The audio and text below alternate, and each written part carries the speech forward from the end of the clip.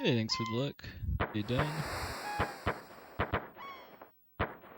Well, PJ submitted Dragon View to last year's limit break. He offered an incentive to make one attempt at the Grand Memory Clobber.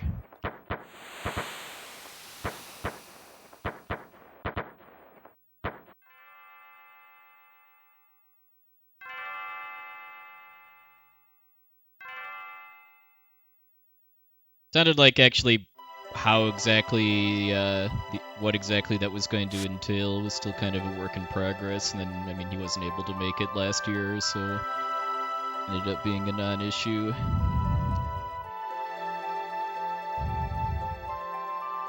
Hey, Pathetic Toad.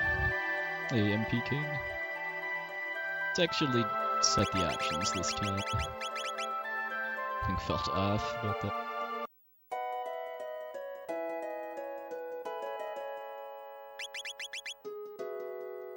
Hey, Murph, thank you, Siri.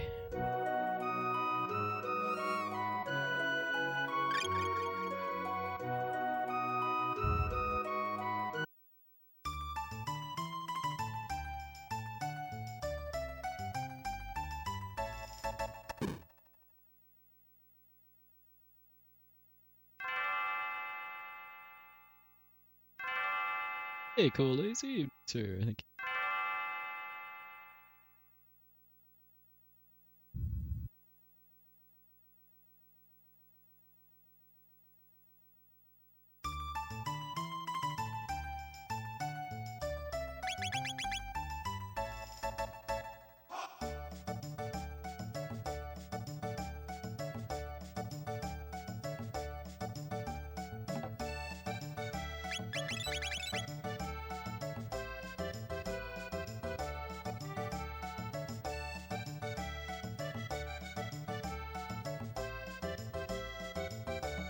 Hope everybody in the US is having a good holiday weekend. Everybody not in the US is having a good weekend.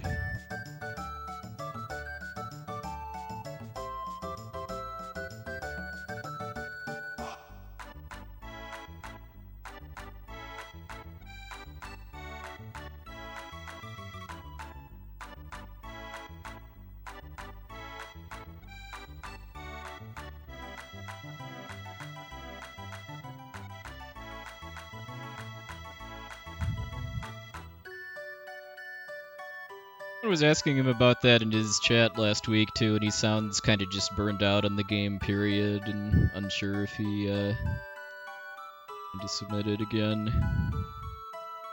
Who knows though? I certainly have kind of up and down cycles with all of my speed games as far as whether I actively want to play them or not.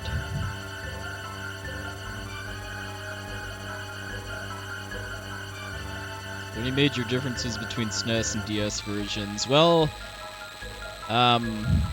pretty much all known useful glitches only work on the SNES version, and for a glitchless run, there'd be less differences, but still some.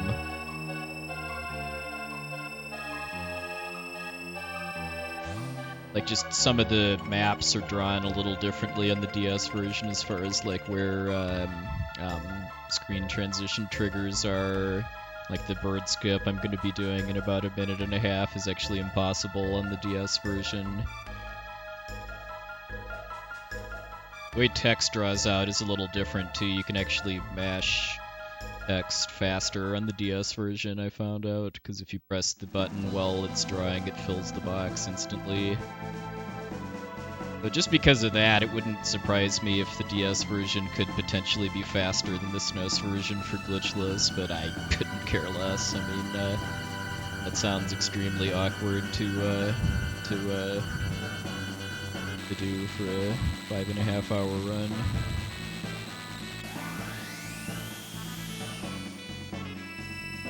Even if I had the means to capture from a DS, which I don't.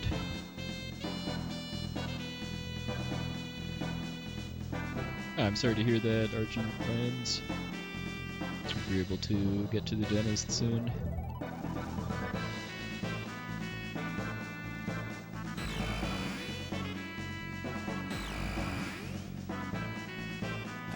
do the blue imps again correctly.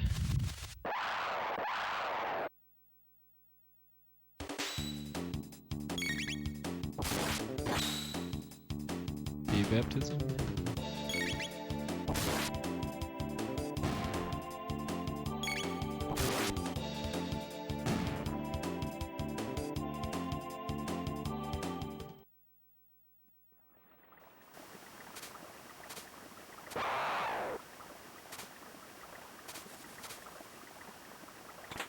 But good. In the secret, I've generally just found with speed gaming, like any other hobby, is just to never force it if I'm not enjoying it or feeling like it.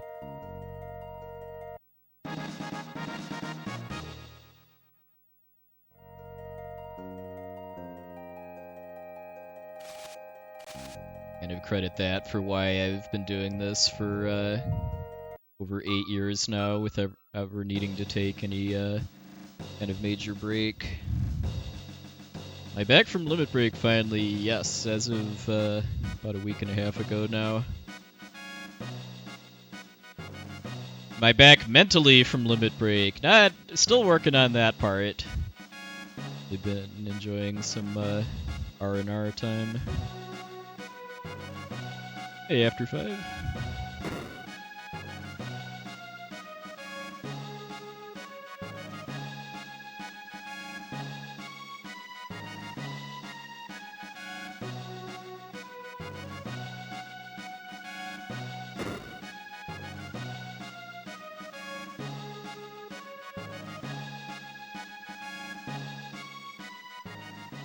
Hey, get cooped.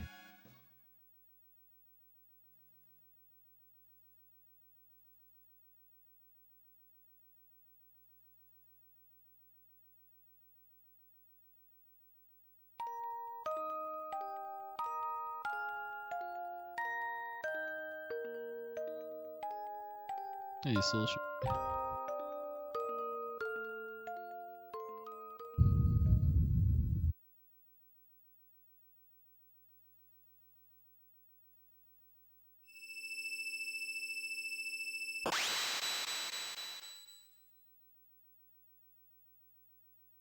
Just started opening feedback for Limit Break this year too, so anybody that either went in person or watched online is welcome to let us know what you thought.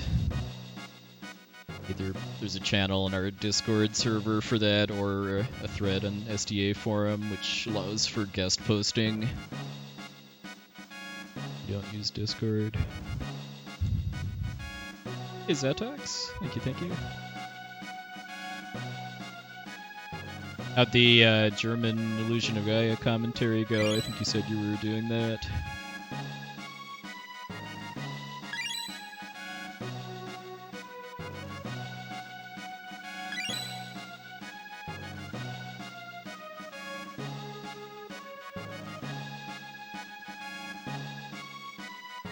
Yeah, definitely. I mean,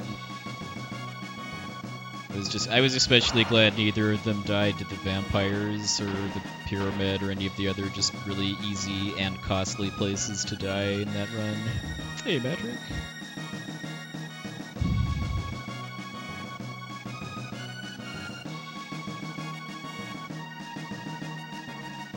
Hey, number play.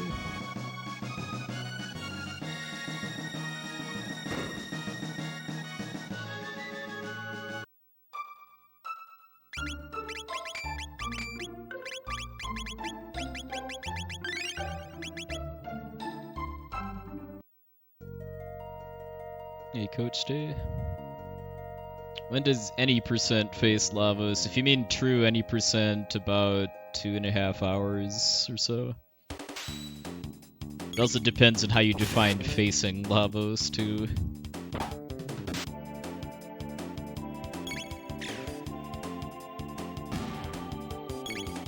True any percent category uses a wrong warp glitch called Lavos Shell Skip to skip Lavos' shell, like the name implies, and then a HP overflow glitch involving the Green Dream accessory and elixirs in order to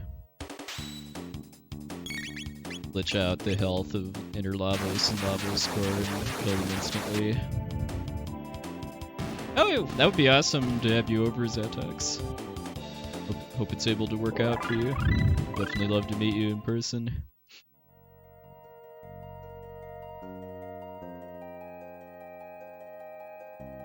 Hey, Tantron.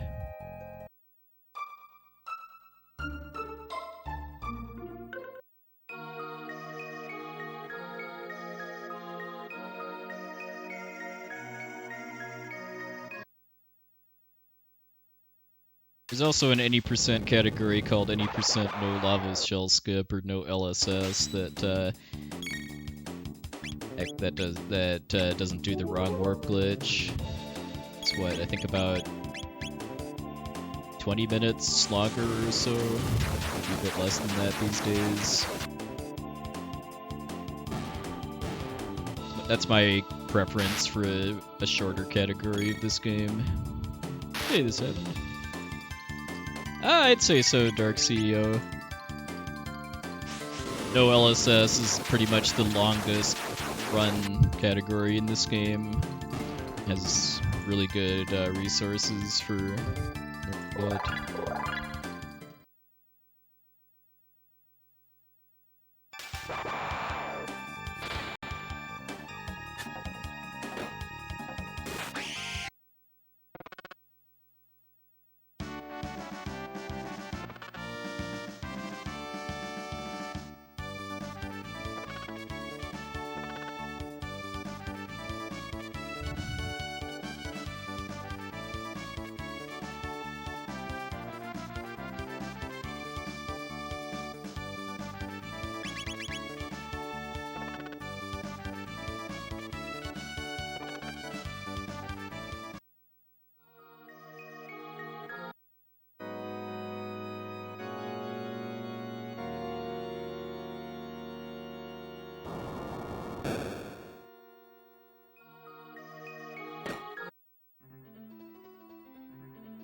And my main bit of advice for getting into running this game too is just to not really worry too much about the RNG manipulation until you get to Magus's castle, because the payoff for doing it is not really that high in the early parts of the game for how difficult it is.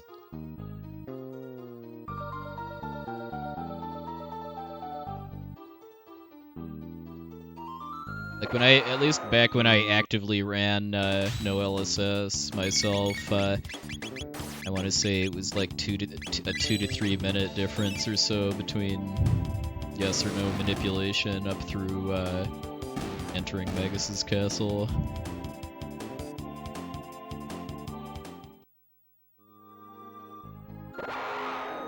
Hey, the stand.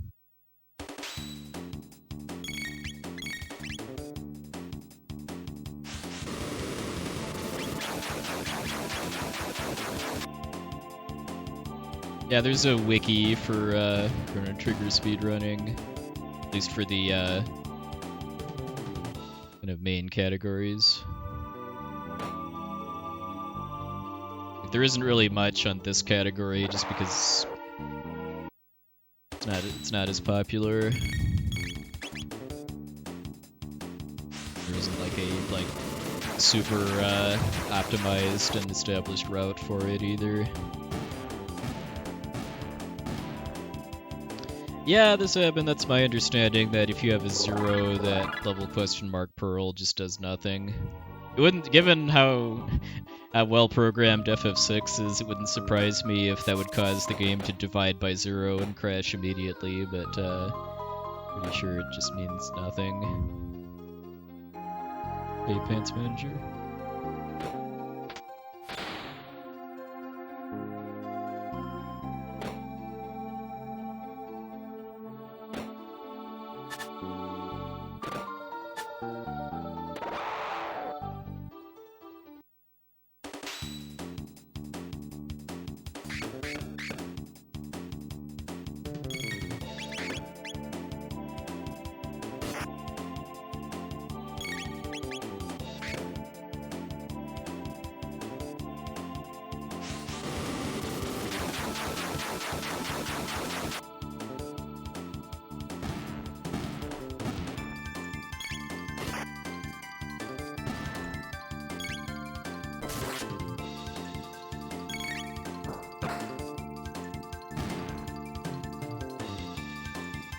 Lutsky doesn't want to skip the masa? For shame.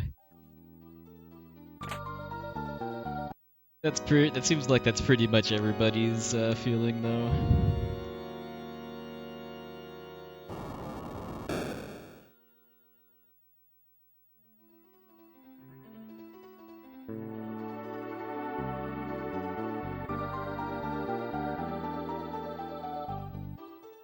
Sencha didn't even know about it when I talked to her about FF6 stuff at Limit Break, and interested in learning it for her Frame Fatale's run.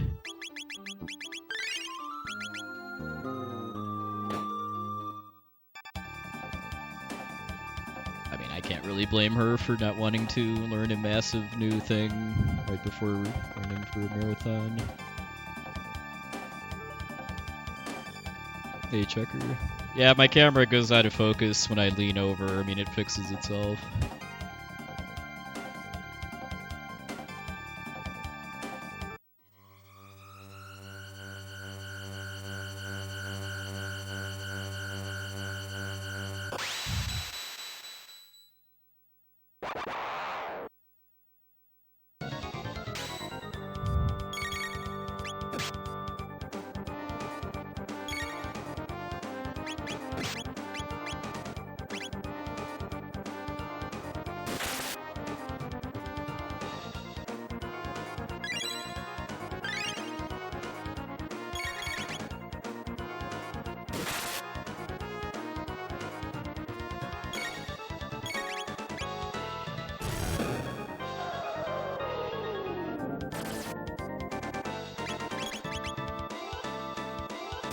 Still be far enough to, or close enough to not counter this? Okay.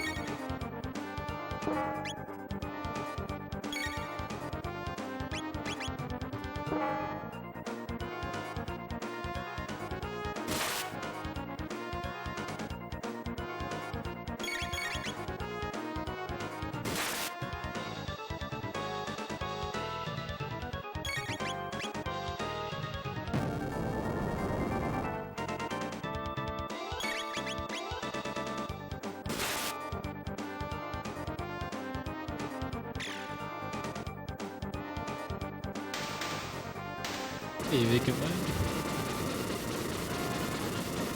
Yeah, the Yakra skip that's used in glitch categories is pretty fun. Especially when you can cause color palette glitches, like causing Yakra or Luca to turn blue.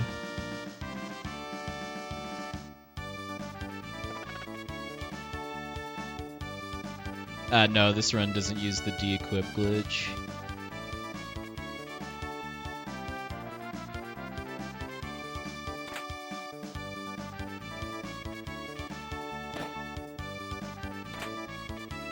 Makes several of the boss fights a fair bit harder too, like Magus in particular. You don't have 90% resistance to most of his spells.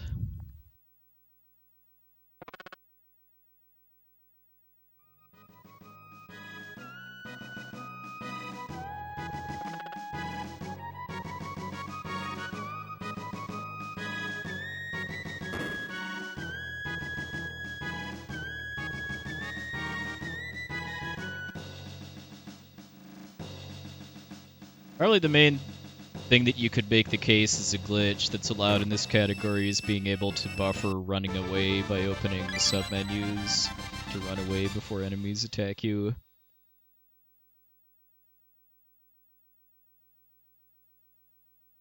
There's also the double tech point award that lets you get double tech points from fights where characters learn new techs, but that's totally unavoidable, so might as well make use of it.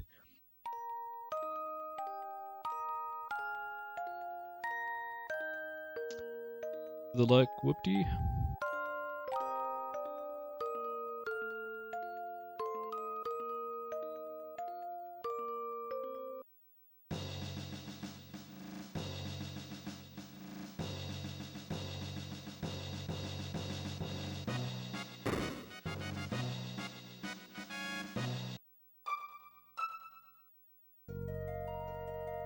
I also would personally not call bird skip a glitch because it's just movement around the fight trigger.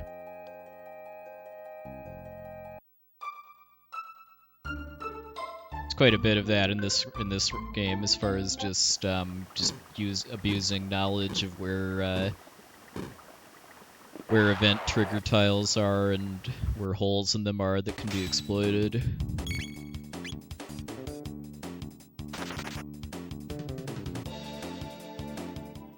Hey, Akami, welcome in. Yeah, for sure.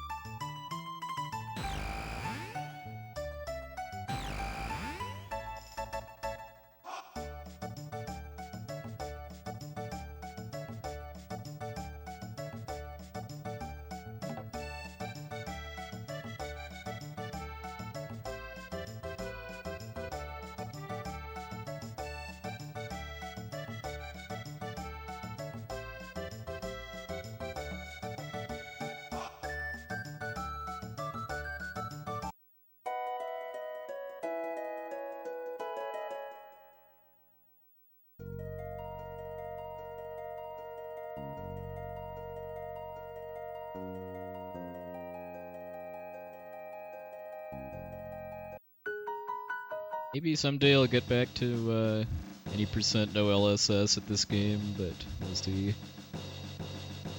I have come to enjoy this category the most. Because for a lot of the bosses that are skippable in the glitch categories, I just enjoy actually doing the fight more than doing the skip. And the skips are pretty mad impressive to be able to pull off, too.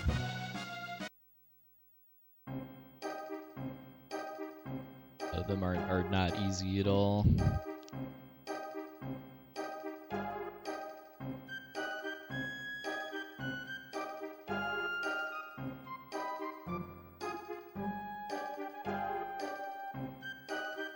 Yeah, the Guardia Forest theme I've always thought is kind of strange just because the music loop goes on way longer than you'll ever realistically spend in that forest, even casually.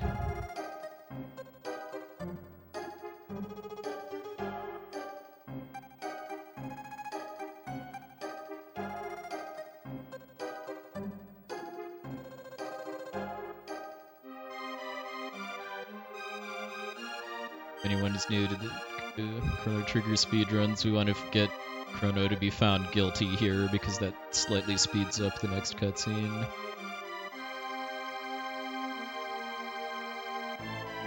Due to a bug with how the second juror, who's supposed to be associated with the Lost Kitty quest in the fairgrounds, it's random whether or not I get guilty.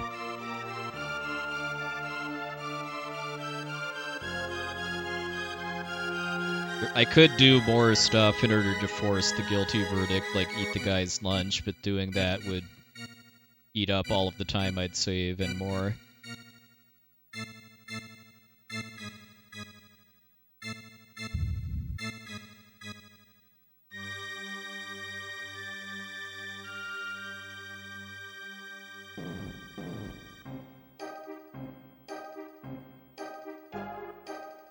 Guilty!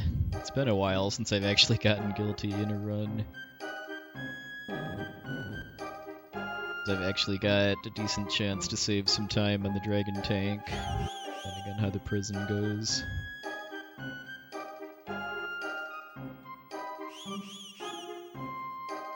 Yeah, I mean, it's only about like 6 seconds or so, because it's, I think, 3 text boxes less in the next cutscene.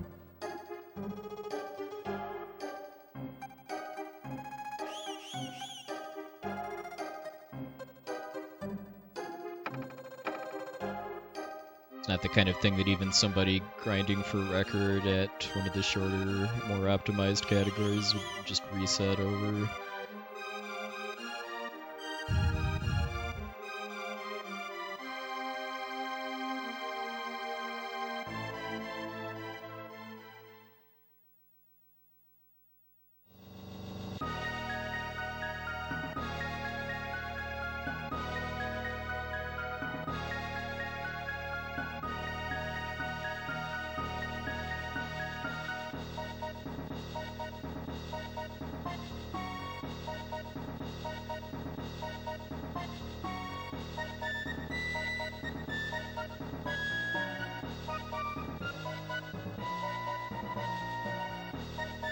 Because we got found guilty, we get to rudely interrupt the music, too, before it reaches its climax.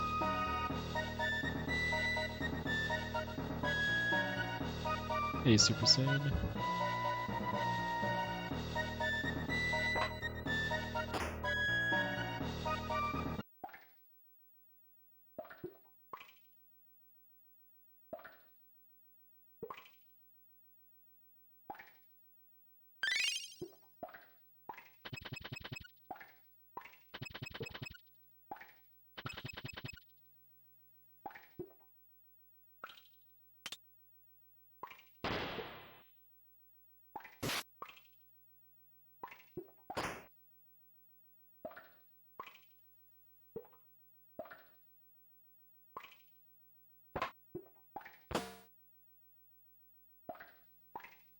You think you're going? Line always makes me think about the Simpsons arcade game that I was a big fan of way back in the day.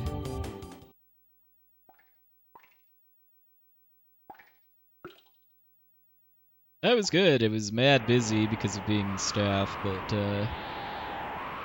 had fun too.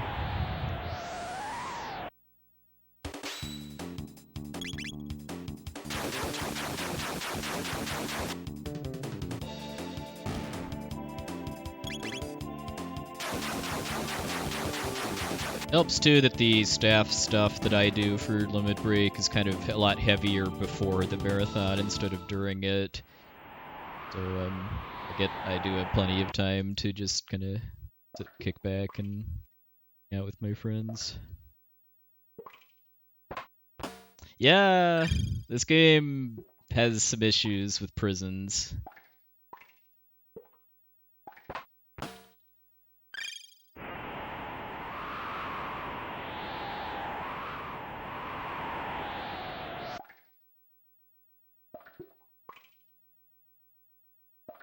Nervous about that one. I think I was like on the rightmost edge of the window to get through the shields.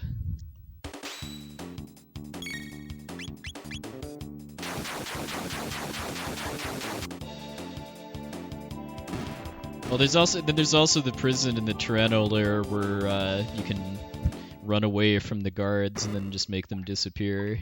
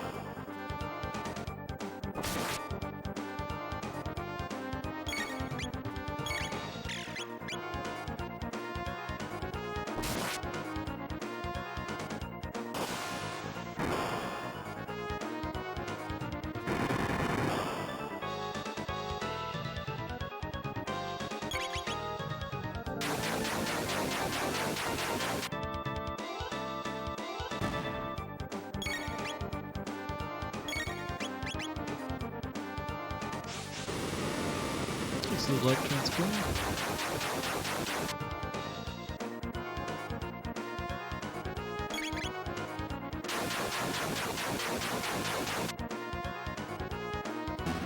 Right, so far as how the tank's splitting up the damage.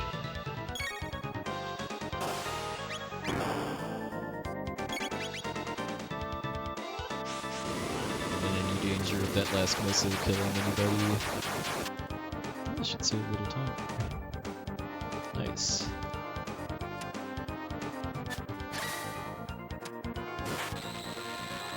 Sub 3130 with a bit better of a Naga X fight.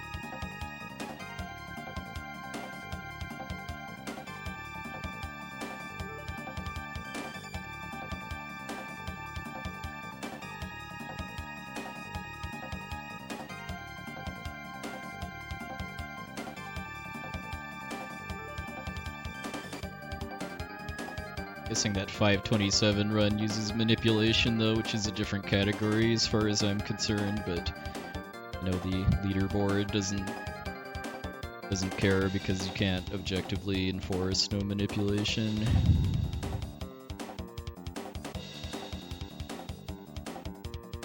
The Japanese Chrono Trigger community considers yes and no manip to be separate, and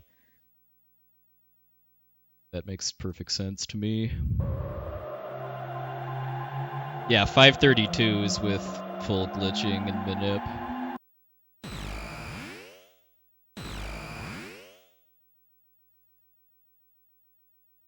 Hey Nacho, hey Matzo DX.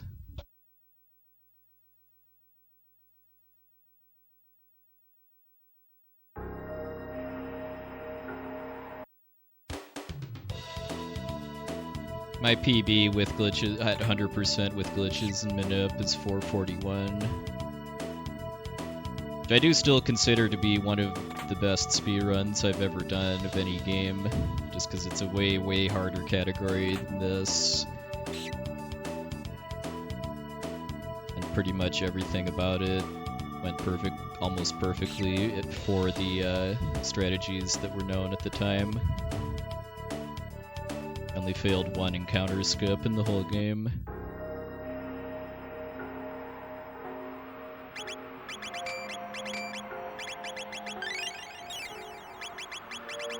And I got all the manipulations first try.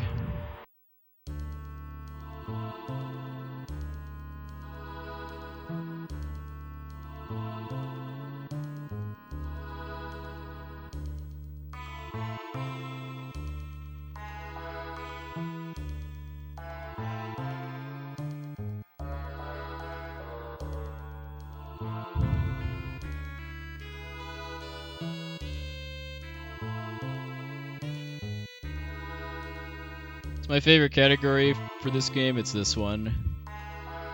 100% glitchless, no manipulation.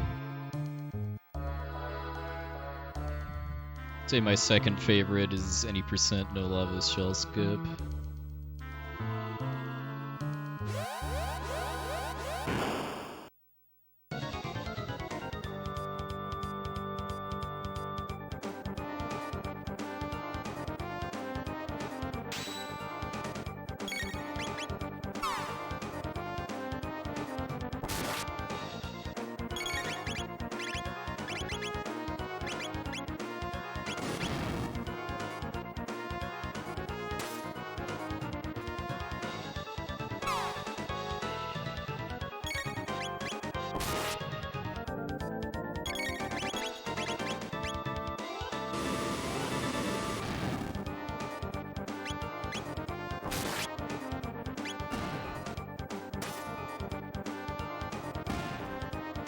Rough first split cycle. Struggling a bit lately with recognizing whether Luco or Marley is going to go first. Also, wow, I don't need to worry anymore. Those double crits.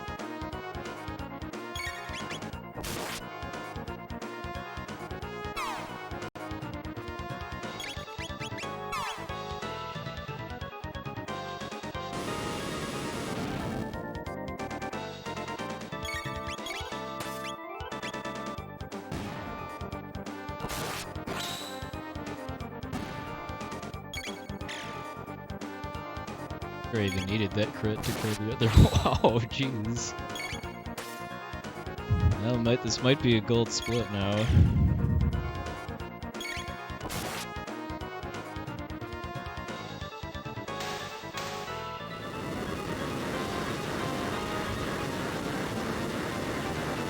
Yeah, 38 3x is a pretty good Guardian kill time for this road.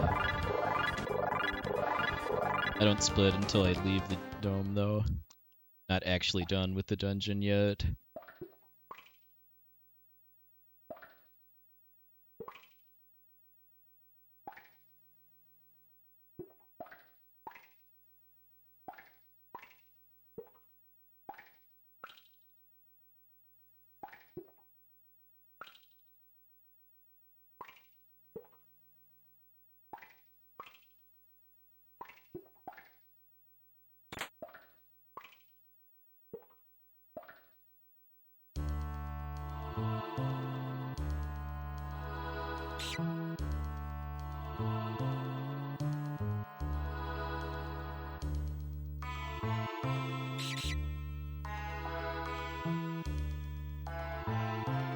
Same Dramamine.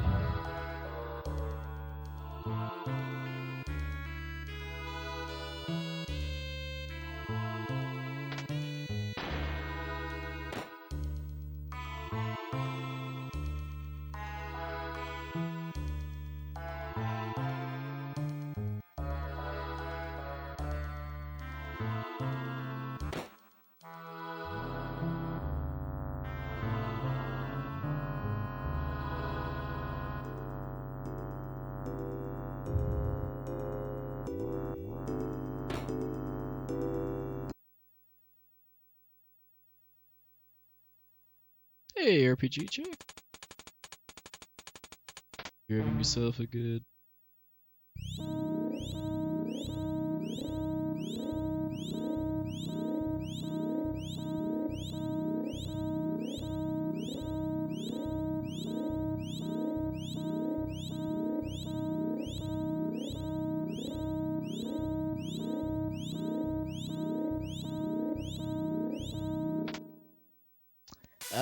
Hopefully it's just because of being tired, because if that actually blinks, that would concern me too.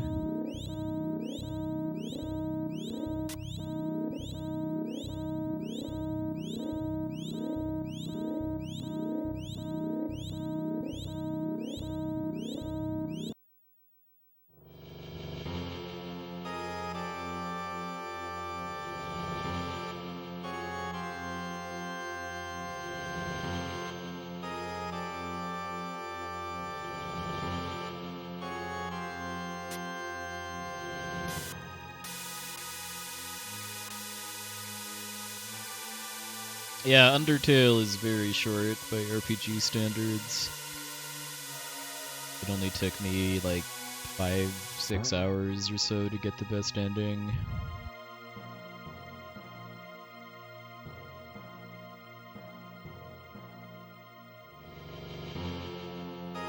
It's 100% A-okay with me too. I mean, not every game needs to be a 100-hour playthrough. Hey, Cuddy, welcome in.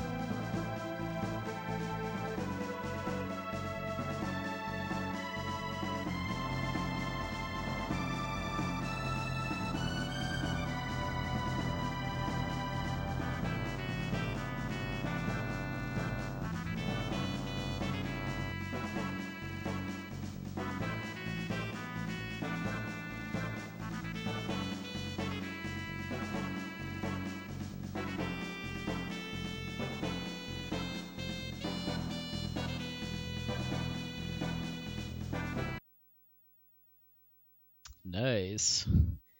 Hopefully the acid alkaline fight doesn't take that all away from me.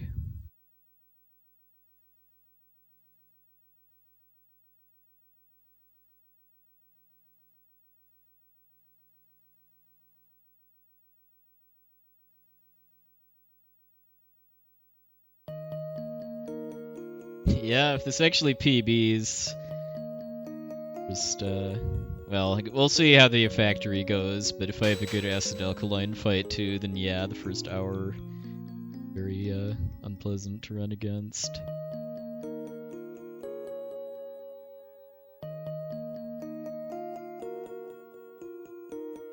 Between that Guardian fight and getting the guilty verdict and a pretty solid dragon tank pattern after that.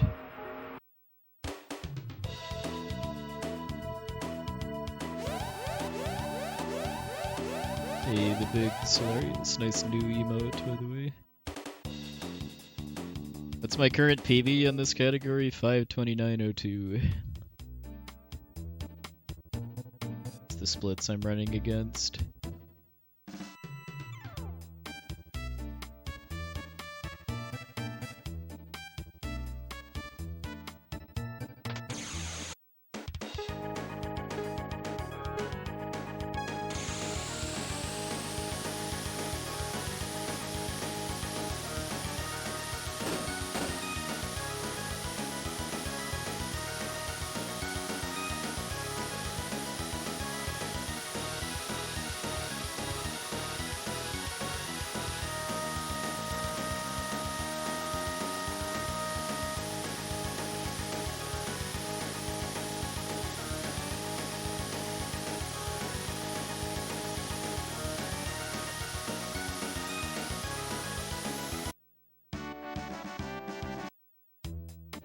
There is a more advanced strat for the race to attempt to save about 3 seconds by staying in front of Johnny, but it also makes actually winning the race something you can't take for granted.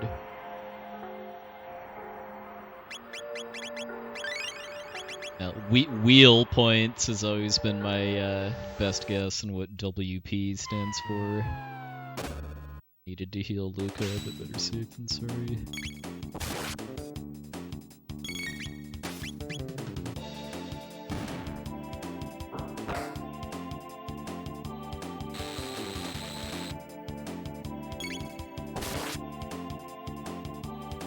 Oh, that was true at one point, Free Kill B. First ever sub 3 hour run of this game lost the Johnny race.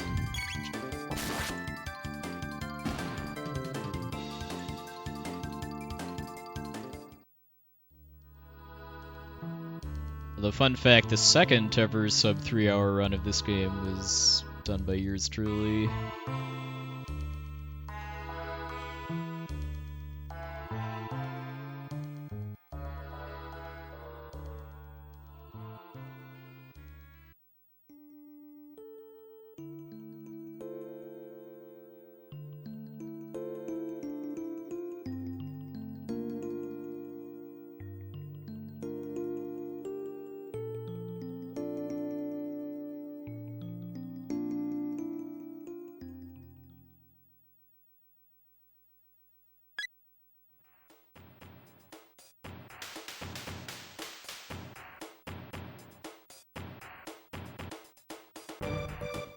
Win points. I could believe that too, given that in Final Fantasy VII, the catchphrase for Chocobo racing is "Get Win."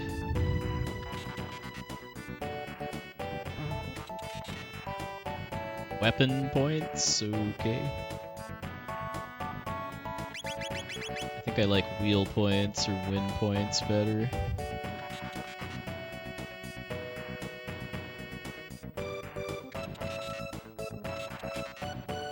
Yeah, not the best thought out plan for spying on humans by Mother Brain. Hey, well, Zooming's here.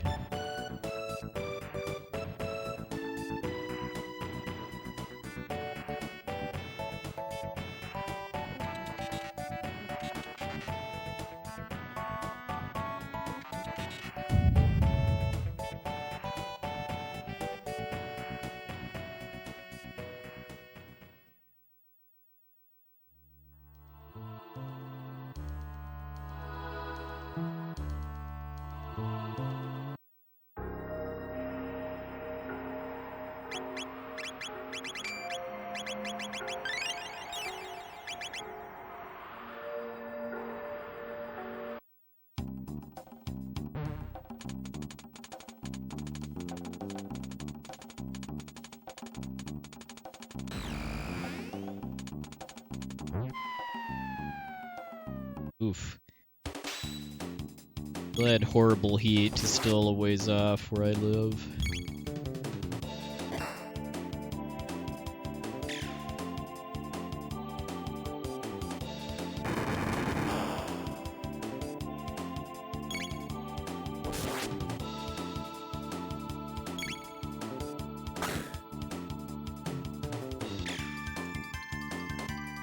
Good.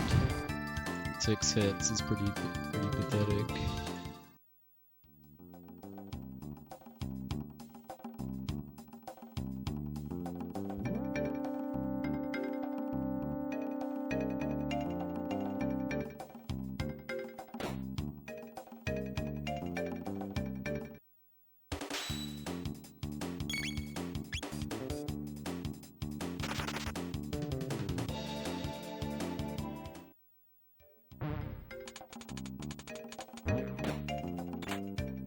Andre?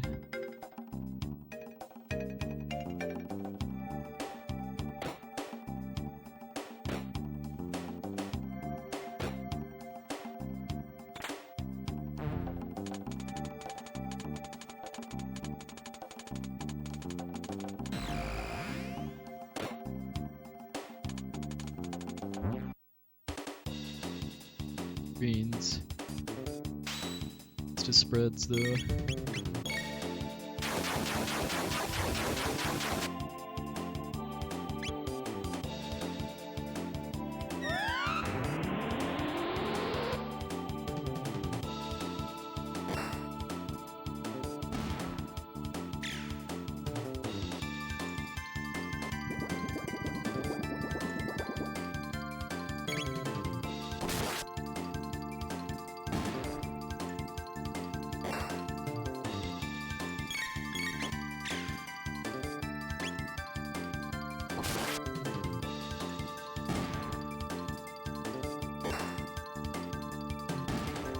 Not a bad fight, actually. Pretty good damage rolls.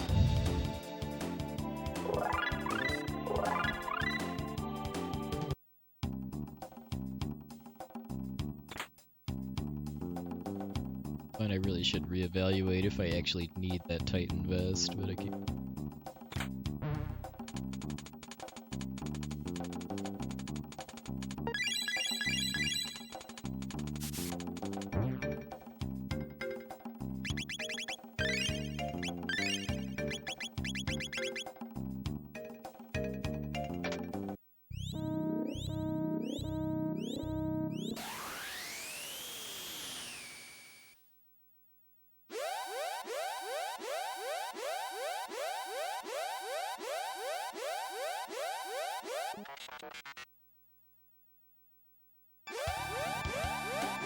Oh wow, nice, that's cool.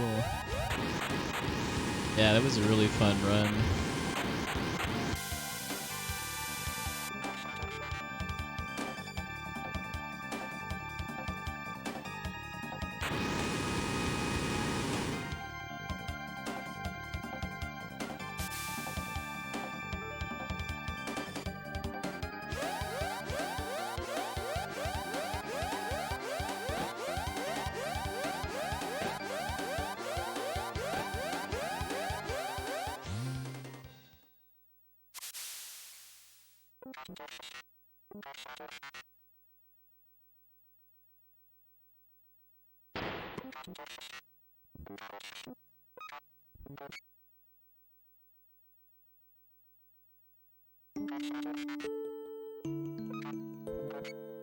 Feels that were also majorly spoiled by the demo loop for me when I first played this.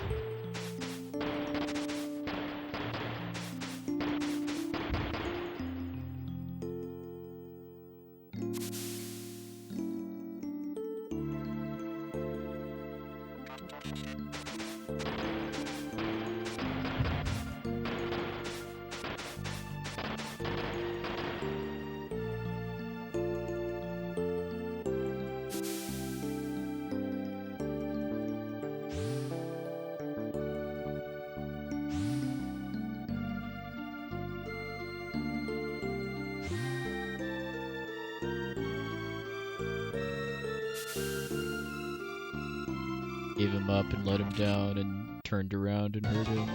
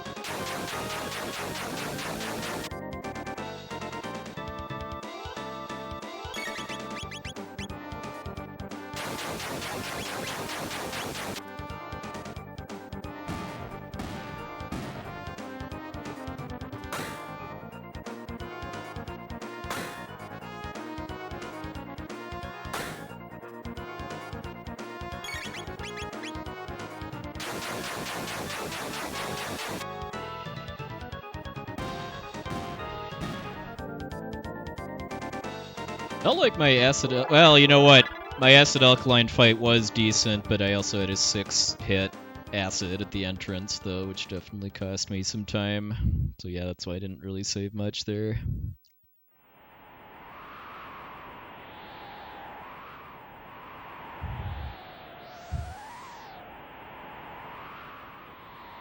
Hey, Kasumi Blue, welcome in. Oh yeah. I mean, yeah, about 90% or so of the NES and SNES games I played as a kid were rented, and I would pretty much always read the instruction manual while walking home from the rental store. Like about a 15-minute walk or so from my house.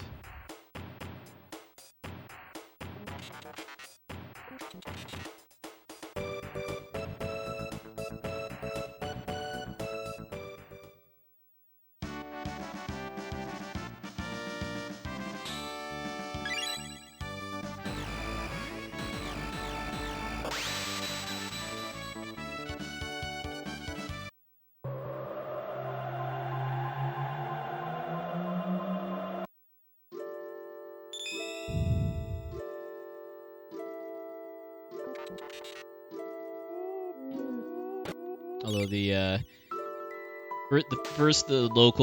locally owned rental store in my town, and then Blockbuster that eventually opened up too, had the nasty habit of only getting like one, sometimes two copies of most games. So a lot of times actually getting to rent a more popular game was easier said than done. Hey Palmer, evening sir. Like, that's part of why why my parents just gave me a copy of this game when it came out, was that it was always checked out from Blockbuster. I just asked for a copy for my birthday or Christmas, whichever was next. That is the card I'm doing this run on.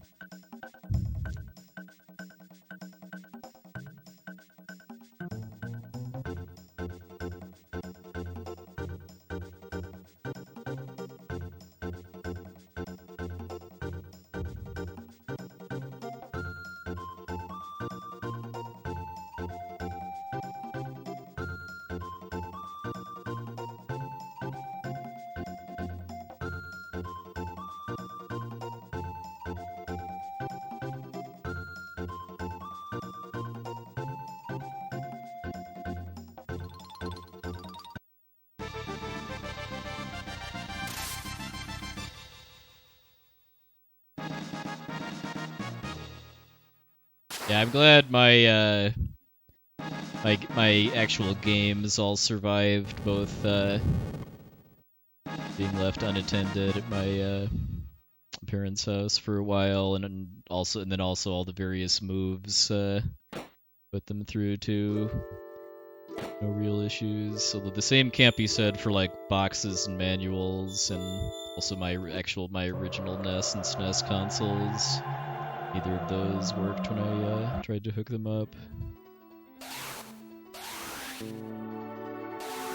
Hey Watley, welcome in. Sorry to hear that, RPG chip.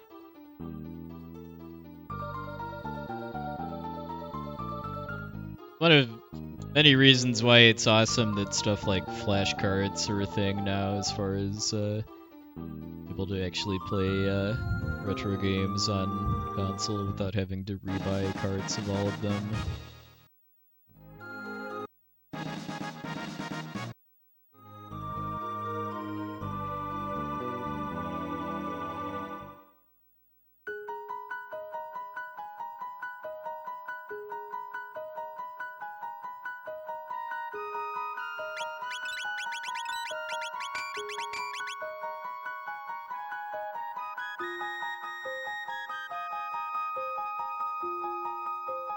Basement to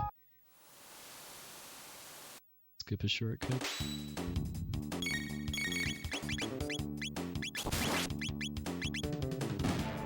Hey, regular simple.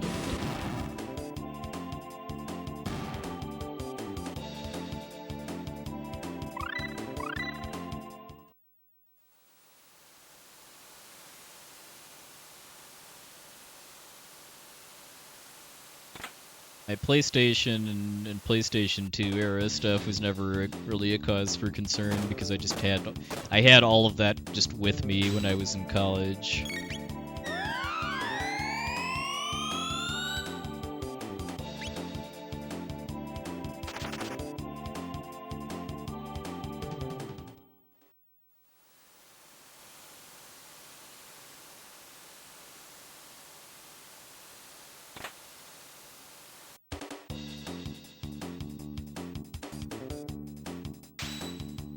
Well, if you want to be technical, I know it's only technically legal to have ROMs of your own actual cartridges that you make yourself.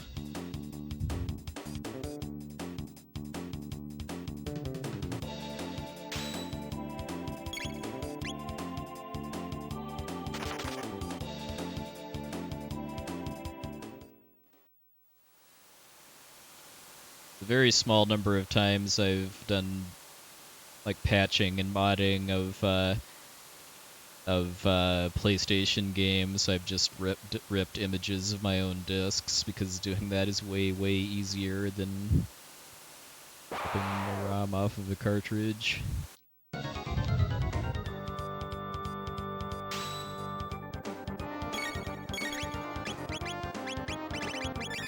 Should have healed Crono actually.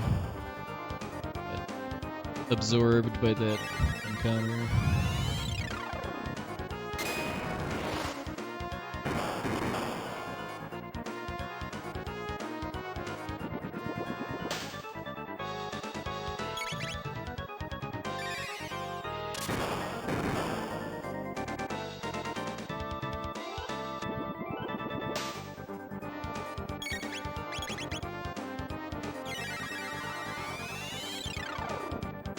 That was a big project I undertook in like 2013 and 14. Was building a jerk.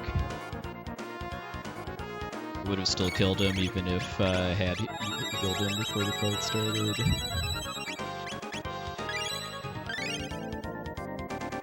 Yeah, I was just building a reputable cartridge library of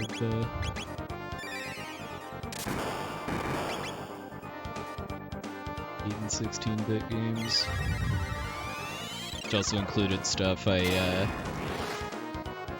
really even have a lot of back in the day too, like original Game Boy.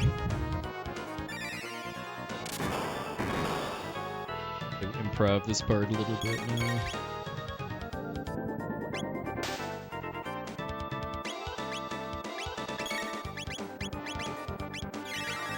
I had to just go for it here though.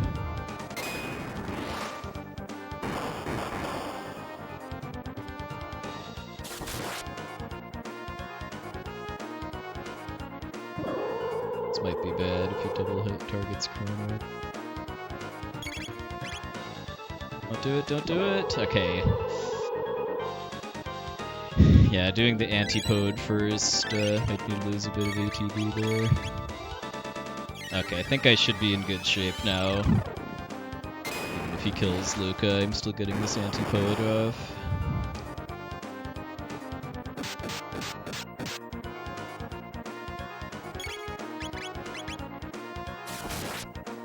What a jerk. It's the rudest I've seen Heckran be in a while.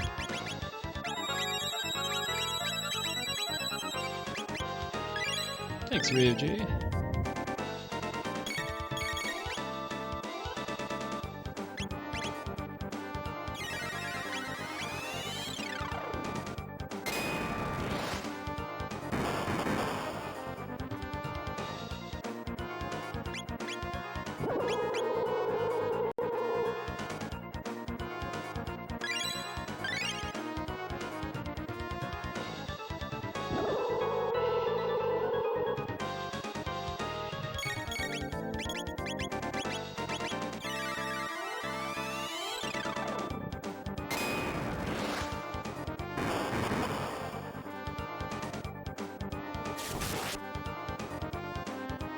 Okay.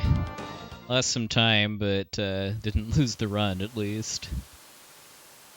Kind of wing it a little bit at one point during that fight because of missing a lightning cast from Heckran just triple attacking and killing Crono.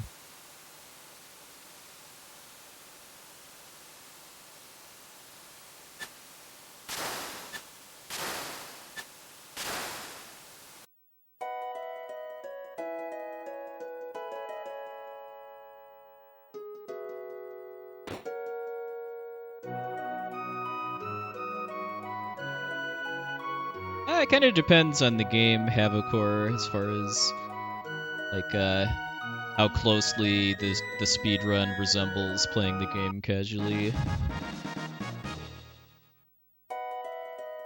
Like, I mean, this glitchless 100% category for Chrono Trigger is, I mean, it's for all intents and purposes doing a full casual playthrough in one sitting, so don't generally it generally gives me the same kind of satisfaction as playing the game normally, if that makes sense. Hey, Mikhail. Thanks for watching, Shadow. Hey, Vixage.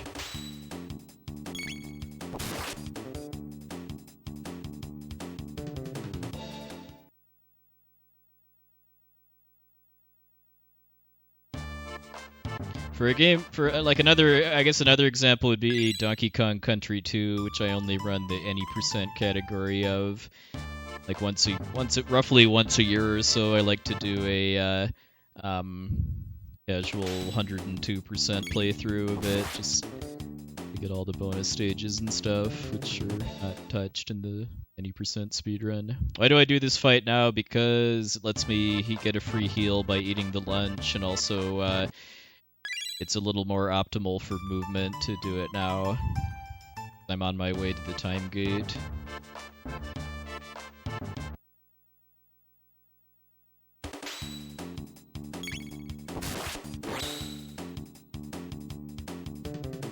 If I did it when I actually need to get the clone, I would have to do 2 extra screen transitions.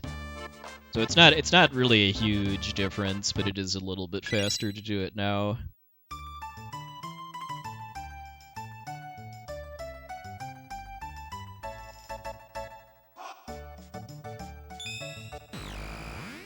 Yeah, fun fact, actually, Donkey Kong Country 2 102% is technically the first speedrun I ever did of any game. That was back in 1995 when the game first came out.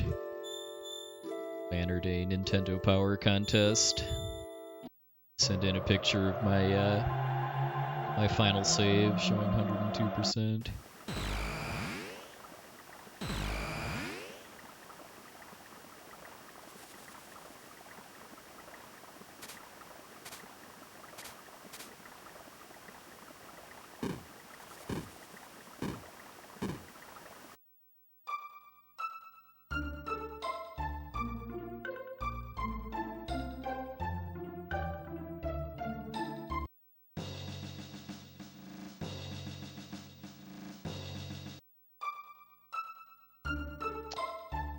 No, because I mean, all that the pausing is letting me do is just make doing pixel precise movement easier. It's a 2-pixel window to skip the trigger for the bird fight.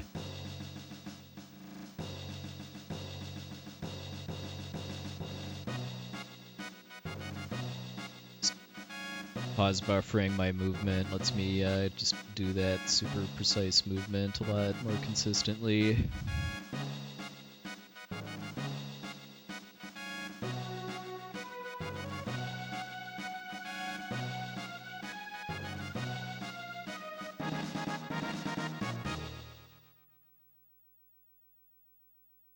Oh, Metroid Fusion, I actually didn't know that. What inspired you to run Metroid Fusion?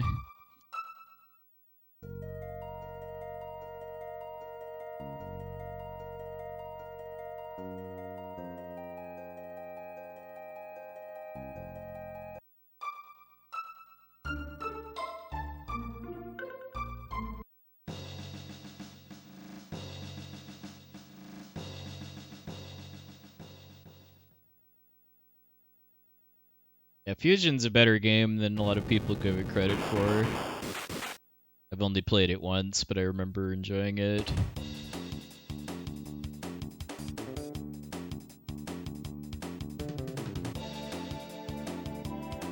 Thanks, Delicious.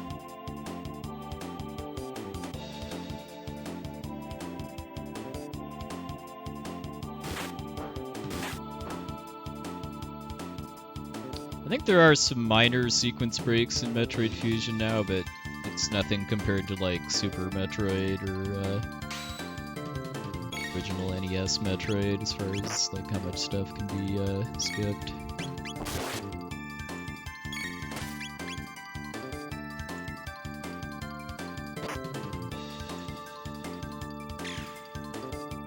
Yeah, I've played Link to the Past Randomizer exactly once, but I've watched many a friend play or race it.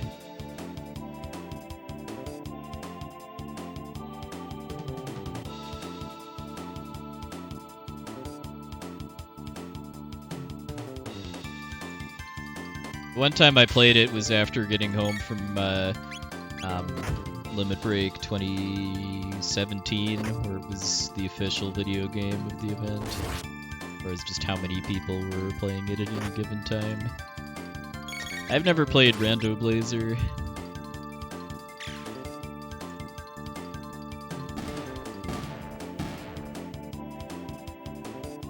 At this point, if I want to play Soul Blazer, I'd rather just do a run of the normal game.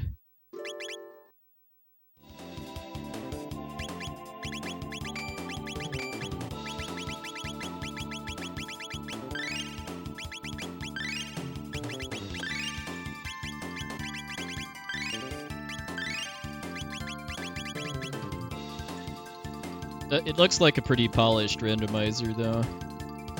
I haven't actually watched a full seed playthrough of it yet, but the bits and pieces I've seen are pretty wild.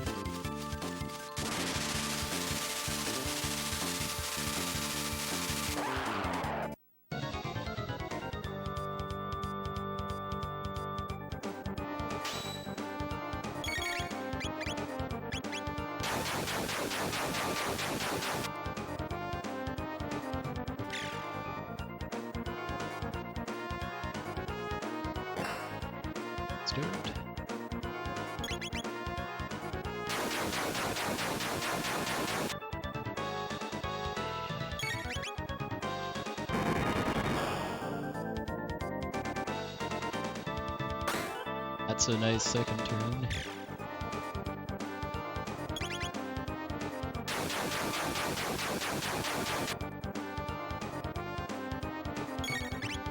Robo punches the legs one more time, I need to stop.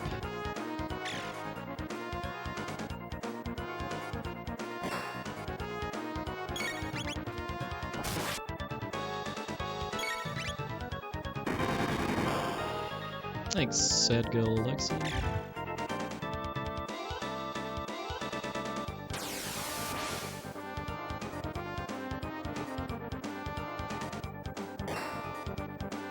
Cool. Yes, alright.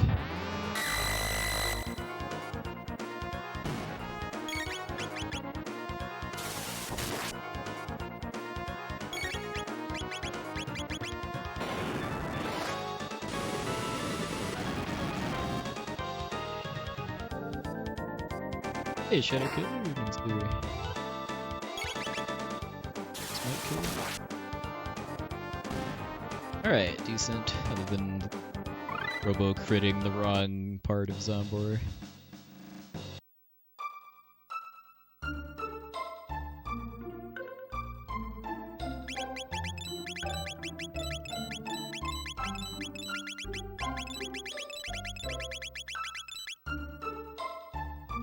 Remembered to mash the mid-tonic purchase this time.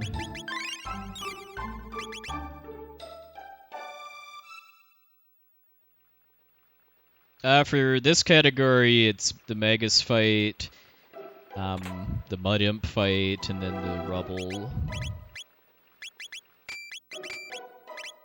Hey, Infinite Mystery. Life's been pretty good. Been enjoying some R&R time after the limit break.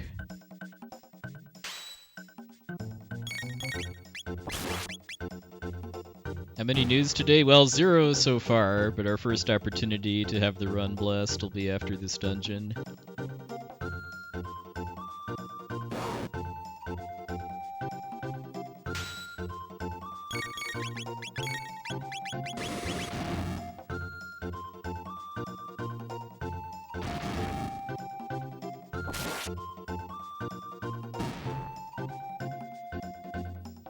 If I can get past Giga Gaia with being under 2 minutes in the red, I've got a decent chance at getting a PB. If I'm further behind than that, then it's probably not going to happen. Hey, Wordman. Hey, Dume.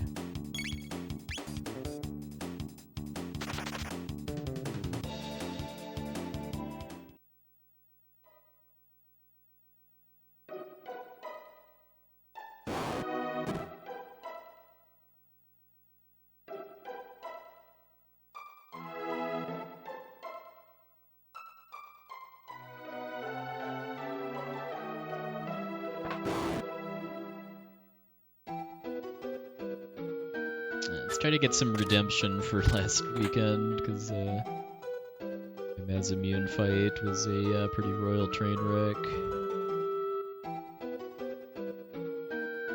It's my day job, information technology.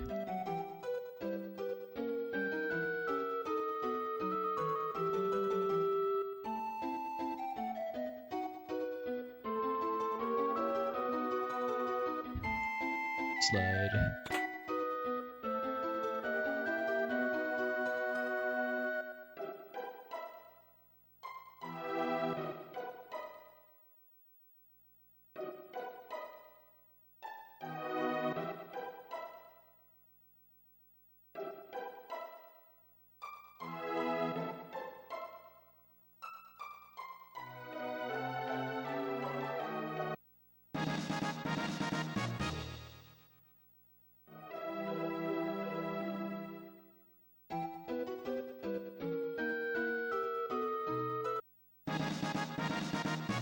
Nice, can confirm.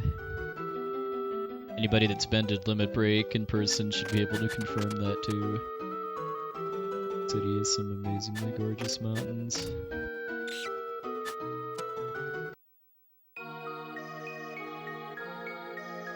I always enjoy the view being from a place that's pretty flat by comparison.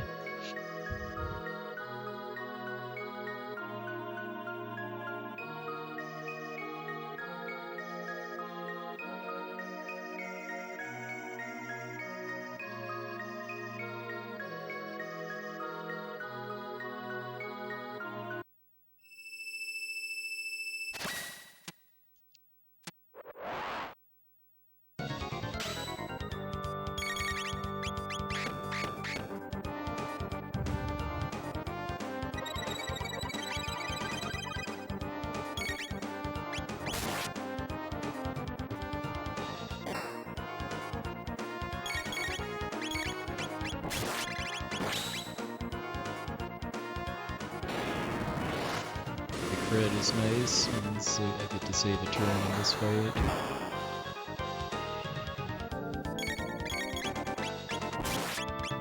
Fire Punch will finish it.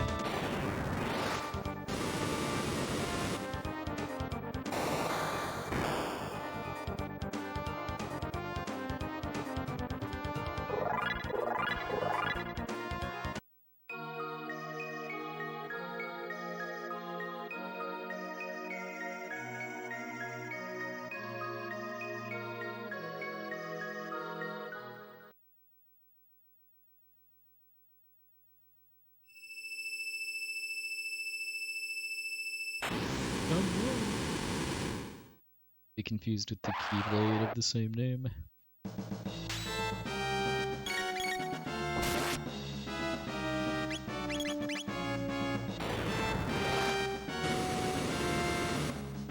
The FF5 soundtrack I would say sounds best on SNES. PS1 it's the same, only missing some audio channels. And GBA's just has a weaker sound chip, so the music doesn't sound quite as polished.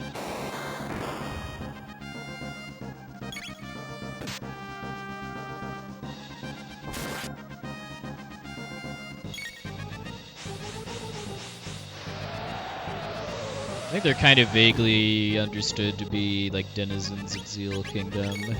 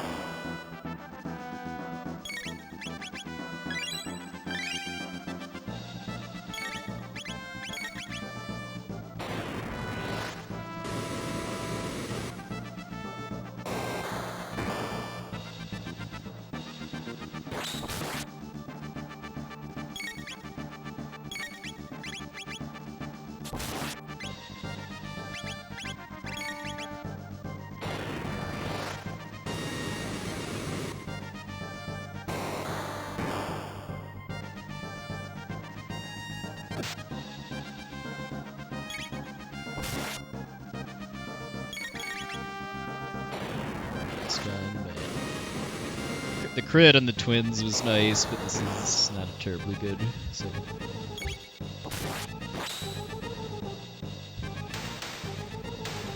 Okay, that might have salvaged it a little bit. Not sure if that would have killed him if it wasn't a crit.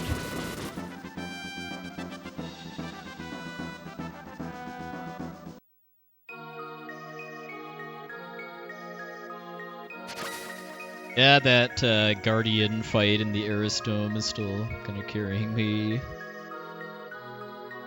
Hasn't been that great since then. Been okay, but not really good.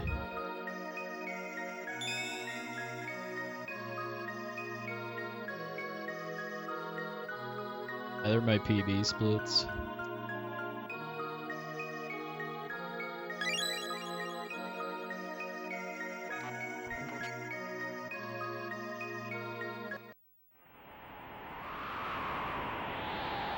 And yeah, what my pace is doesn't particularly matter that much until past Magus.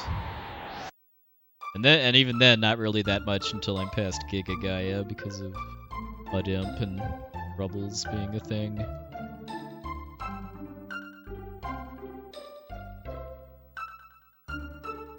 Being ahead is nice though. It's better than being behind.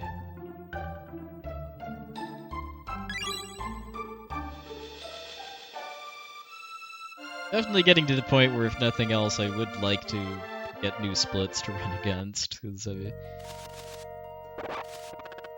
had this PB for better part of a year now, I think. If not, actually, I think it's been over a year, because I got this before my limit break run last year.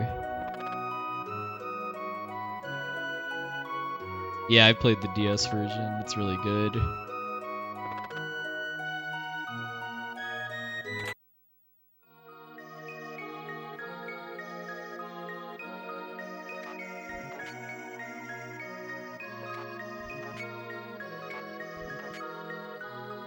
I haven't looked at that run people are telling me about, but if it uses manipulation, then I don't consider it competition.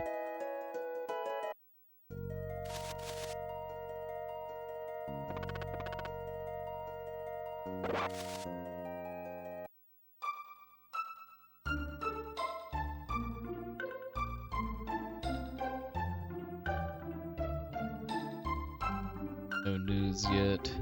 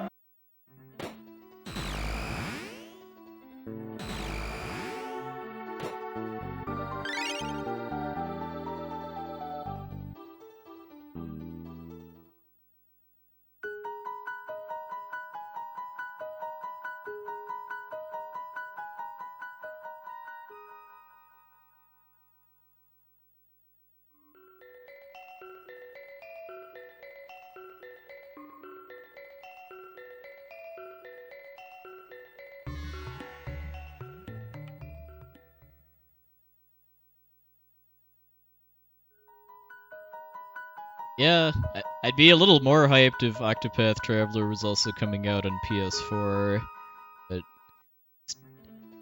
it coming out on a platform that I can actually play on is certainly nice. I don't know if I'm going to get it right away just because of costing $60, but we'll see. I do want to play it eventually for sure.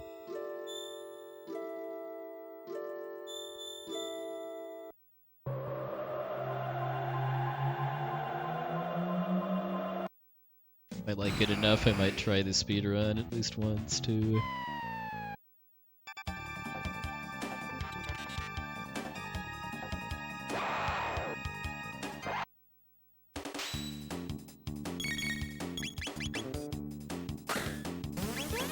We all know that the first, at least one of the first major mods for it is going to be a randomizer, because such is the way of things.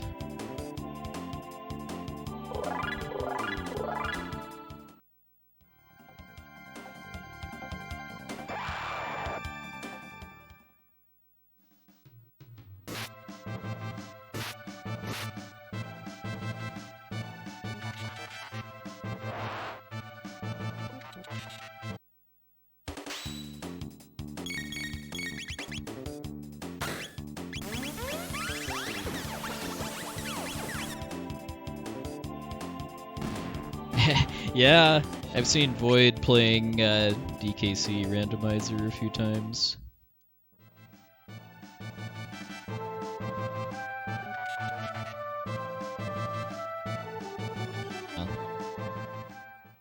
My favorite randomizer is FF4 Free Enterprise. It's the only one I've played more than once, too.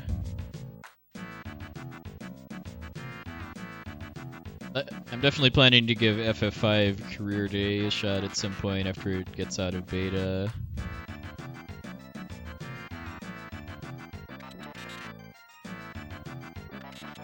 I think the DKC randomizer does like an entrance shuffle, so it randomizes where the screen transitions go, and then also shuffles enemies too.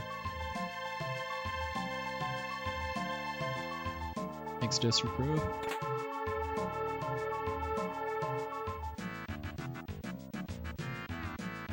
Stank Bucks.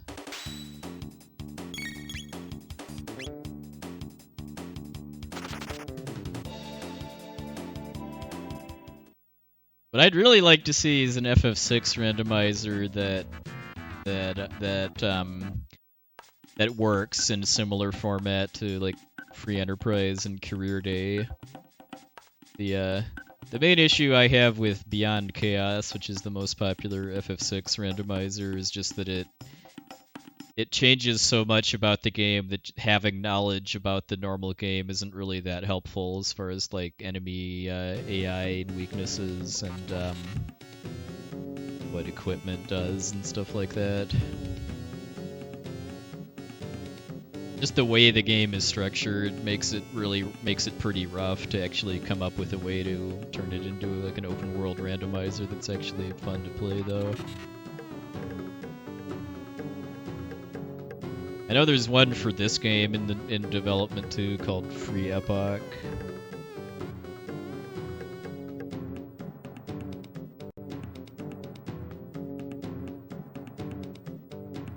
Hey, Hannibal Graham.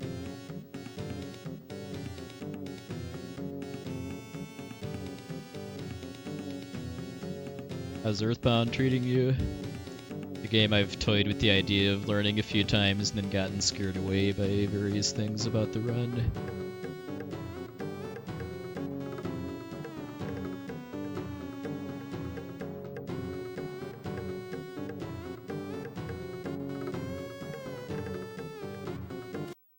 Oh yeah, SMRPG is an open world rando that's kind of taken off.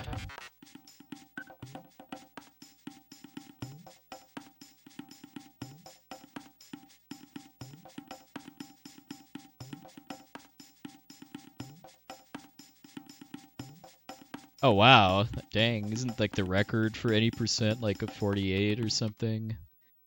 Sounds mad impressive to get that close in 2 days.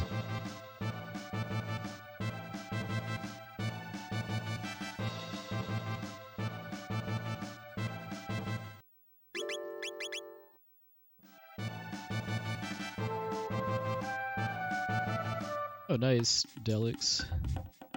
The run went well.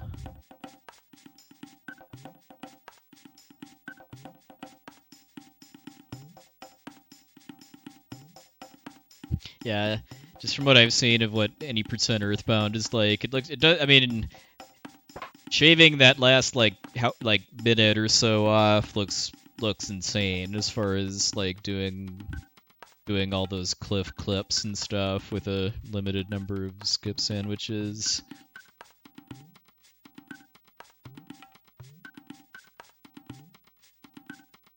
The last run of that category I actually watched was Daniel RGT's run at Limit Break.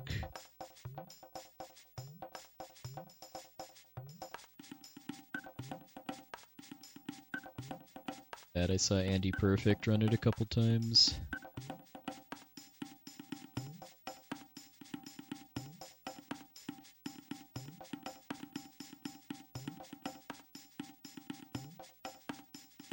Oh, that's good if there's like more consistent setups being found.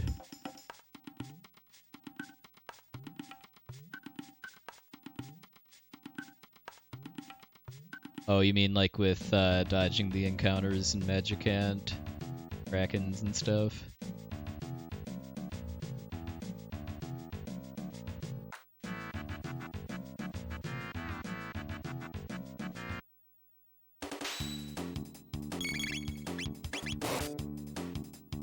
Shoutouts to Evil Weevils, by the way, one of my favorite monster names in this game.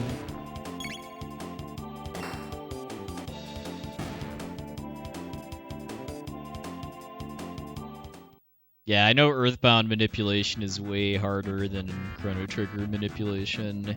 Like, if you get off script, it's basically over. In this game, you can kind of salvage it in a lot of cases.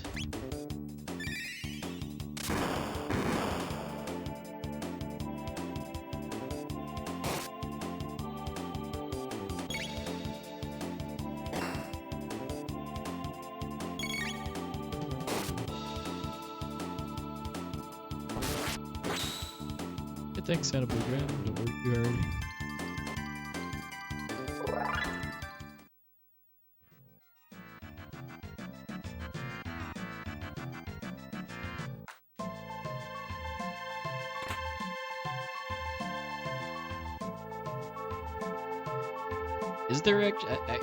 Is there actually a new task for the new skips for Earthbound? Because I mean, I think it's still been less than a year since the ONET skip was found.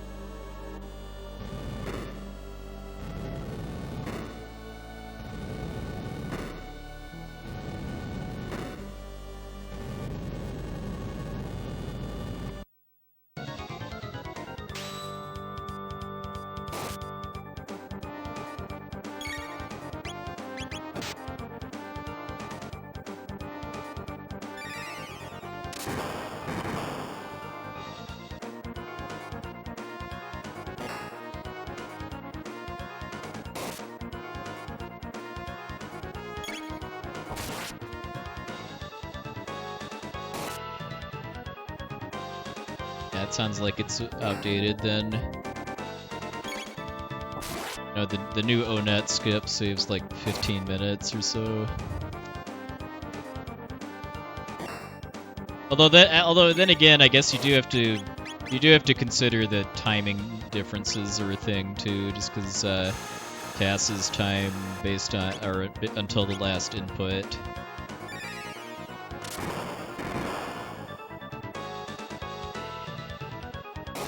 Like that, so the time from defeating Gigas to triggering the ending is included in the timing for the TAS.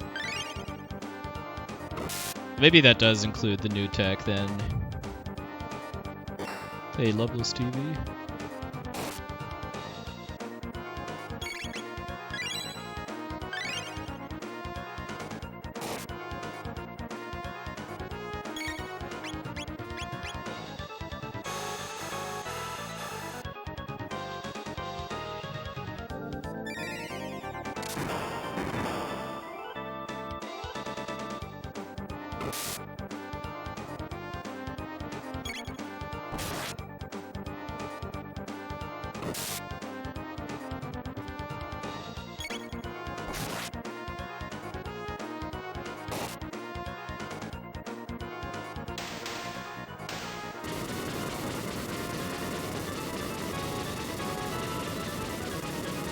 Coming through right at the end. I need at least 2 criticals to not have to heal an extra time. It's still not that fast compared to a run with manipulation, though. You're looking at like 5 or 6 crits in that with a good manip setup.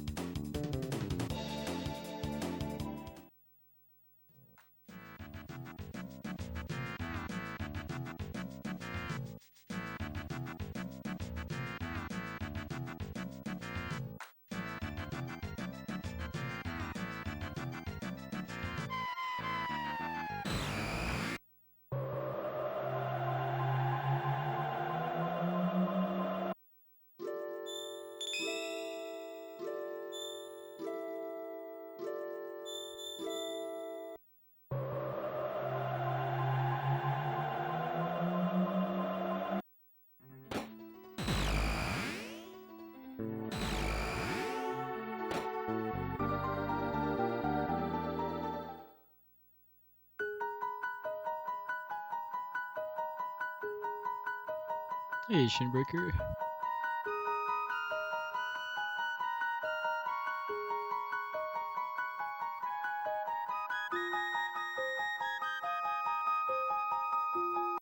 We had our cake before Disbel, just because I'd gotten beaten up badly enough by Mazamune that didn't want to take chances with the Reptite fights.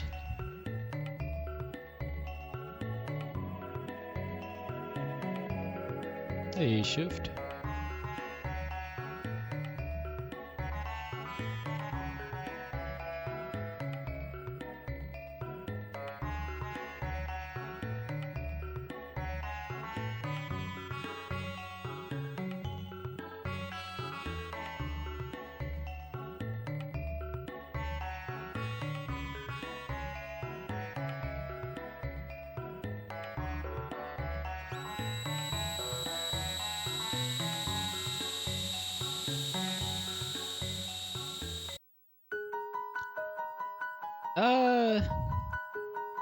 It's honestly mostly coincidence, but a pretty happy one as far as Limit Break being during Mental Health Month.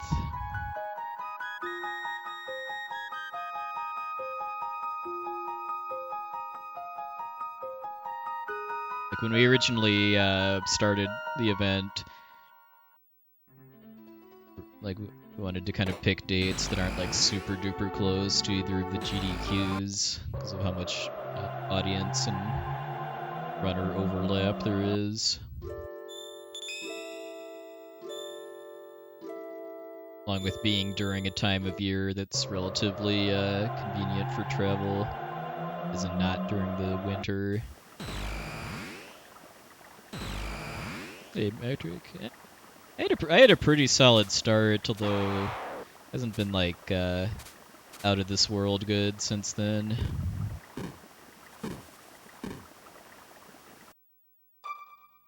Ekran was a massive jerk.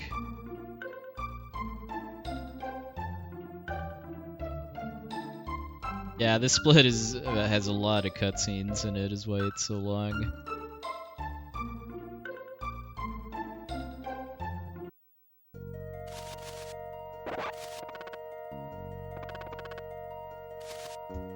Lose yet though.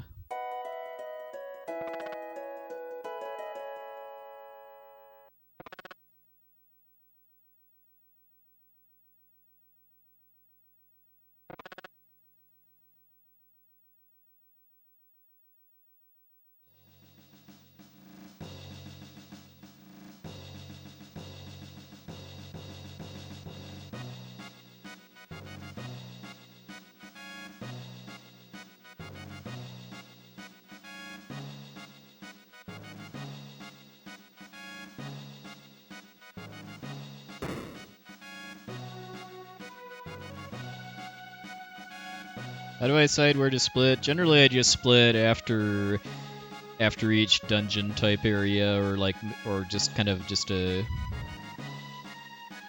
noteworthy segment of execution and or luck. Because of how long Magus's castle is, I split it up, because the first half of it is the flee and slash fights, and then you got the rest of it, and then the Magus fight.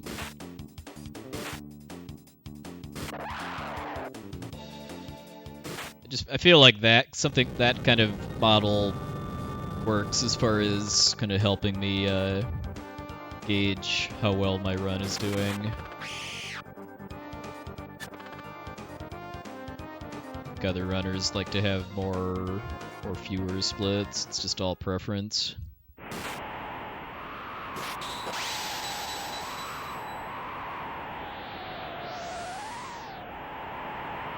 Like for DKC2, I split after each world, and some runners like to split after every level.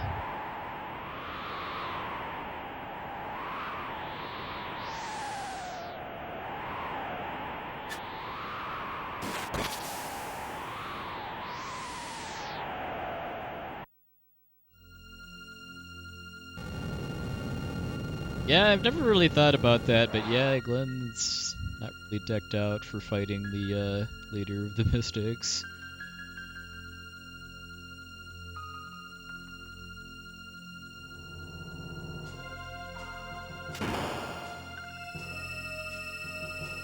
I mean, the one format I'm not really a fan of is no splits at all, just a flat timer, at least if the person's actually doing a run that's meant to be competitive with their PB.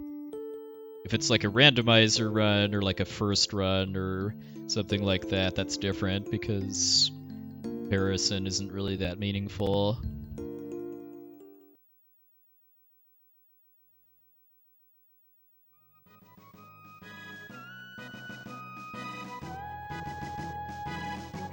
But other than like free enterprise runs, the only kind of main situation where I would just use a straight timer with no splits is if I'm just doing kind of a casual run of a game I haven't run in a very long time.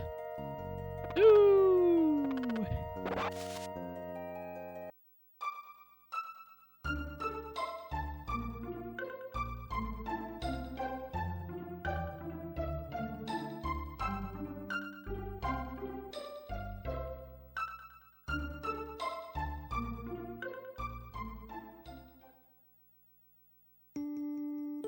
Splitting on every wiggler jump, that's dedication.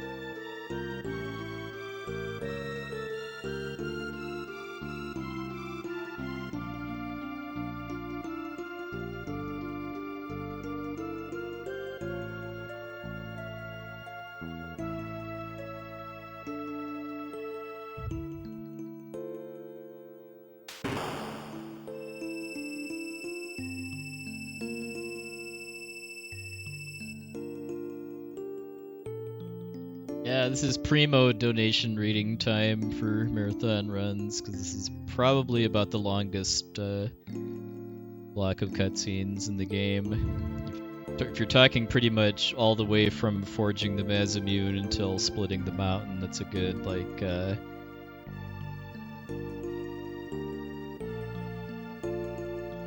what, like 9-10 minutes of cutscenes? It doesn't really feel that long, I guess, though, compared to like Thamasa and FF6, because it's broken up several times by walking around the overworld, through time portals.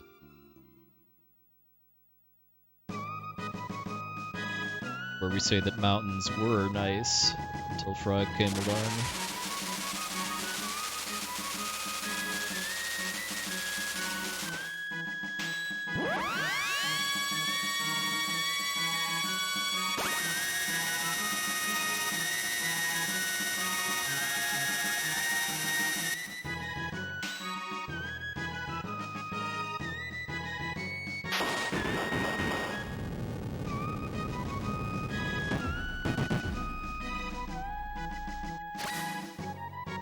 Hey, Chuck Cuomo.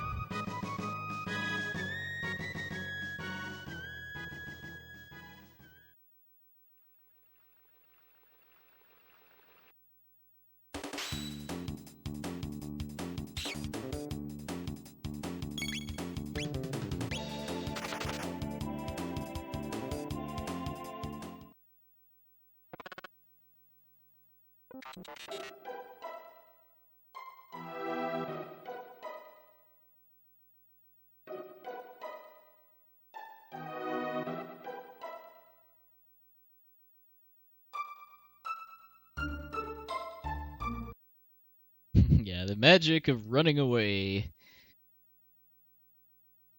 All the things I love about this game, though, running away is just so goofy when you really think about it, given that battles take place just on the field map instead of on a separate battle screen, so that just makes you being able to run away make a lot less sense.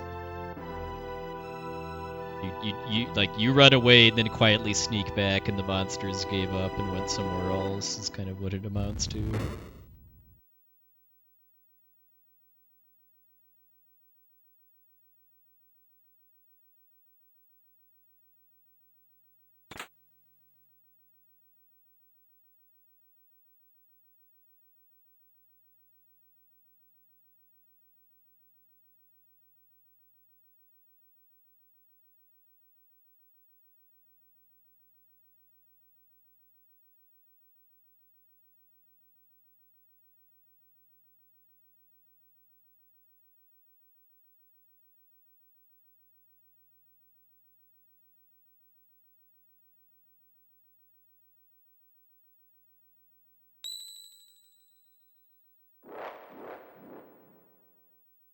That makes about as much sense, get cooped.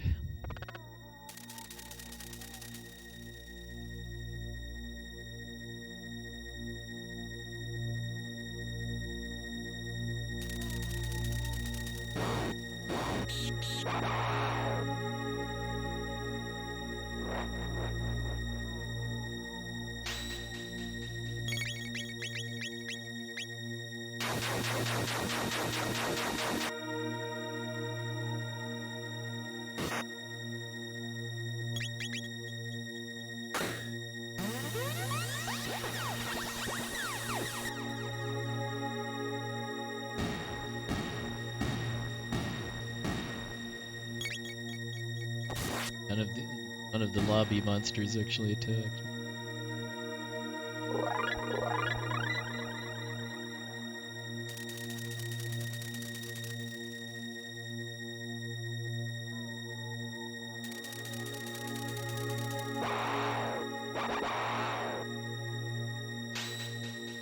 I mean, as a kid, I counted all of the monsters in the castle at least once, and if you count every unique monster sprite in the castle, it adds up to 100.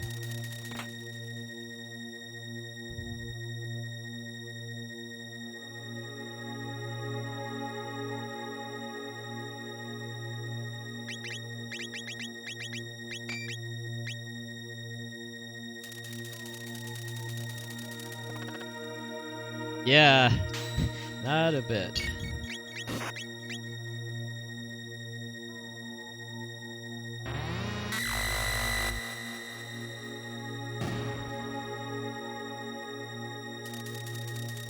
Come play with us forever, ever, ever.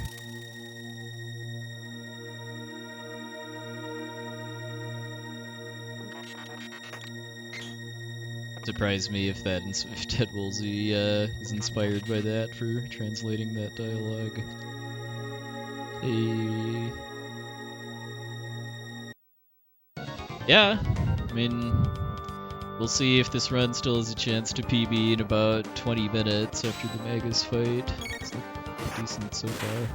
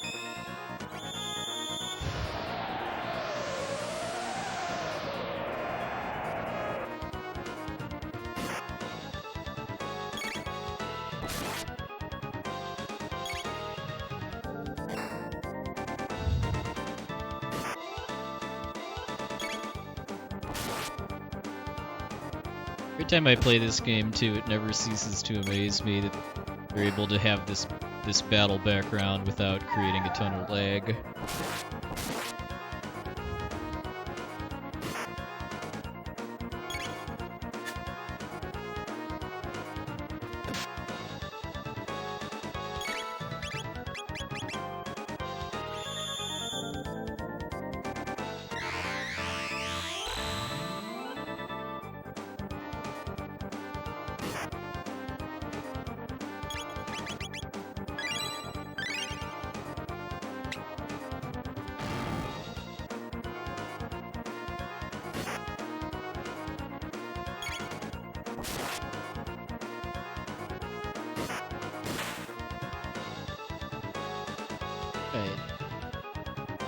Not amazing, but I'd say a good side of average.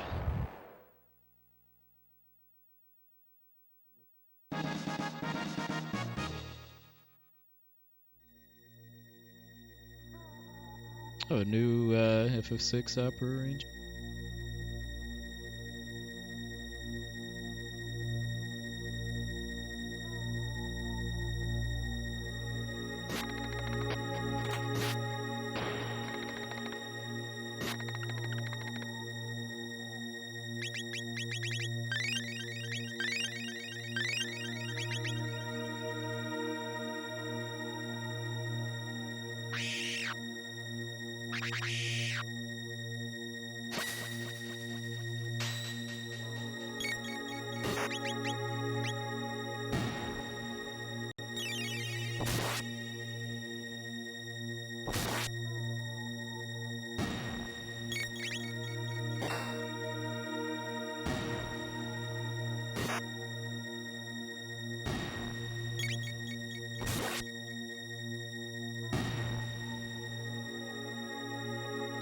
This world they do.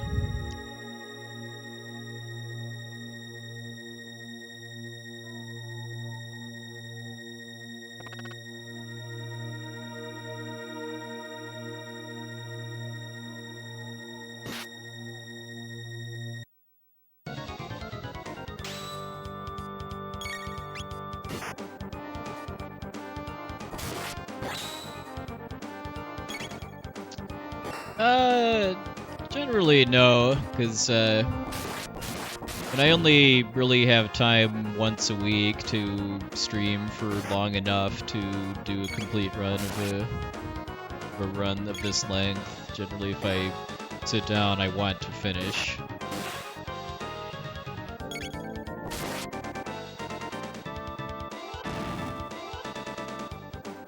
Look, sometimes it does depend on like how late a start I get to, because like if I get if I start so late that finishing the run would mean I'd be finishing it like after 3 a.m. or so.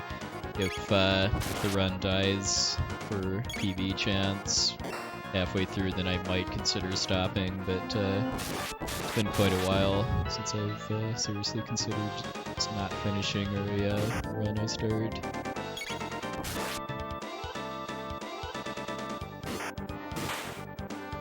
Yeah, a run that's only intended to go up to Vegas would use different strats.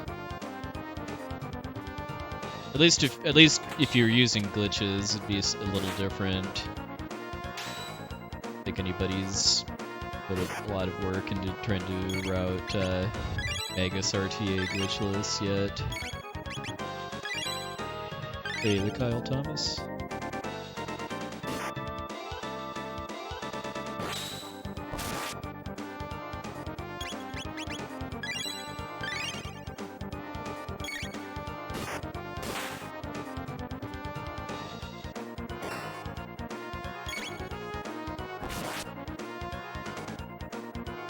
The main thing that would be different would be your tab usage, I would say. Like if you're not continuing past megas, there'd be more incentive to like use speed tabs on Crono instead of Luca.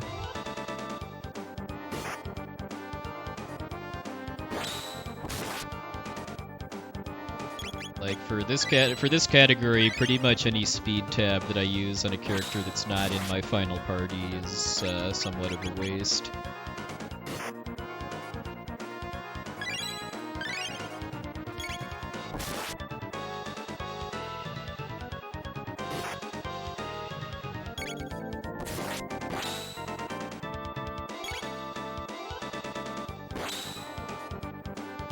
Relay runs for it's more or less just kind of how it worked out for submissions. I mean, a big part of that too is that like a relay run of a longer RPG makes it a lot easier to figure out who's playing if there's like multiple runners of similar skill level going. Another thing too is that speaking as a marathon coordinator, like a relay run is kind of more attractive to me than a solo run of a longer game, because that ensures that we've got multiple people on the couch that can do commentary for it to a high level.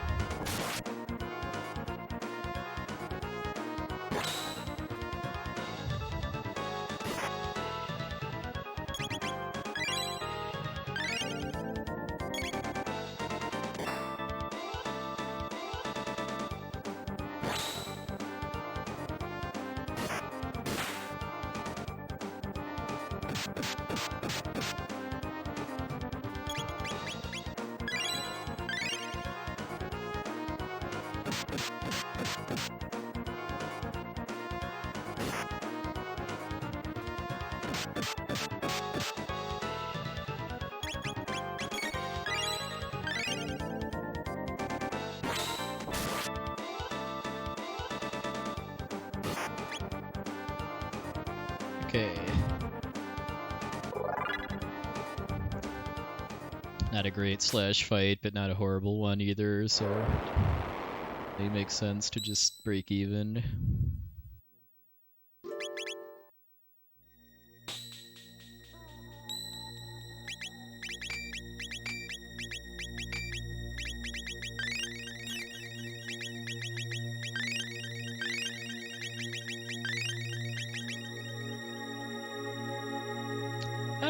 Not really, to be honest. I'll probably play FF7 Remake at some point, but I don't really think there's a compelling reason that it needs to happen at all. The original game is fine. Or at least the things about it that aren't fine could be just fixed, like by having a better translation of the script and changes to the controls.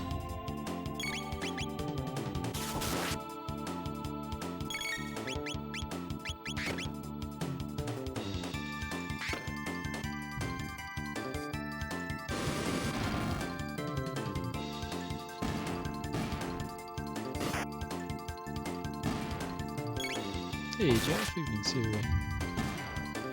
Having a chill Labor Day weekend?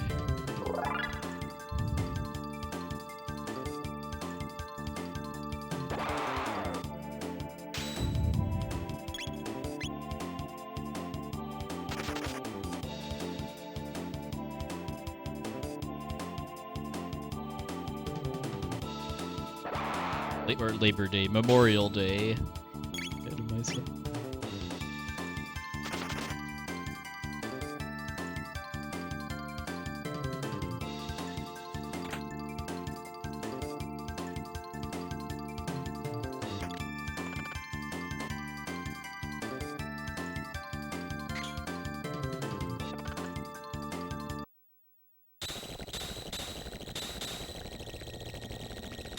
Yeah. Haven't really done a lot other than practice this game, but some family tomorrow.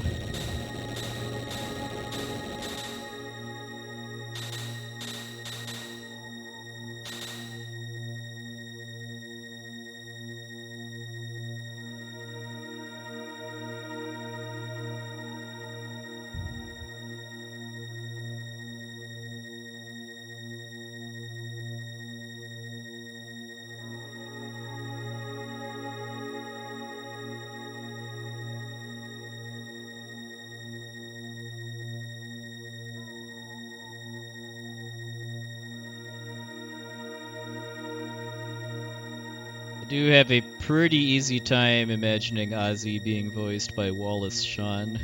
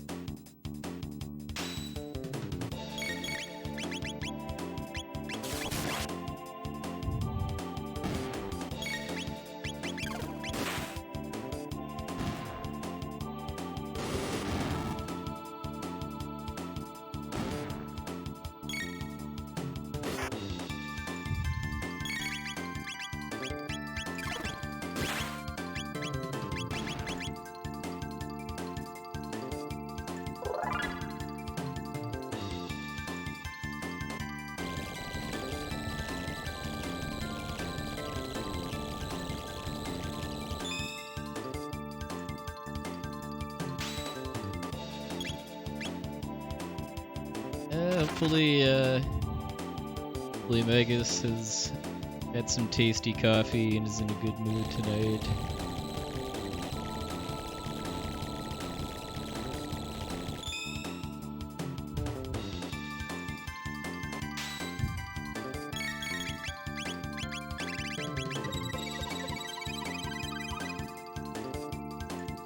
Hey, Killer MC.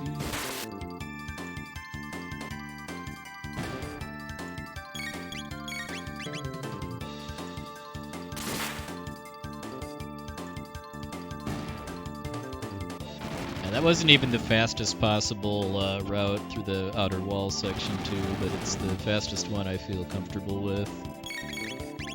The faster one isn't even that much faster too, just a couple seconds. The price for getting into a extra encounter is pretty steep too, because you can't run away. X-Strike, which sometimes resembles an X.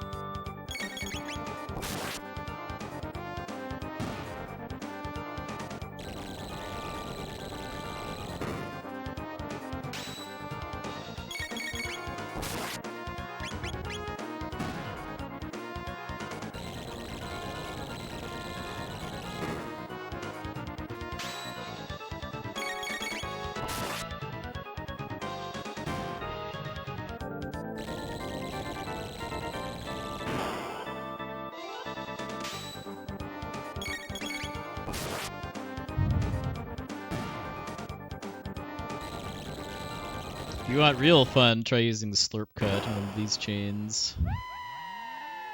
Pretty silly animation associated with it.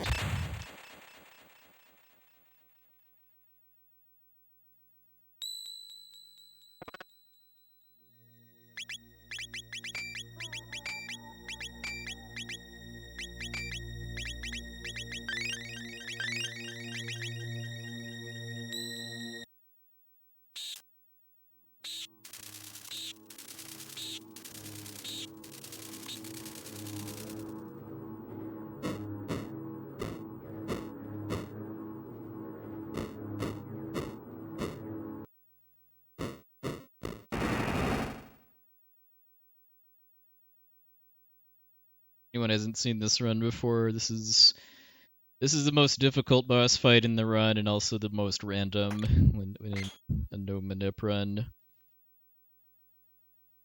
Changes his elemental barrier. Fire is the best, lightning is the second best, ice is the worst, and shadow is the second worst.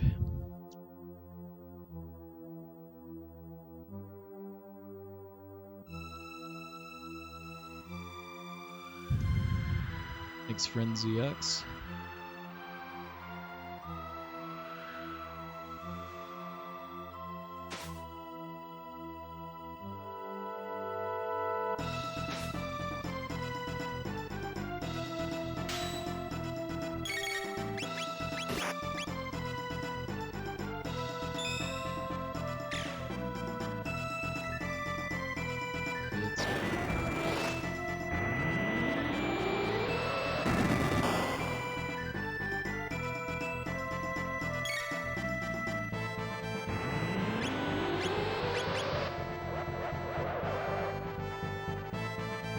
Tonicked bugs that if he started with fire, he'd live long enough to hit him.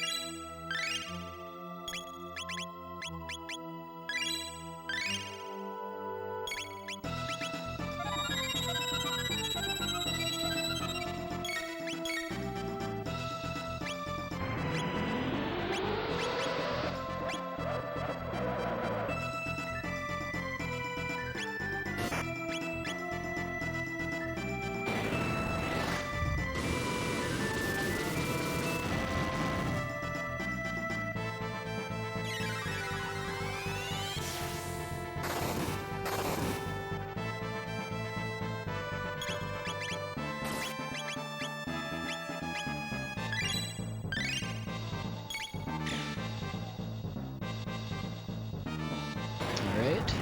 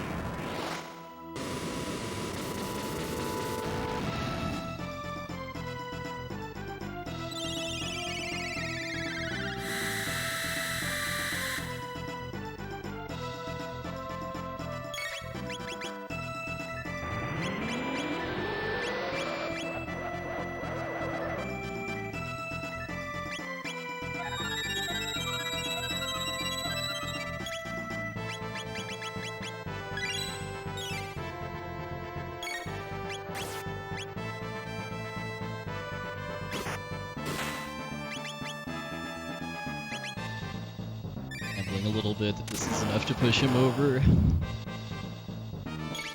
It is.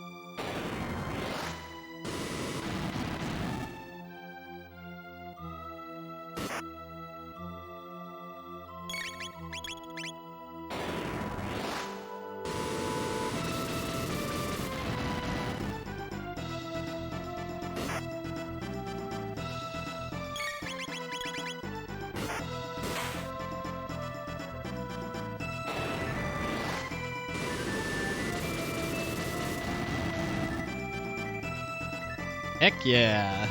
Nice fight. That's my first ever 214 mega skill too. That was with playing it safe too because of just not being 100% confident that I was going to kill him before his Dark Matter 2 because of Frog not going totally crazy with crits and not having fire as his last phase 1 weakness. In Glitch Runs, Fire 2 is his most dangerous attack because on the English version that's the only element that you don't have 90% resistance to.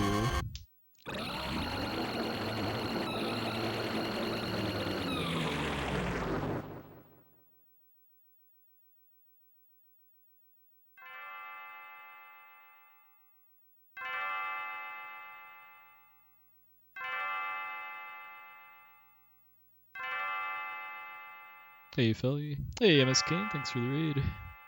Hope your stream went well.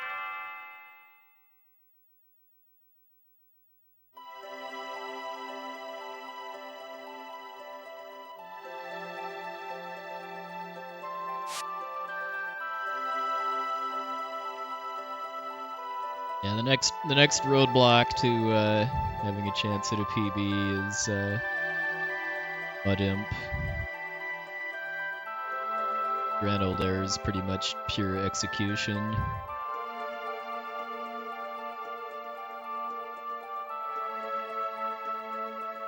Yeah, I started about an hour earlier than usual.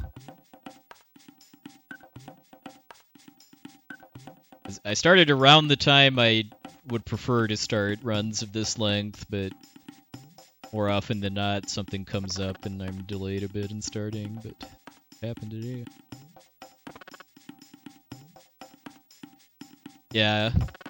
I mean, I am doing a 1 Rubble route, so I only need to kill 1 Rubble, but yeah, that's another problem, potentially.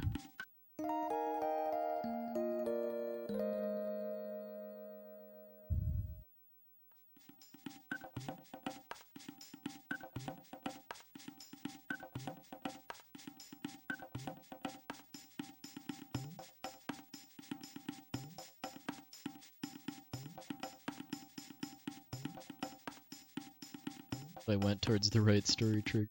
I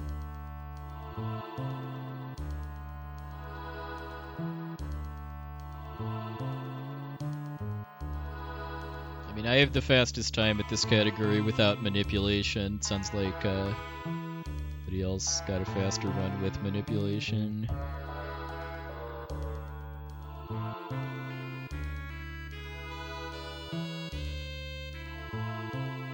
Yeah, I practiced the Genodome conveyor skip quite a bit earlier today. Hopefully that pays off. I was good at my consistency at it was pretty good too. I think I finally got rid of that, or gonna beat out that bad muscle memory that was making me fail it before.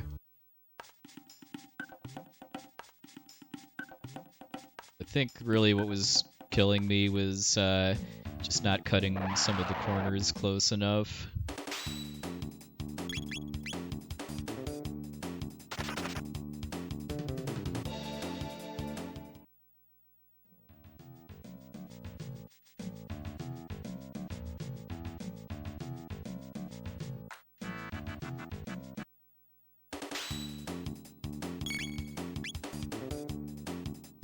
If I can get past Giga Gaia with still being ahead, then I've got a pretty good chance at getting a new PB, actually. I've got a couple minutes of time to save after that.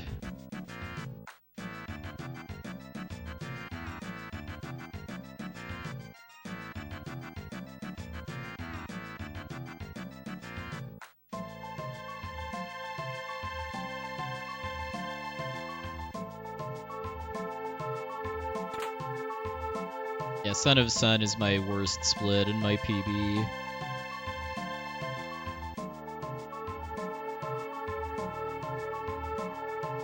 If I get the red mail steal from Russ Tyranno and have a good Son of Sun fight, I can save about 90 seconds there. Yeah, it's certainly a good feeling to be ahead after Vegas, and looking forward to chances to gain more time instead of kind of opportunities to try to claw back from the brink.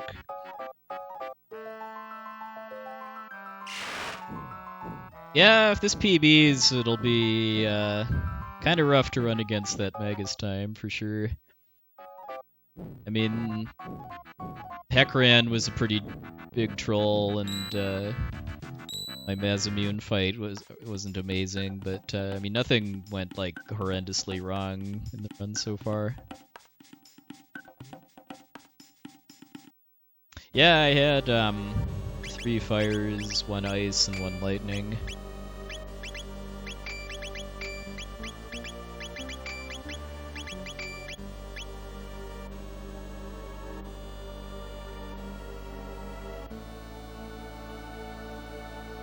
A good fight. And it was basically as good as my PB's Magus fight, but in my PB I also fell into Ozzy's pits and lost time there. That's why that was a gold.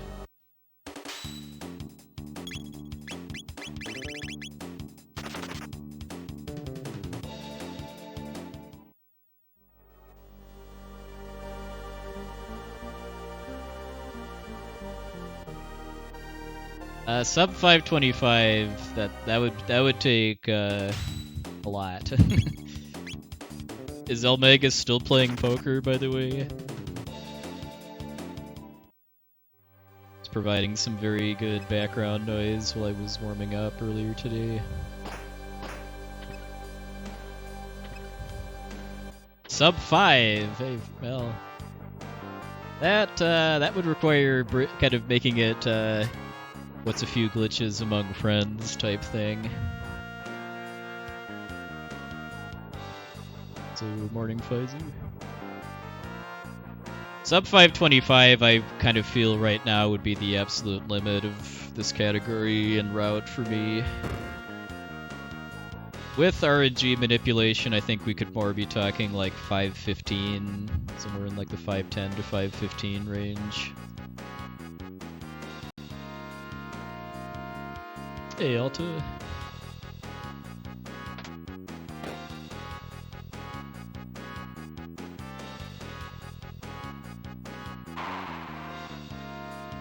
Kind of interesting how using RTA Timing, I think, largely kind of erases the time savings from Japanese text, because from doing some runs on the Japanese version last year, it kind of felt to me like the text is about 12 minutes faster for this category, but going all the way to the end is about 11-12 minutes slower than ending after Lavos Core.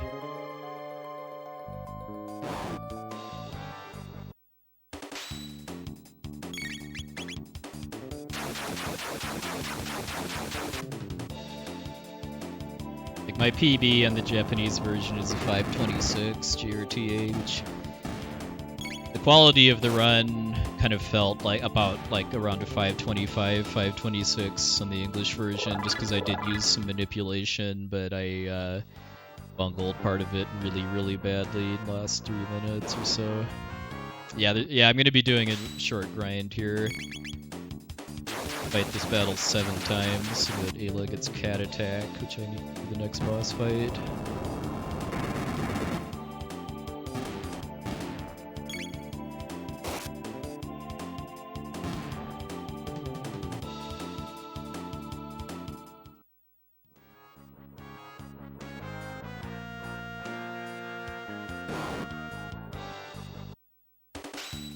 Yeah, I mean, the any percent glitchless run kind of going for optimal time fights battles here for about 30 to 40 minutes. I wouldn't really say any percent glitchless is anticlimactic, it's just kind of boring because of how much of it is grinding.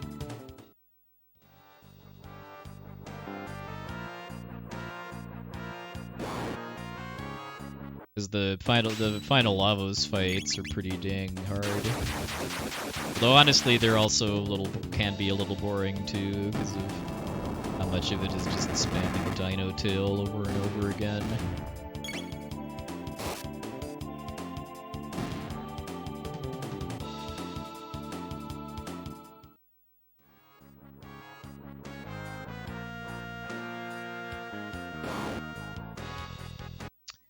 Yeah, all of the any percent glitchless runs I've seen use manipulation. I know, like, I've seen some times posted that claim no manipulation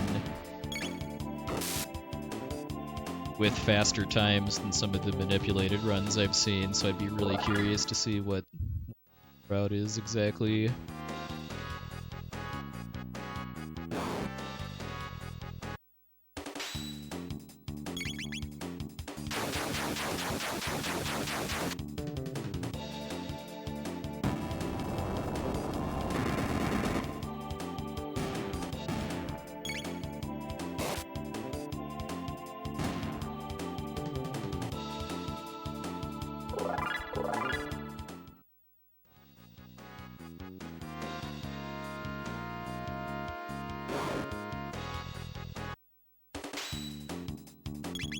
I don't have a single favorite game.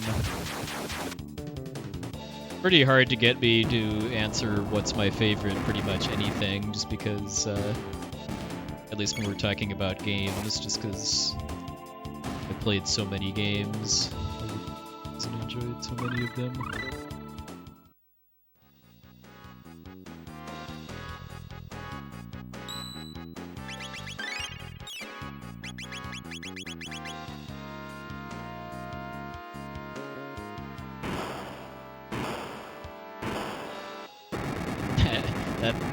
That's not easy either.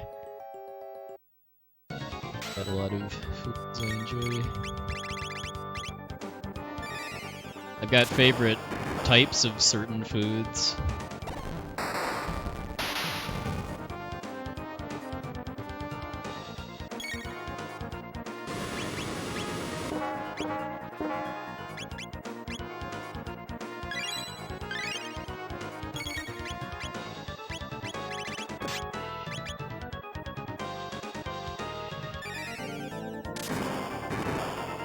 I see a lot of questions coming in, but I do actually need to focus on this fight. During the volcano grind would have been a better chance to a bunch of questions like that.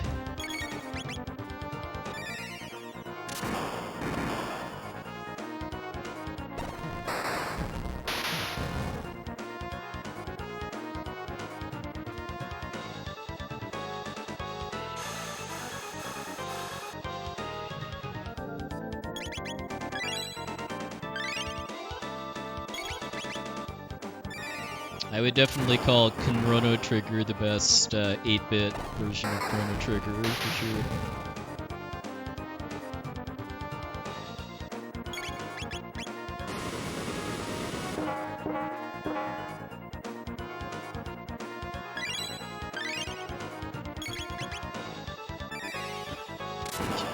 Connect Ayla there, actually.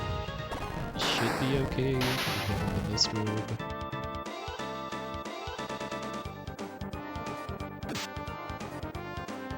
Attacker.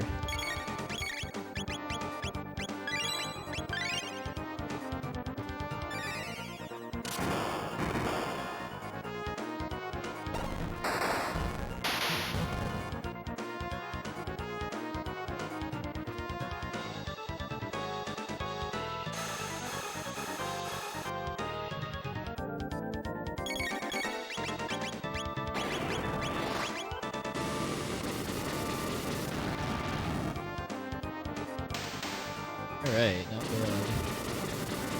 Funky pattern with him doing his first charge on Luca.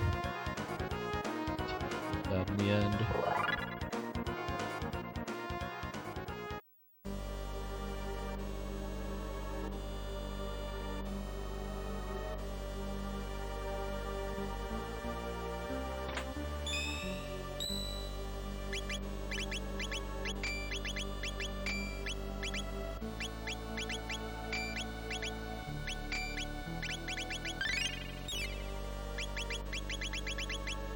Alright, later.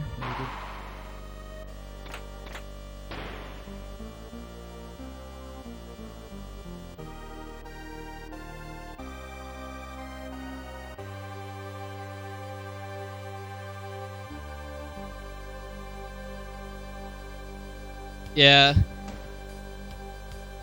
Like, I know El Magus has a split for Nizbel too, but main reason I don't find that necessary is just that there's so little RNG with the Black Tyranno fight.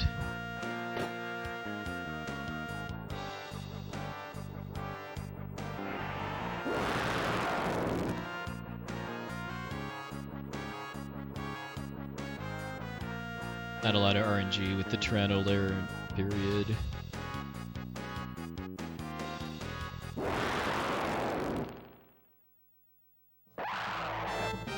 Like Azala's attempt to roar. Sounds a little paltry compared to the Tyranno.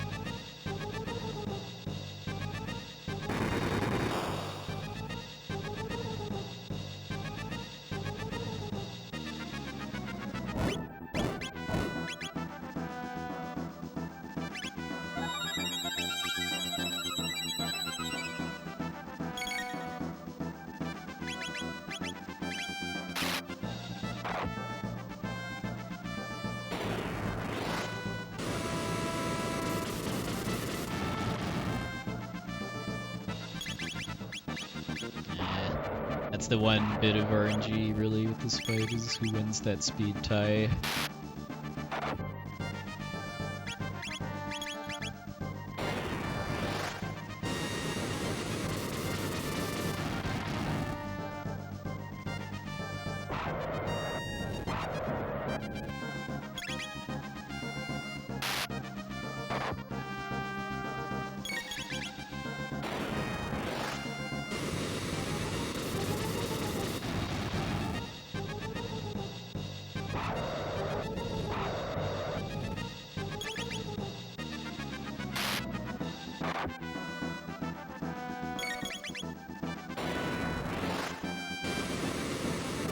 Maybe the Tyranno was born up here too and has lived its whole life in servitude. Zala's butler.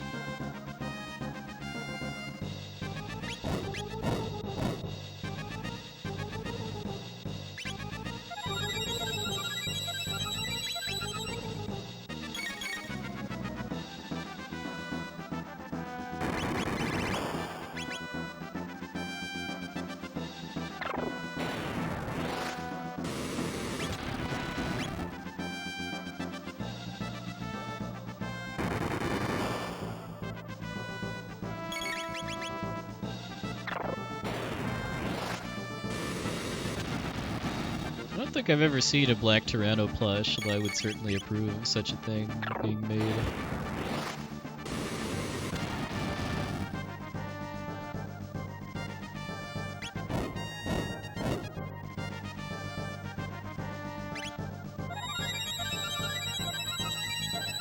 It does about the same damage as when Tyranno's defense is kind of partially re-raised, and it's also just for MP conservation on Crono too.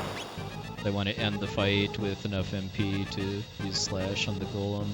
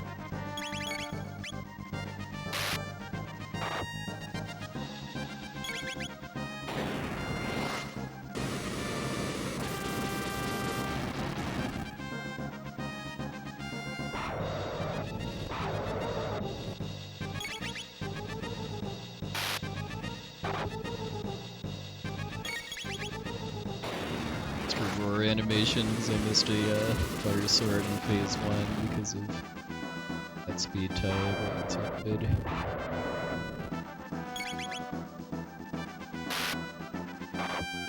That was it. Synth tanks, basically.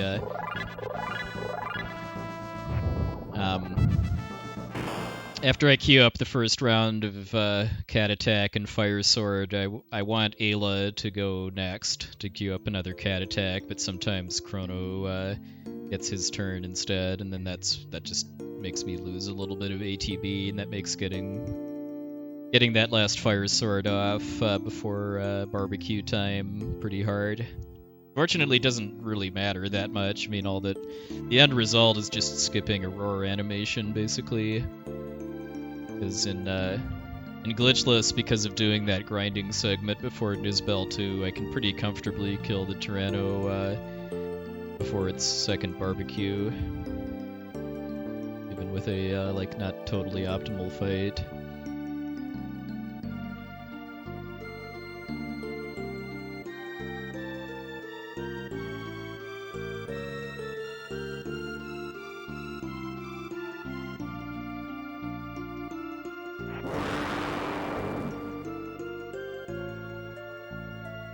The main reason for that grind is Nisbel 2, because I need a strong lightning elemental attack to actually be able to beat it fast and safe, and then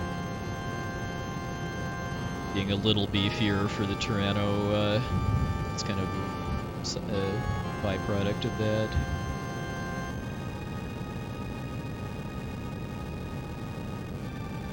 Well, being about a minute and a half ahead is kind of a nice comfy buffer, though even a bad Mud Imp fight, I think I should still be ahead. That would make for my first sub-3 Mud Imp time, too. Oh, nice, MSKane. What were you up to, by the way? More Secret of the Silver Blades, or anything? What is my sum of best anyway? It doesn't really mean that much. 518. Not super meaningful in this run. Sum of best is meaningful for a any percent run though, because of being almost totally RNG manipulated. Getting a run that's pretty close to your sum of best is something that can feasibly happen.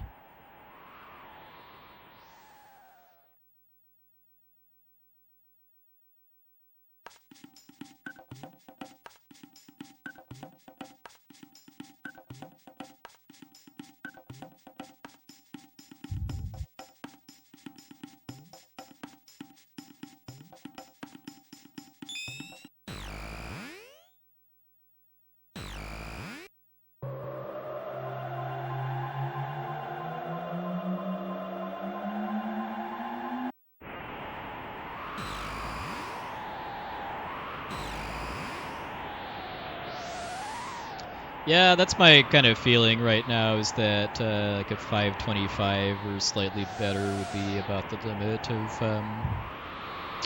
this route for me right now. That's with no manipulation. With manipulation, I think sub 515 is definitely doable. I might do some runs like that after SGDQ. I'm not totally burnt out in this game.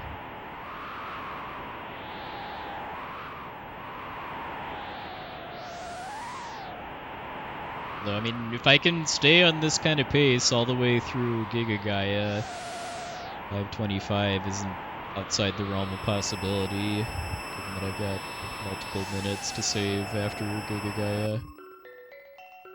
Most notably on the Son of Sun segment.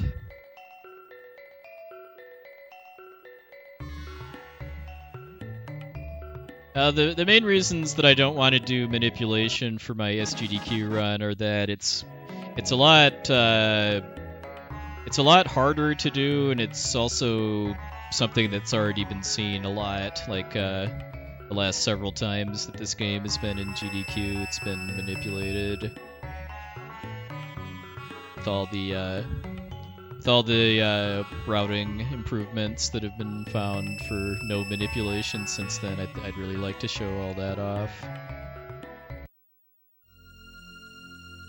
But I mean, like, the manipulation routing I did for RTA in Japan last year, like, there's some fights where there's, like, 4 different scripts that the fight could follow depending on which frame I load my game on beforehand. And I'd really like to be able to do this run just sitting on the couch or chair without having to have, like, a laptop or notebook or something in front of me to stay on top of the manipulation. Like I did with Limit Break last year.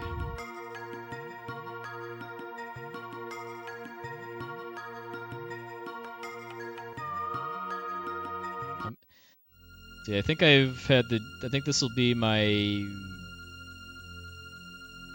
4th GDQ finale. I did FF6 in 2014 and 18, and then this game in 2015 and this year. That's definitely a privilege I try not to take for granted. Yeah, it's a cultural difference I don't really fully understand as far as why a lot of Japanese runners don't place a lot of value on having a permanent public recording of their run.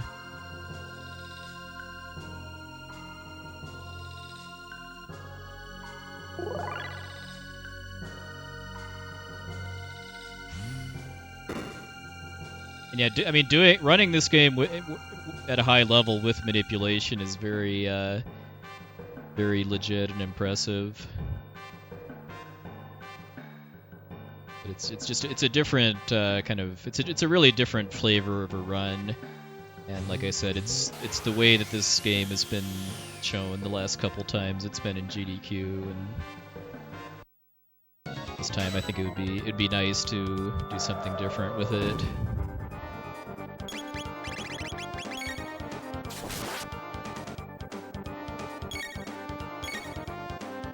Like, the Magus fight sure isn't as exciting when you know that he's going to give you fire every turn.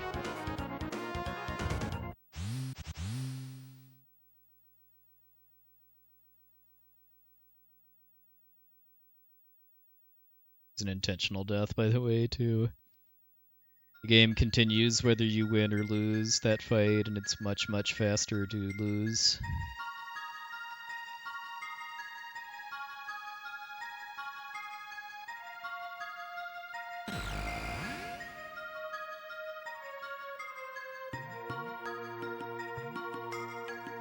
Yeah, at some point I should at least do a few practice sessions of the any percent glitchless marathon route from when it deviates from 100%, which is only about like a bit over an hour in total, just in case, but I have pretty little doubt that I'll be doing 100%. If for no other reason than that the incentive doesn't have to get met until about 3 hours in. It's not until after the Mountain of Woe.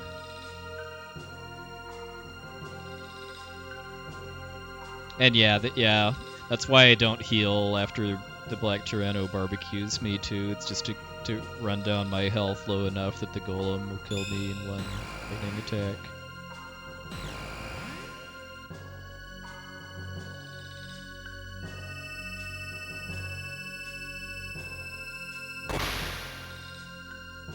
Well, you find folks can help get it met by donating for it once it opens up. 'Cause I'm sure it's not going to be open right at the start of SGDQ. It's going to be like late in the week. Make sure to tweet out when it opens up.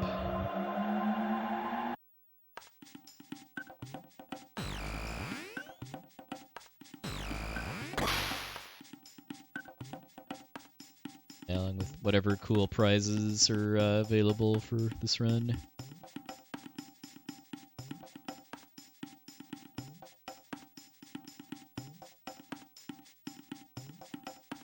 I don't think they're actually doing pure Super Metroid this time. I think they're doing the Link to the Past Super Metroid combo randomizer. Although that does still allow them to do the save kill the animals.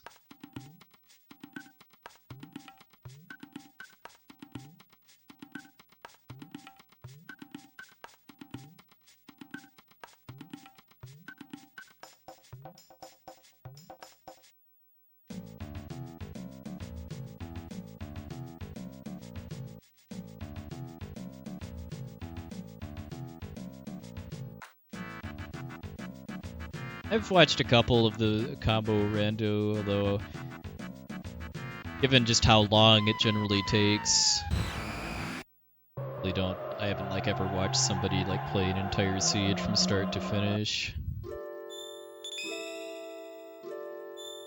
Yeah, I think it's a co-op run. Like, I don't think it's a race. I think they're playing the same seed, but also talking to each other while playing to like share item locations and stuff. I think it's the same guys that did it for GDQ Express last year. I know in that they just traded the controller off depending on which game was active. Yeah, Magus cooperated pretty well. Got 3 fires, an ice, and a lightning, and a 2-cycle. 2-cycle despite doing a safety heal too.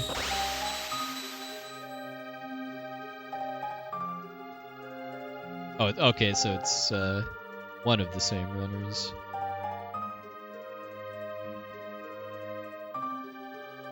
If I were to run FF5 again, well, running FF5 again is pretty unlikely, to be honest, but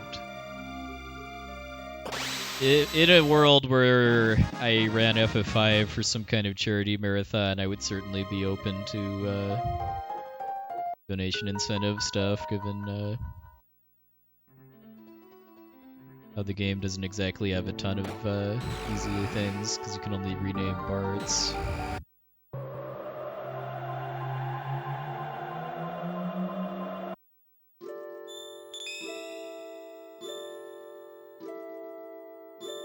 And the main reason I don't really see myself running FF5 again is just that the step routing it's very difficult, and I just don't feel like it'd be rewarding enough to put in the amount of time required to get good at it.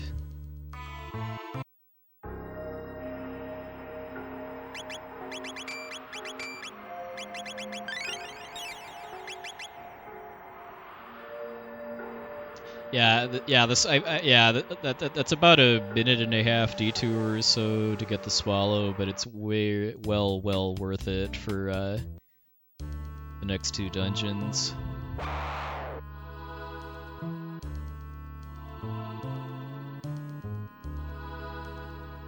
Some Japanese runners don't get it for any percent glitchless, but that's something that works for that category because of just how heavily the final boss fights are based on Dino Tail spam. Thanks, Tempest.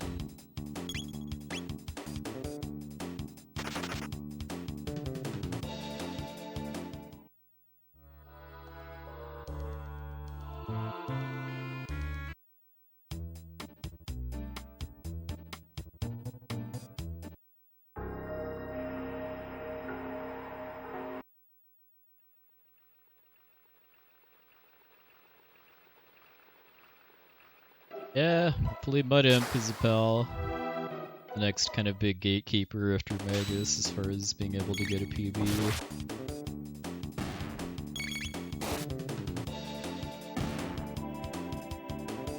It's route differences basically.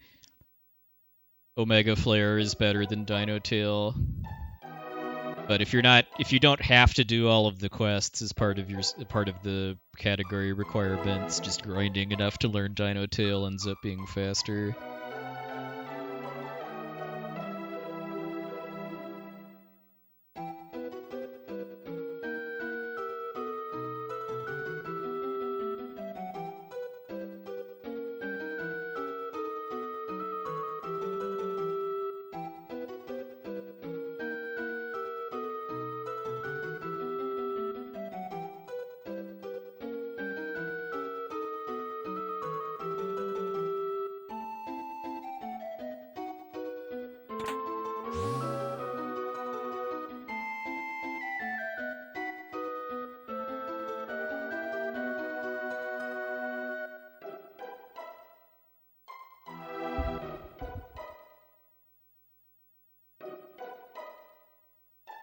Rainbow plus Prism specs. Interesting.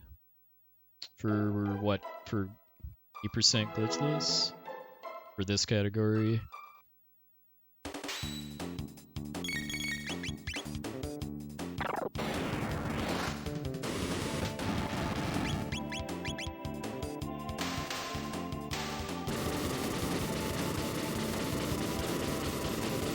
Yeah, another problem with the Rainbow Sword is that it doesn't give Crono any speed bonuses like the Swallow and Slasher do.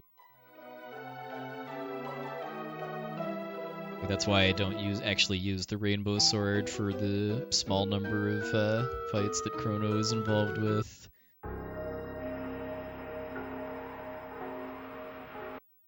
Makes him slower, and the Swallow does enough damage. Falcon hit.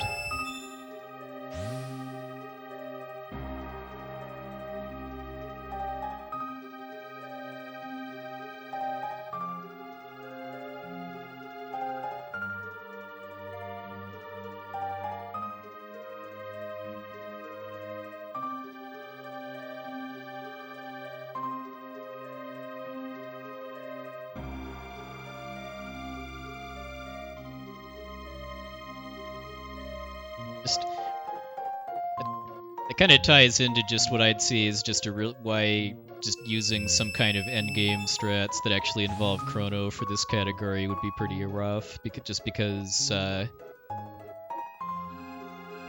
he doesn't benefit from like starting at a high level like Magus does. He starts at level 1, and because you're not grinding very much, he's going to be pretty low leveled. Which hurts him a lot for survivability. Lavos.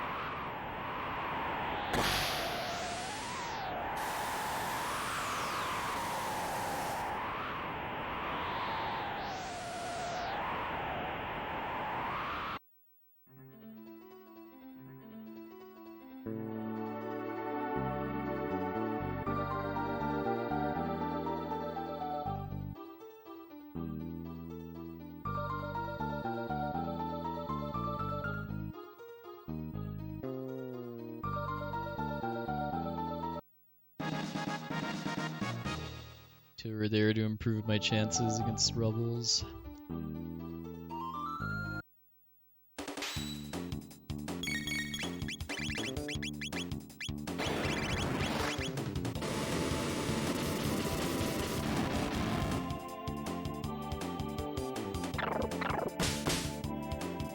BK mode. Not sure I even want to know what we're talking about now. Yeah, I'm pretty sure Crono still gets 75% experience even while deceased.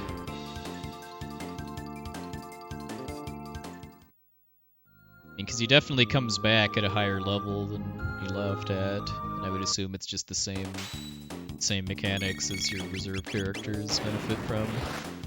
That's something, by the way, that I just really, really like about the design of this game compared to other RPGs of its era, too, is that your reserve characters don't become useless if you don't use them.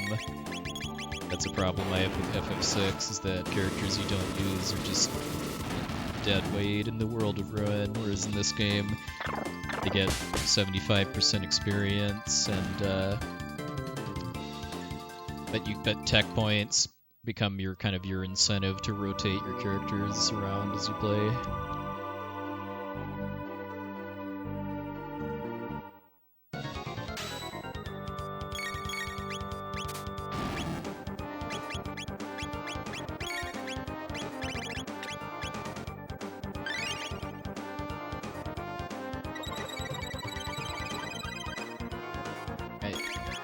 went to sleep.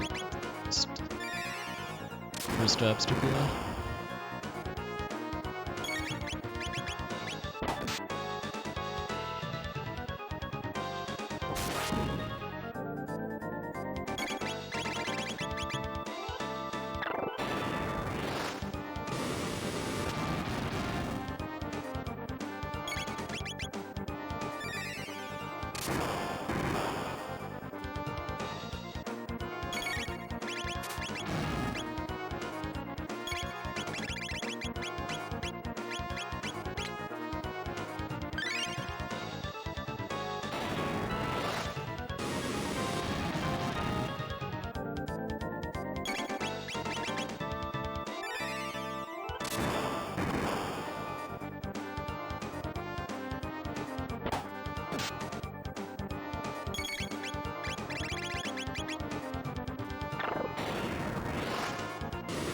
Yeah, I did grind out a fair bit of practice on the conveyor skip earlier today, so hopefully that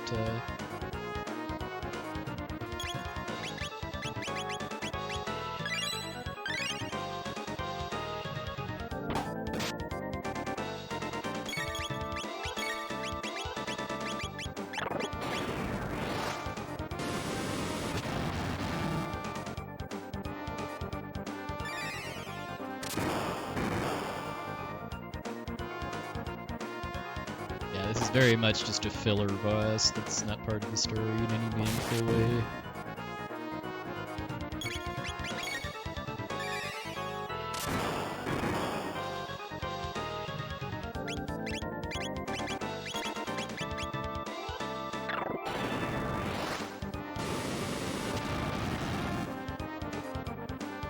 This fight is not that bad casually, because if you actually kill the red and blue beasts, then the Mud Imp loses its defense, and you can one-shot it and certain attacks. Thanks, Patty.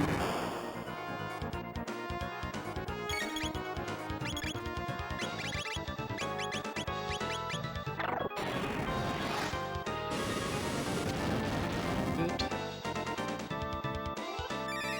That's it. Nice, that was good, no heals. Put to sleep a couple times though.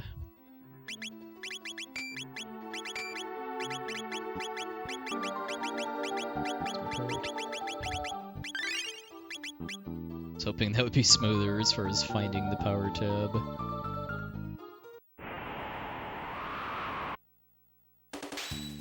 Yeah, the beasts have 5,000 HP, so it's very, very slow to actually fight them.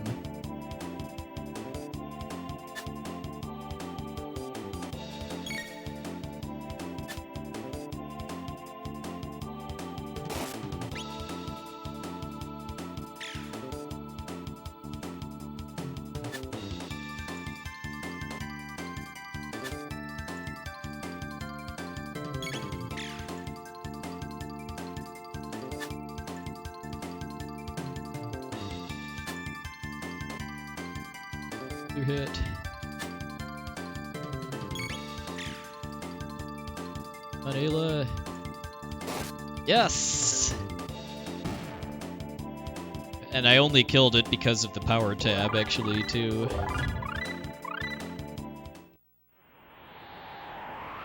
Pretty low damage rolls. Alright, we've got ourselves a run. Hey, Ice Spirits. Yeah, that's the only Rubble kill I need in this route. Yeah, that was very much a slow fight, but we didn't have the metal slime run away.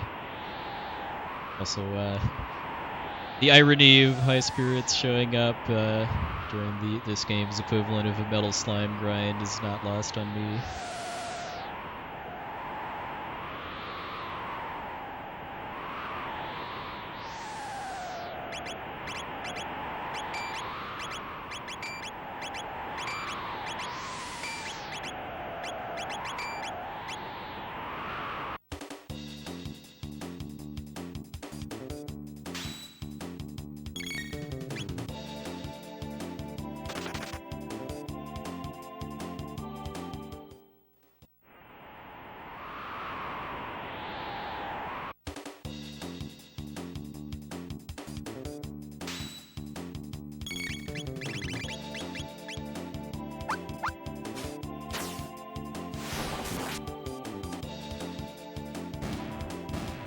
first ever sub-3 mud imp time, by the way, too.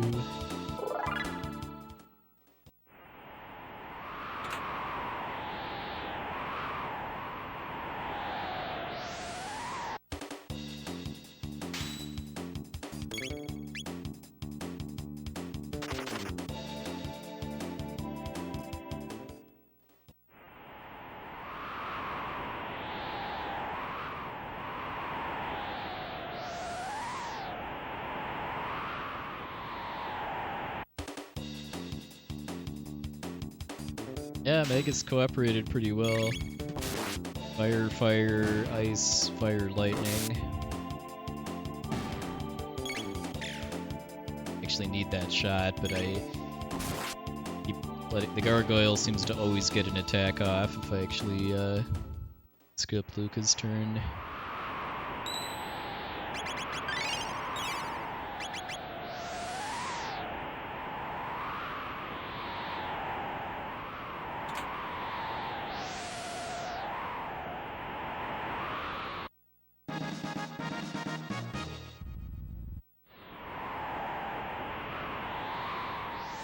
I still need to actually play FF15. I've had a copy of it for quite a while, but yet to get to the top of my backlog.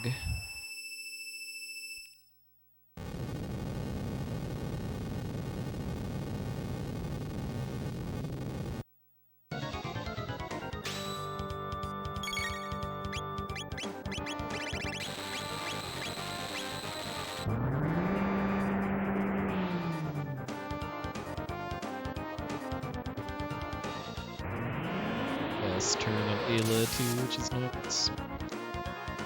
Skipping the second hand cycle pretty free.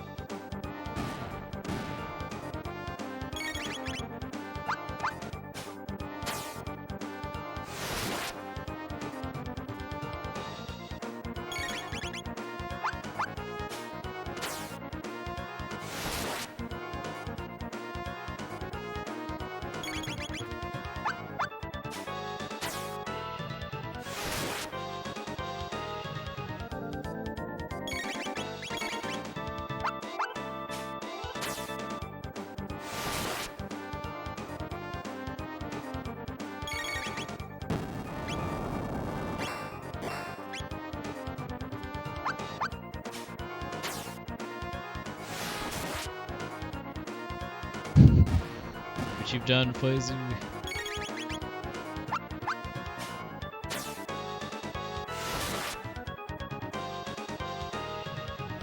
Totally fine, by the way, to have opinions about games. Just all I ask is be respectful of other people's opinions.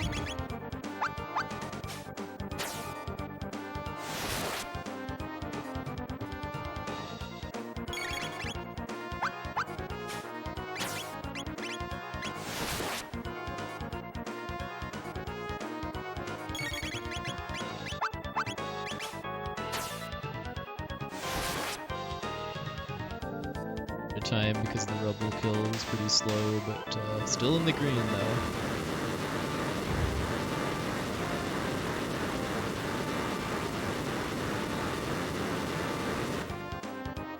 Well, I killed the first Rubble I fought, but it was pretty slow. I probably lost like 25 seconds or so off a quote-unquote perfect one where Crono gets a crit early on.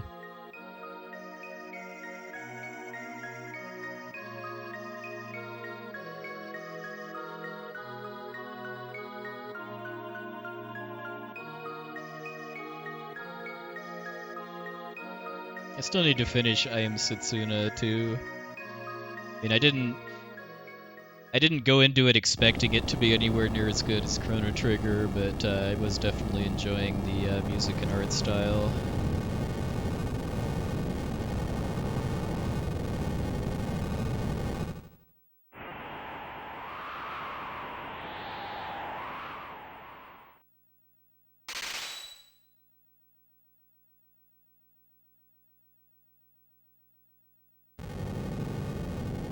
Yeah, you could. I am Chrono Trigger. Another reason I need to finish I Am Setsuna is that I can actually watch the Limit Break 2017 run of it by Takaze and Freddy, which was also known as I Am the Law.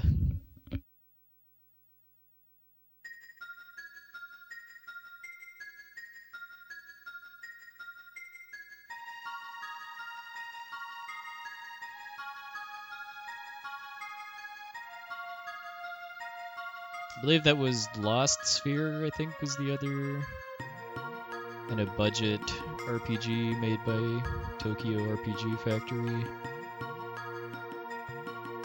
Yeah, I haven't seen the FF2 run yet, but I know the RNG was pretty horrendous.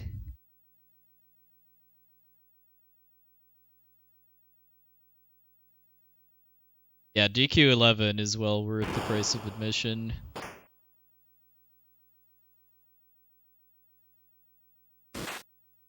Enjoyed my playthrough of it immensely.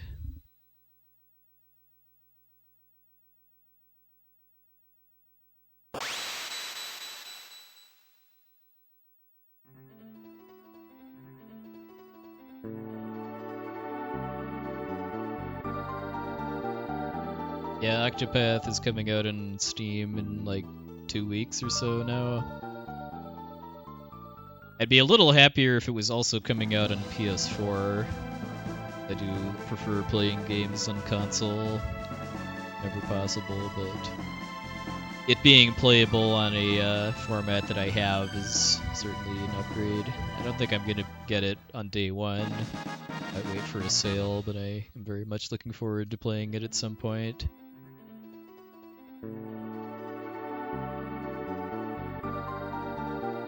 Oh, for doing a review of it, Faizu?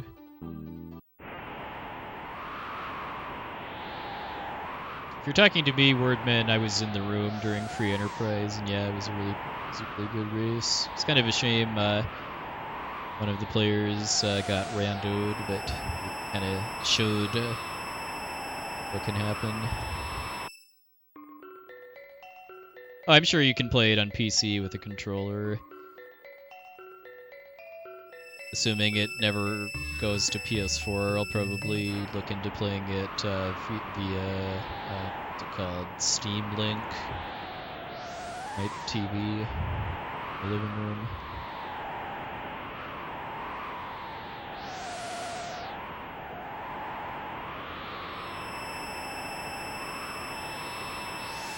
Yeah, that is not good game design that they made a long RPG in, I think, 2017, I think is when it was made, and having unskippable cutscenes. That's just not okay in my book. It really hurts replay value. Hey, Gaglovies. Well, I thought Steam just has native DualShock 4 support now. I mean, I do have a Logitech F310, I think, controller that for PC games. Pretty similar in feel to a DualShock 4.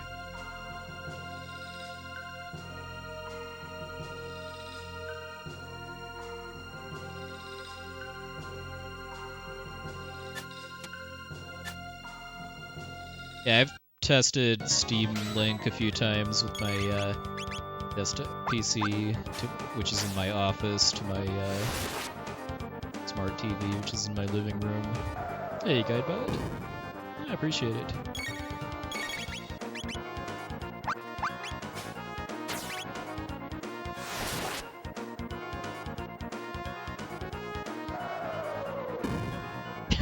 Yeah, that is the thing too, is that Square Enix doesn't have like the most amazing track record for porting console games to PC, so it would not surprise me if Octopath Traveler PC has some fairly significant glitches. Horse spinning is Dragon Quest XI PC.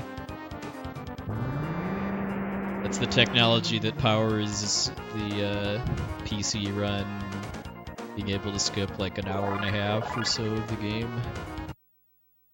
by going out of bounds.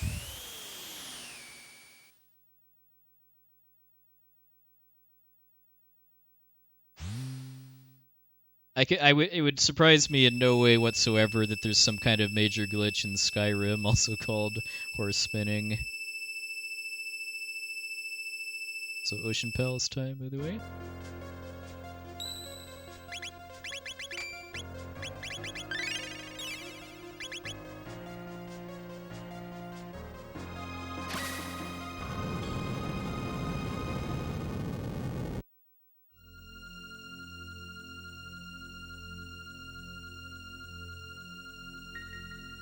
Yeah, like I say pretty frequently too, I'm a particular fan of how they don't interrupt the Ocean Palace theme for counters.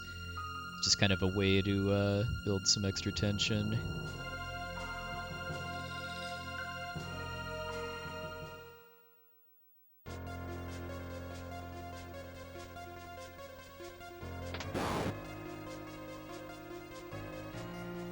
The only real glitch that I know of in the Switch version of Octopath Traveler, at least that's useful for speedrunning, is being able to bypass certain kinds of event triggers by using the home menu, kind of interrupt the game.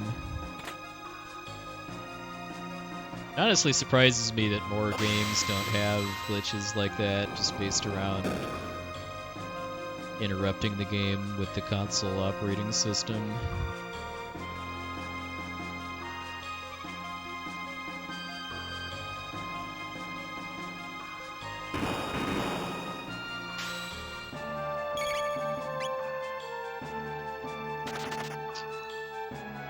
Yeah, I'm glad to see all the interest in running Chrono Cross lately. Oops. Too close.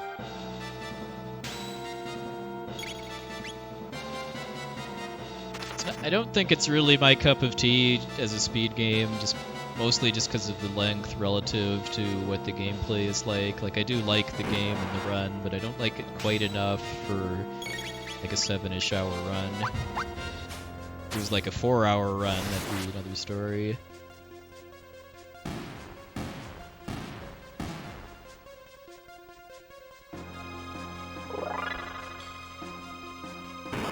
Yeah, I do think it's a really underrated RPG that just kind of has the unfortunate aspect of just having Chrono in its name, but not being a very good sequel to Chrono Trigger.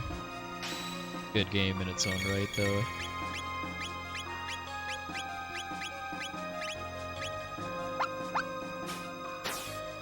Pretty uncommon to actually have all 4 of them line up to get Falcon hitted, if that's a word. I'd say that mostly makes up for the getting that extra encounter 2 layers up.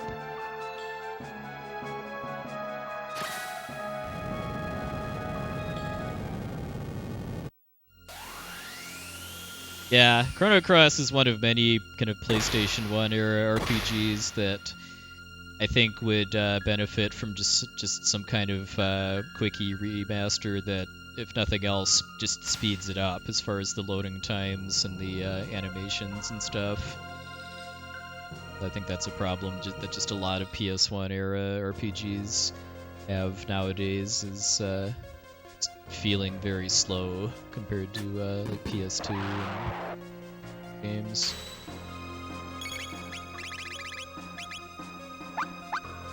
Hey, new, thank you, sir.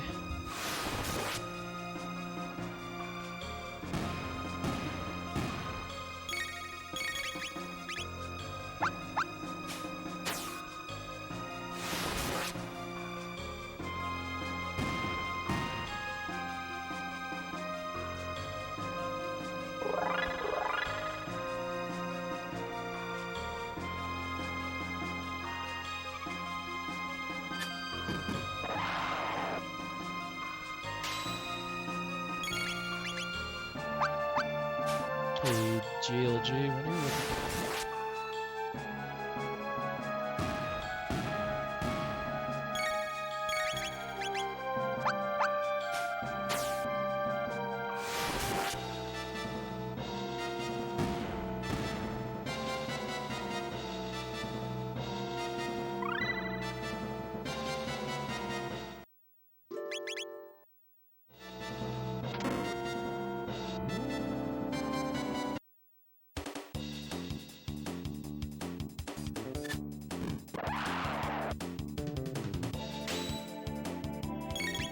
Well, Meg is still playing poker, by the way, or did he finally stop?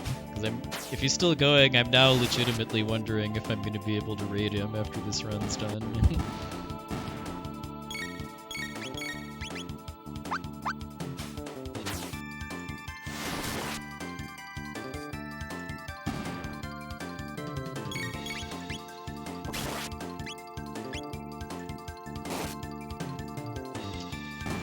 I've got so many fond memories of playing FF10 when it first came out that it's a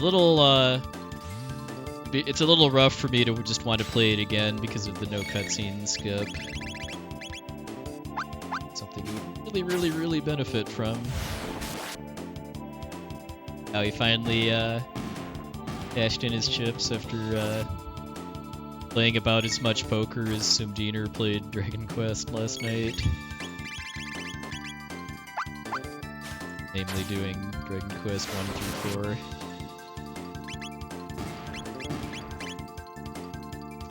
Yeah, I haven't personally played the Steam version of this game since it got a bunch of patches, but from what I've heard, it's very much worth playing now.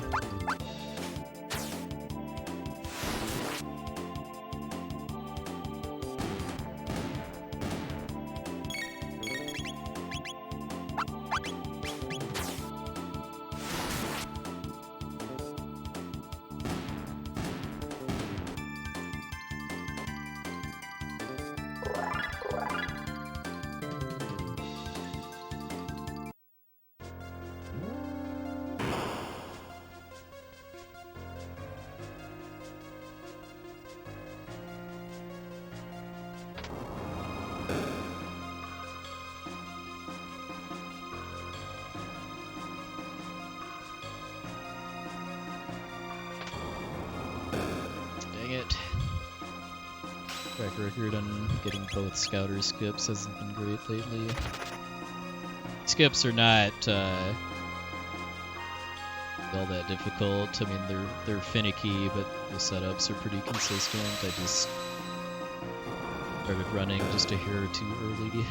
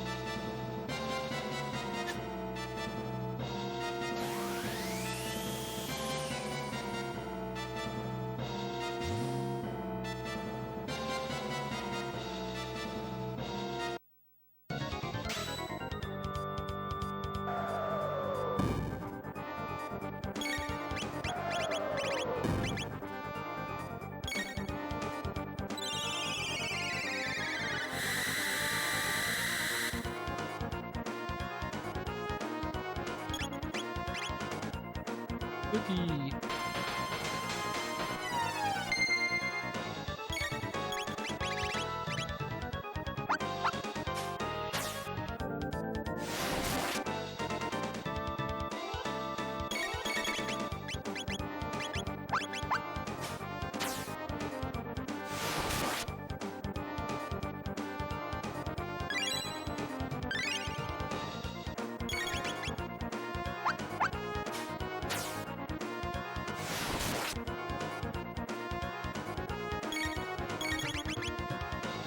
FF9's another just amazing game for its time. It's kind of suffered a bit since then because of just how slow it feels. Like FF9 is the only active time battle-based RPG that I recommend people play on max battle speed, even casually.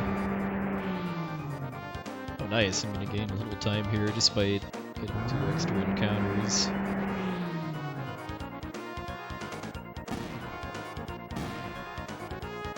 Closer to like minus 20 or so if I second scouter skip.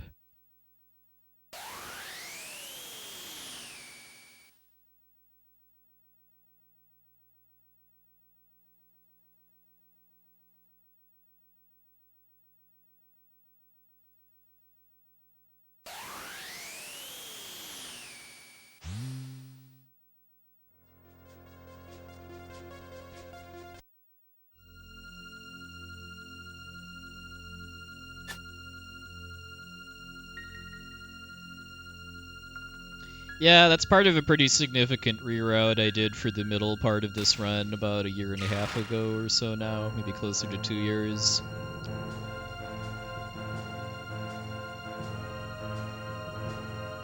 As far as having Robo come in for the elevator fights and then the Golem Twins, which lets me use Boogie Strats to choose the Golem Twins.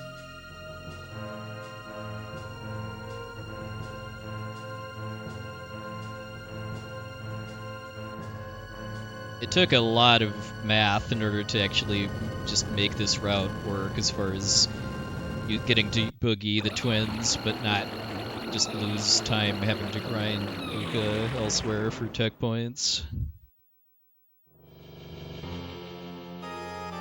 Hey, now they've remastered Seiken Densetsu's 1 and 2 now, so by that logic they should be working on SD3 HD, right? If they actually did that, I'd be quite happy, but I'm definitely not holding out hope.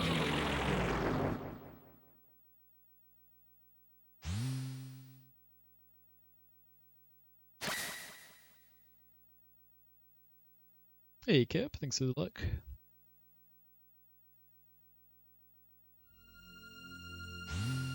Yeah, we do need to go live with an MS Paint sketch, requesting Genya23 to stream SD3.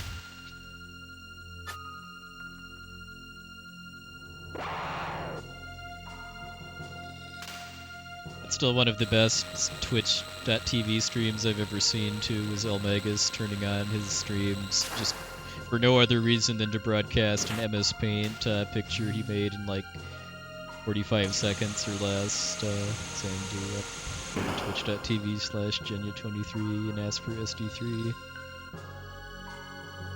Yeah, that is a valid question, though, It's kind of vaguely remember a legendary charcoal chef of that name.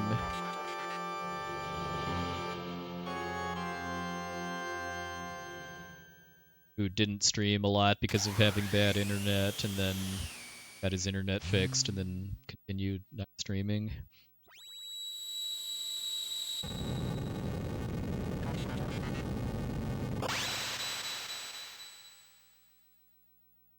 Sword of Mana is a remake of Seiken Densetsu 1, also known as Final Fantasy Adventure.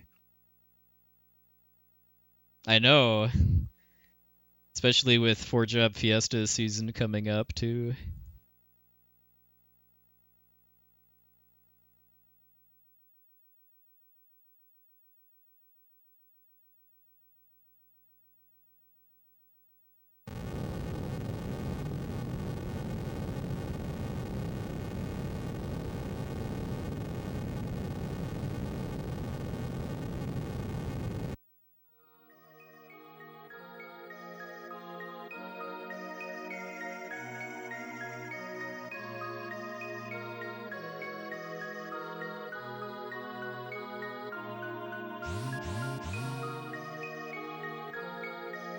Yeah, this run's pretty hot right now.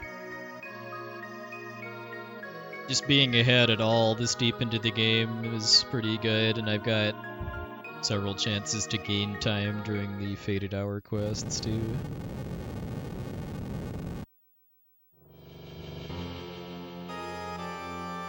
Yeah, I played Legend of Mana. Actually, I played it while I was waiting for Kingdom Hearts 2 to come out, basically. It was my be-over game. I like to say that Legend of Mana is one of the most gorgeous looking and sounding games in the PS1, but the actual gameplay isn't quite as good as other Mana games.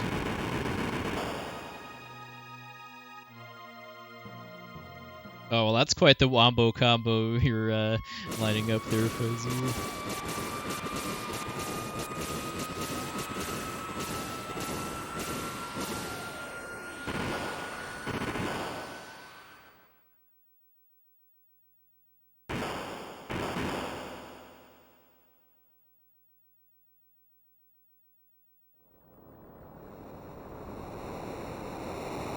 Yeah.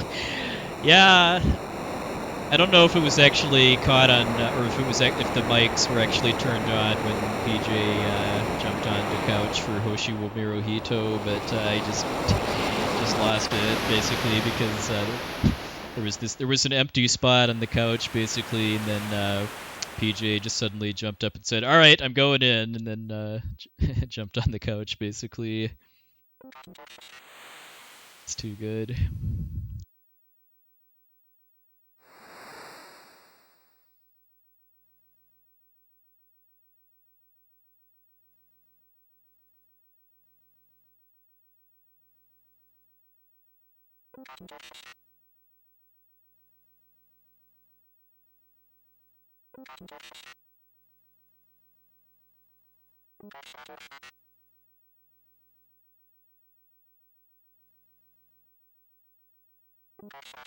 The Hoshi wo Mirohito run was everything I hoped it was and more, despite going 10 minutes over estimate.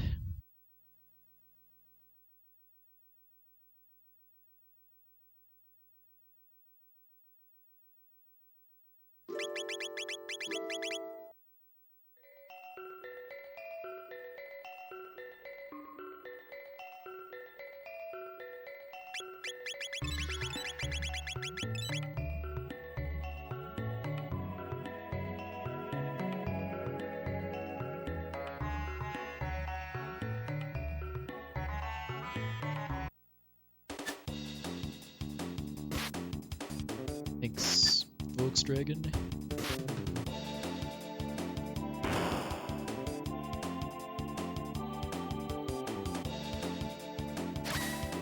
Yeah, there was some tool assistance with actually capturing the passwords. I was somewhat glad that he had to reset at least once just to really drive home the absurdity of how the password system in that game works.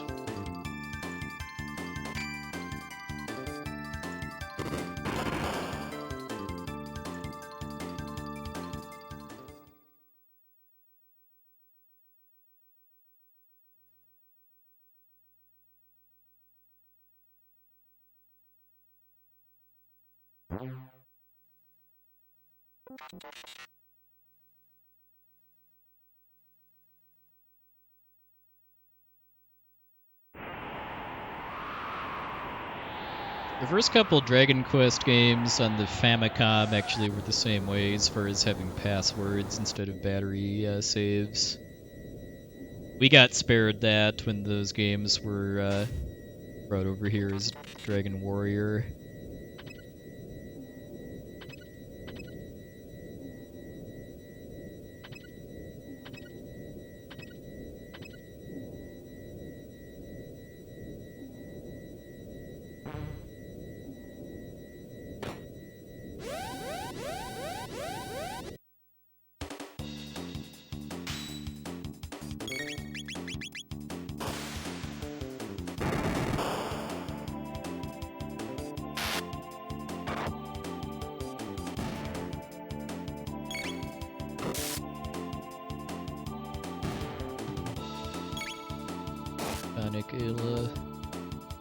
It is possible to outspeed that missile.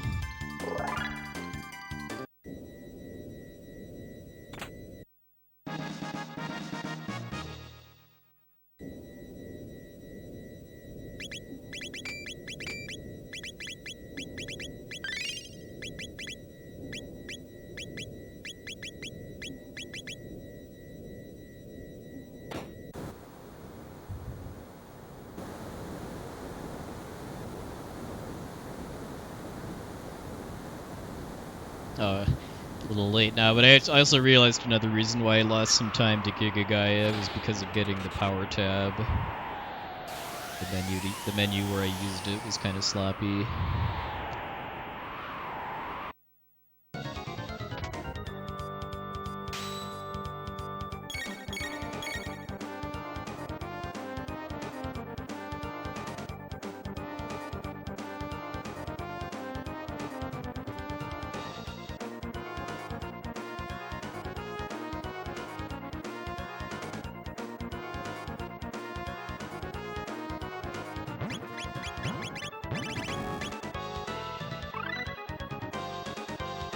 That is the best boss. It's the best boss that has the word boss in its name. Yeah. That is a bit of a concession they make as far as just making it a a fun game, as far as having the same currency all throughout history, including Prehistoria too, before the concept of currency is even really a thing too. It's just trade your shiny stone.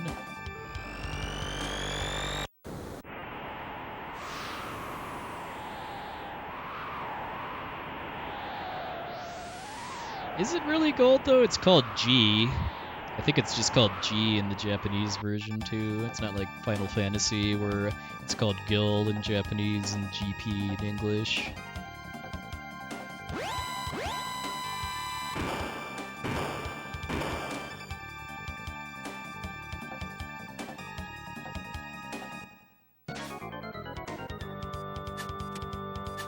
That was kind of a neat touch Secret of Evermore had, as far as each area having its own currency.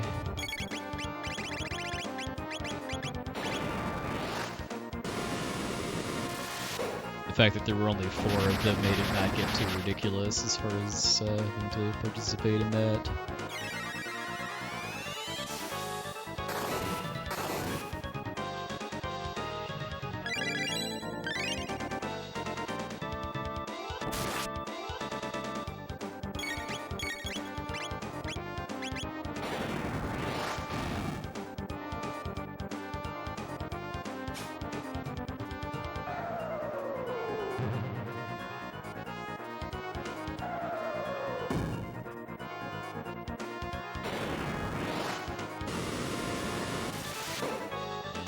Seconds because you're trying to hit that missile. Yeah, only 3.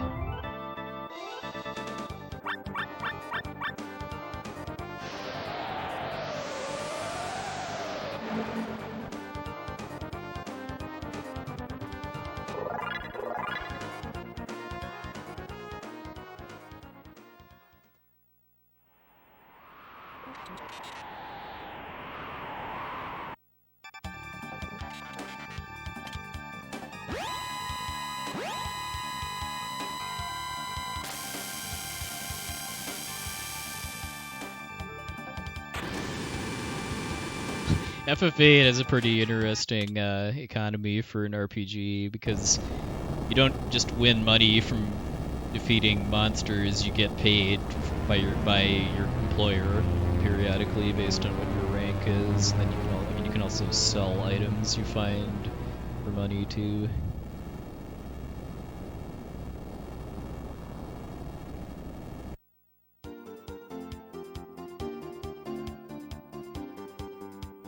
FF8, I think, is another kind of underrated game.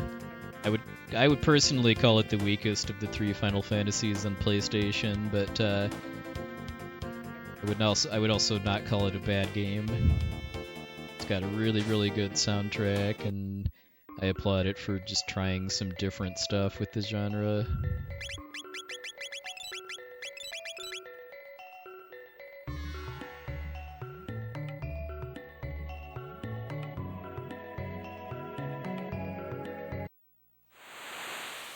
The commons. Alright, pig skip, don't fail me now.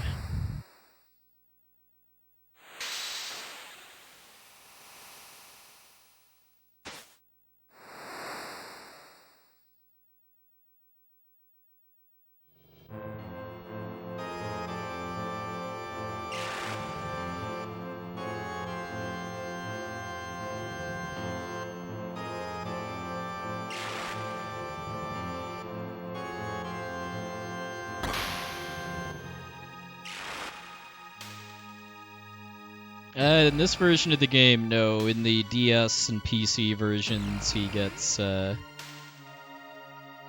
added to one of the extra side quests. It's kind of an artificial way to create some continuity with Chrono Cross too.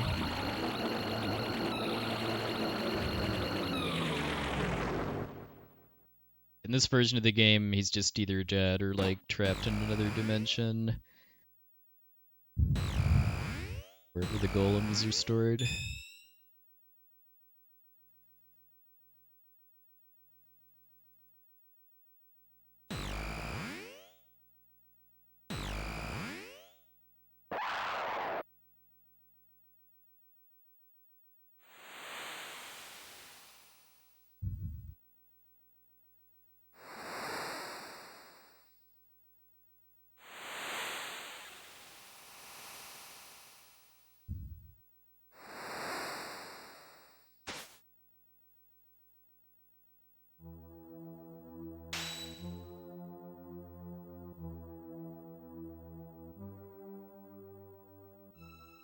Pig skip successful.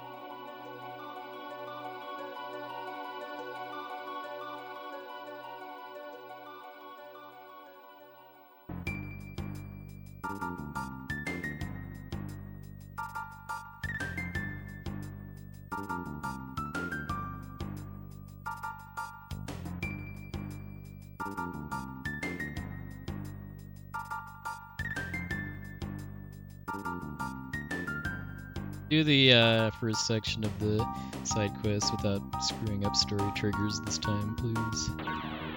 It's been my bane lately.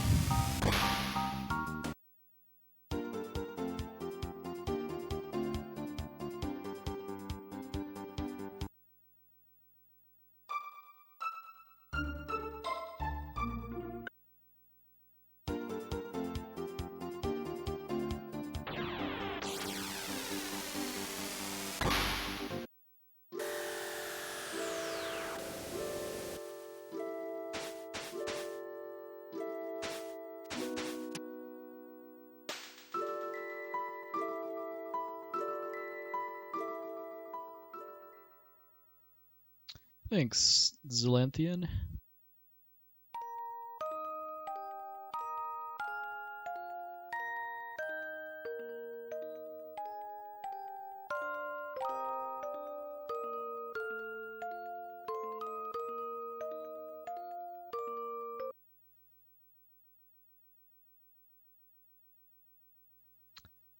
Either in his hat or in his lamppost. Maybe the egg is the music box. I mean, it does play Crono and Marley's theme if you have Marley in your party when you revive Crono.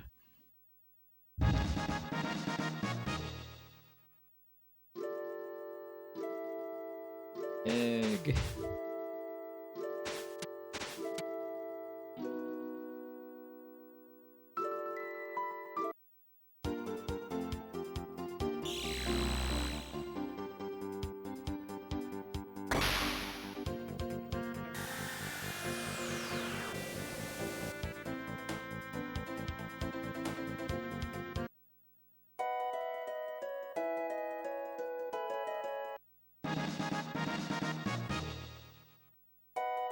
Yeah, I think we have 3 new emote slots from this year's marathon too.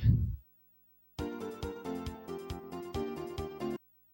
to figure out ways to fill those.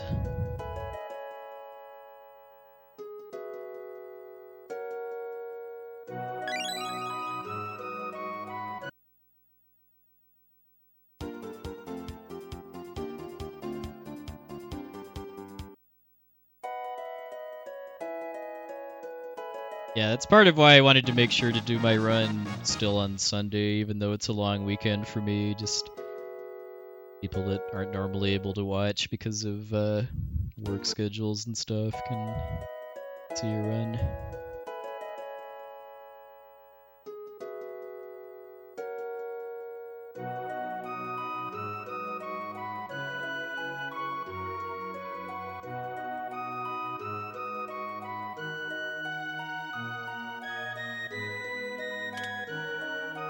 soda.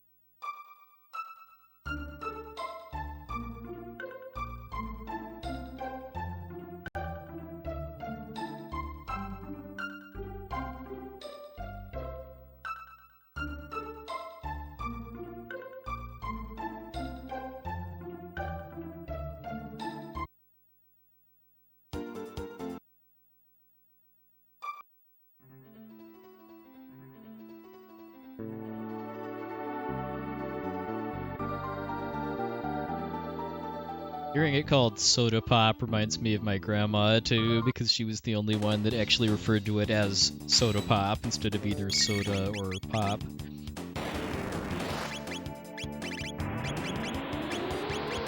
I'm a soda person personally, although the more popular version in the town I live in is pop.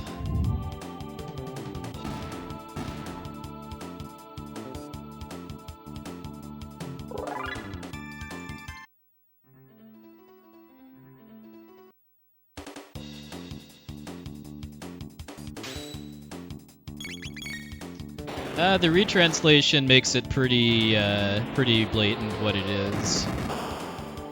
Like the soup, I think, is called like Head Smasher soup or something.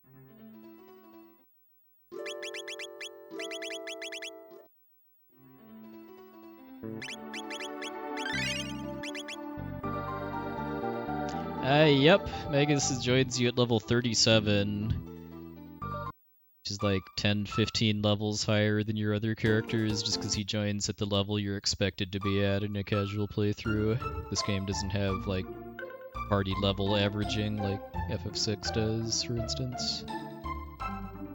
He's also just got really high stats for his level too.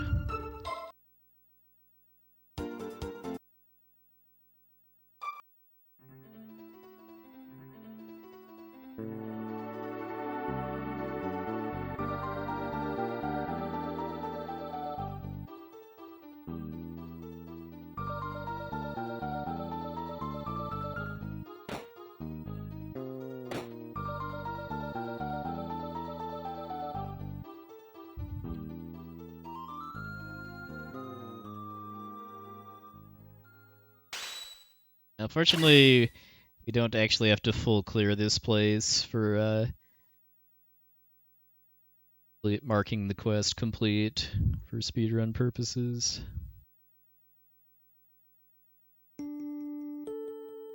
Hey, Gamer's Odyssey.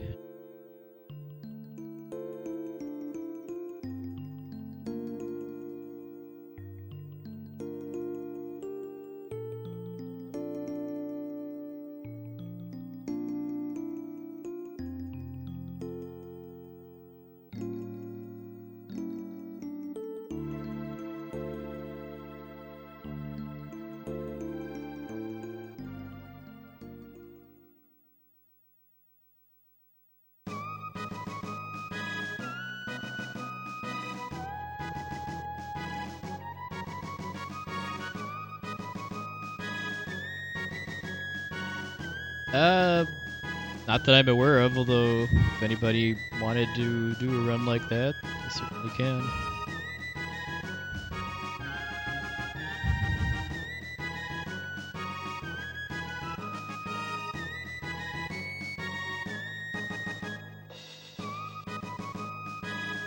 Yeah, the Valkyrie bow for Marley is in here.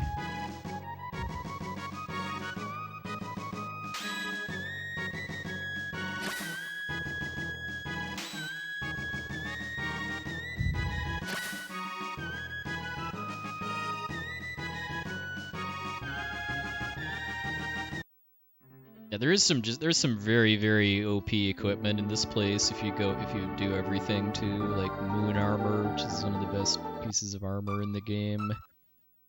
Valkyrie bow.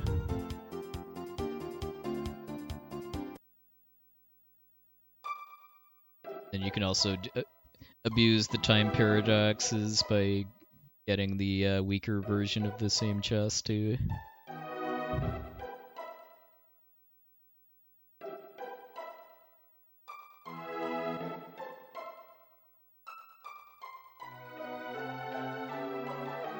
Yeah, it always kind of felt like there was something missing to me as far as Ayla not having a side quest and there not being any real side quests in 65 million BC other than the Sunstone, which I kind of see more as Luca's quest.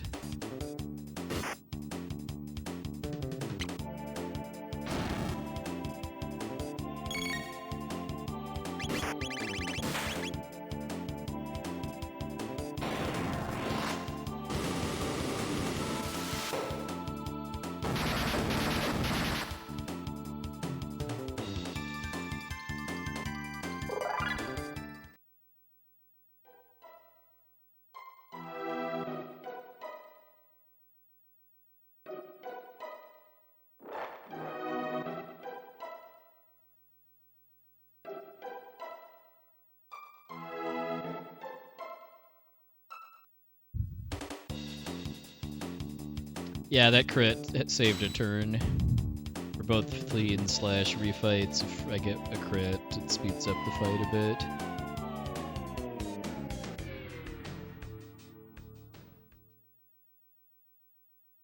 Something I didn't realize until somewhat recently too is that that same effect where the music just kind of falls apart is reused in Mario RPG. Or maybe it came from that. I actually don't even remember which game came first. But if you game over in Mario RPG, it does that same musical effect.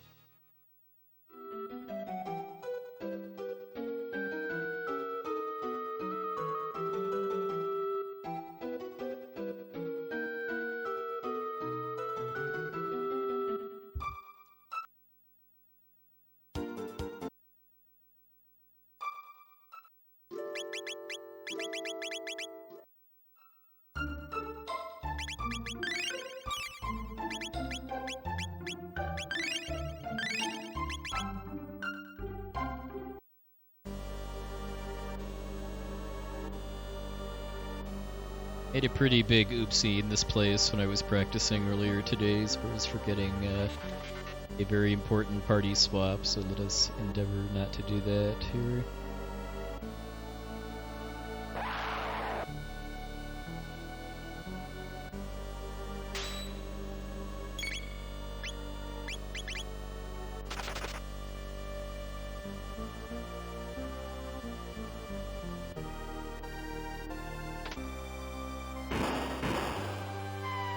Yeah, I'll be running this at SGDQ.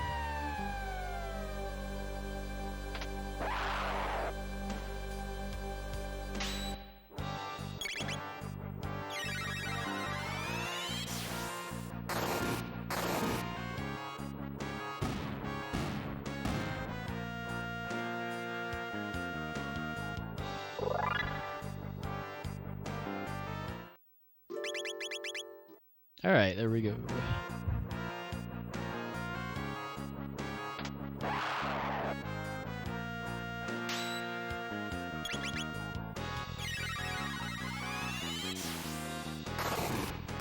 I like to refer to that cat as the Deus Ex Felina because it's never explained who or what it is.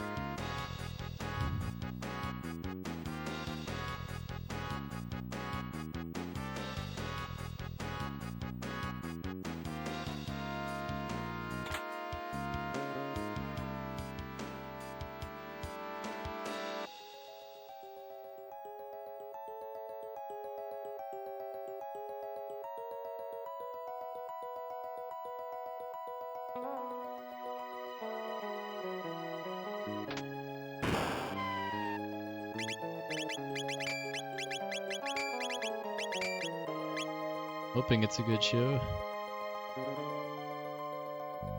I do feel a bit less nervous about that than my FF6 run last year, just because if I have to reset because of messing something up in this game, it's less of a big deal. Yeah, the blue rock is how you use Omega Flare.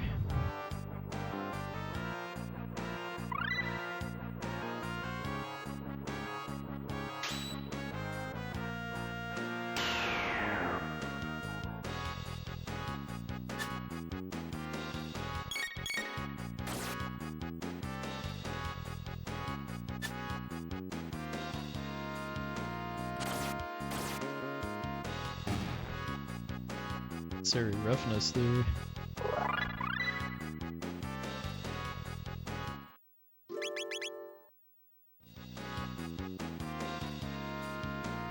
Yeah, I was super happy with how RPG Crit turned out in time for FF10, given how Trio of 9999 works.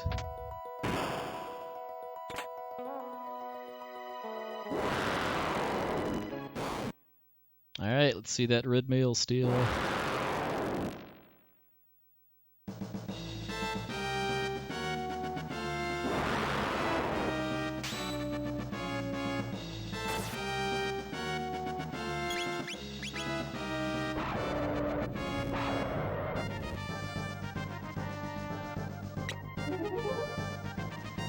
Red mail.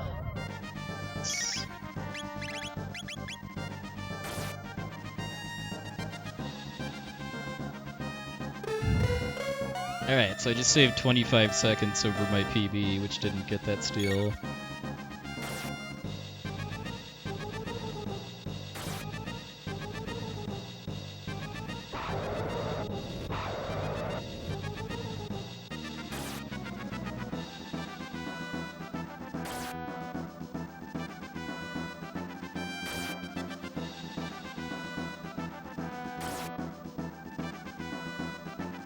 Crits just speed it up. If I got 0 crits, I would still kill it before it did barbecue. And even if it did, I'd survive. If it if it was still alive after that, then it would probably kill me, though, if it actually did a chomp attack on Megas.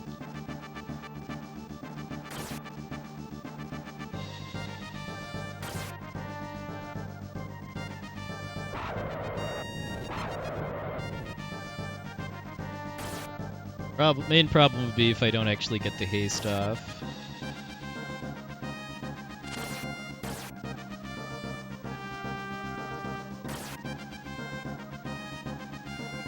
That was a bit on the slow side. Somehow still a meaty gold though. And I got a crit on Flea.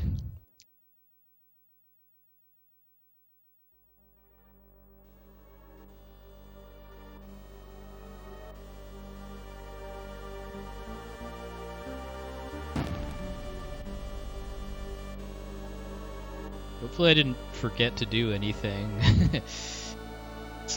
Sometimes makes me a little nervous about getting a unexpected gold. A Pixington, welcome in.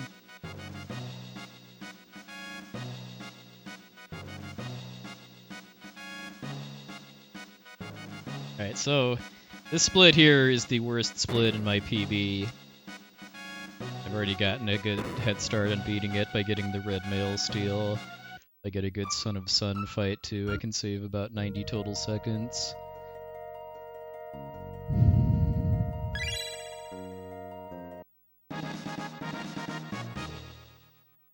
Hey Shentak, evening sir.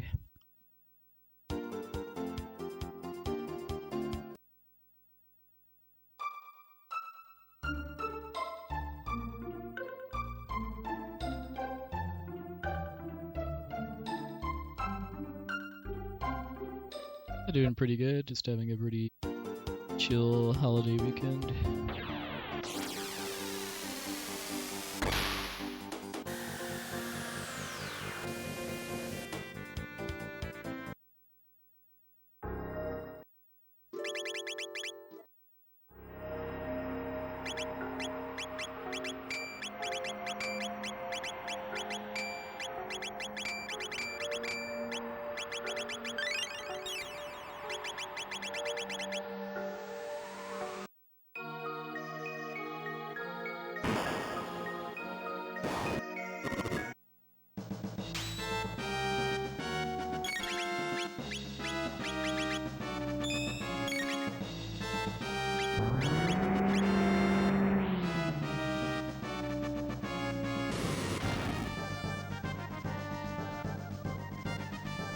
Nice. The right side.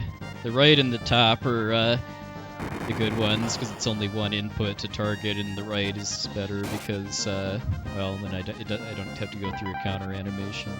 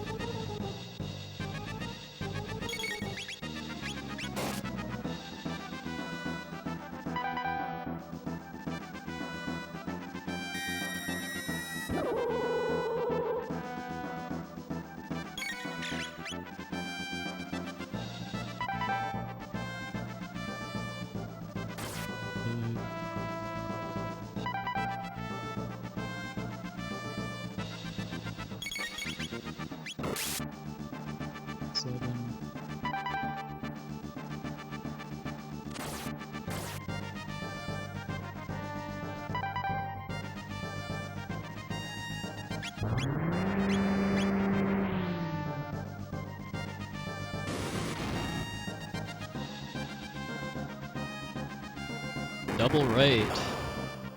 Hard to do better than this. I'm manipulated. Hits and I win.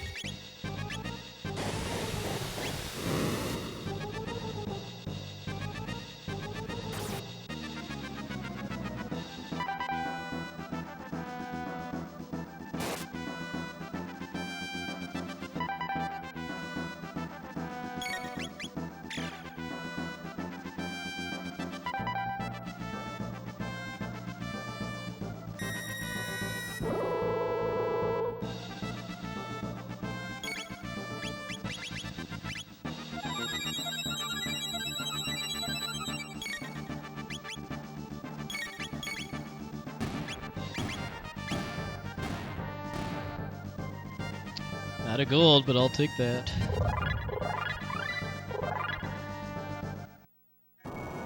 I just need to not choke. I do have a bit of time I can save in the Black Omen and on the Lavos Core fight, but for the most part, I just pretty much just need to try to protect my lead for the rest of the run.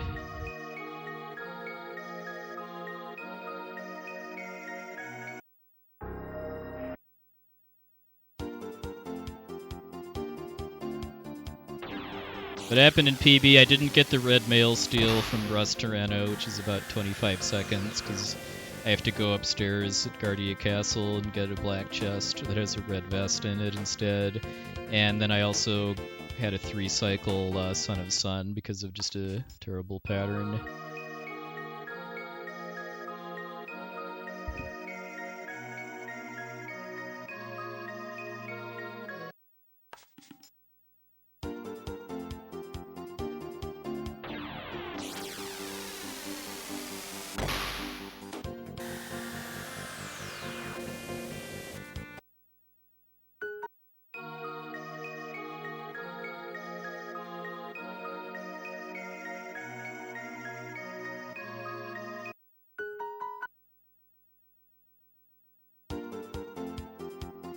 That wasn't the only disappointment with my PB too. The other one was that my internet went out for all of the Black Omen and Final Battles.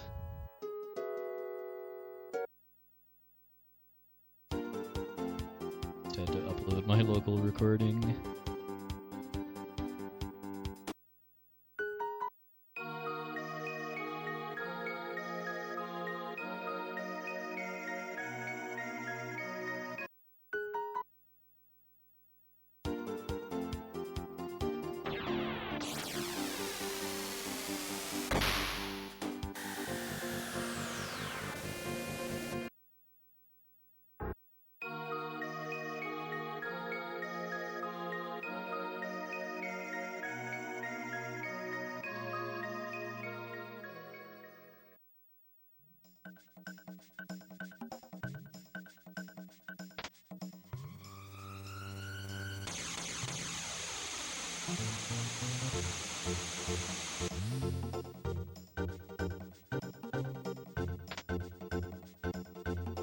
Good. Well, Idrana uses manipulation, so I don't consider his run to be competition, but definitely cool that able to get a faster run with manipulation.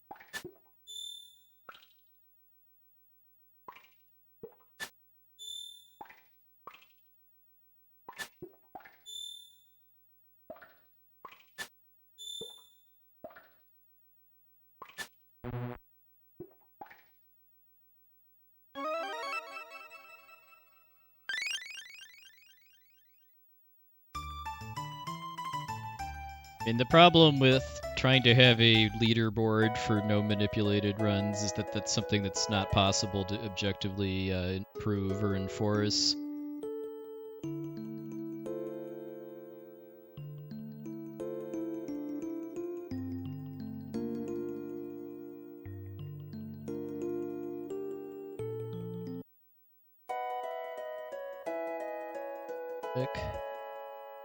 Picking up the clone can be a little buggy sometimes.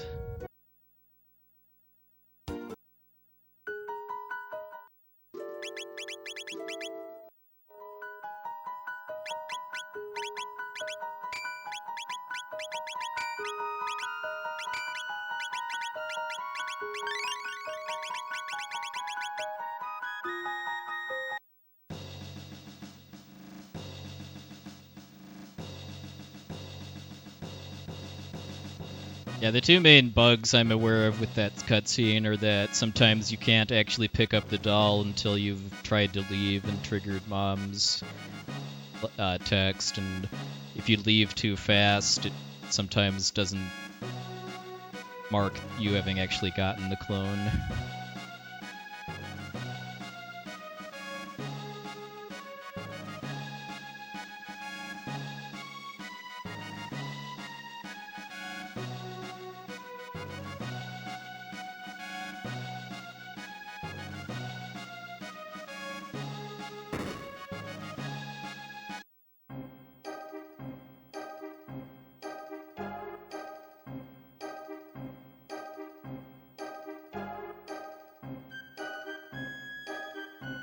But I mean, just the way I look at it is that, I mean, I have rules I set for myself for this run, and the main competition is myself and how far I'm willing to try to push down my time.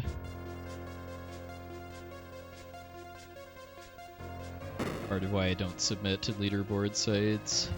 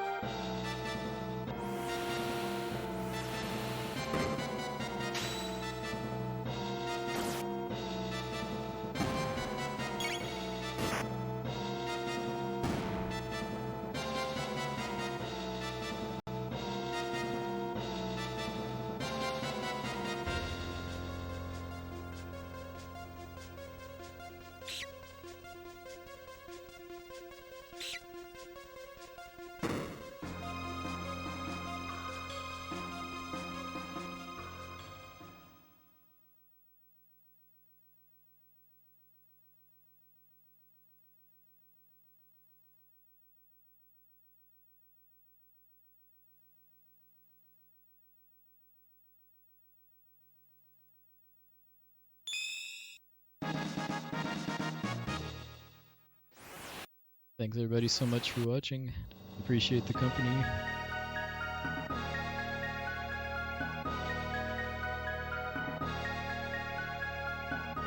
Well, it's chill because I'm sure a lot of people watching are either asleep or working on becoming asleep, and that is 100% okay with me. That's something I frequently do when I'm laying in bed, is put on some kind of video or stream with pleasant music.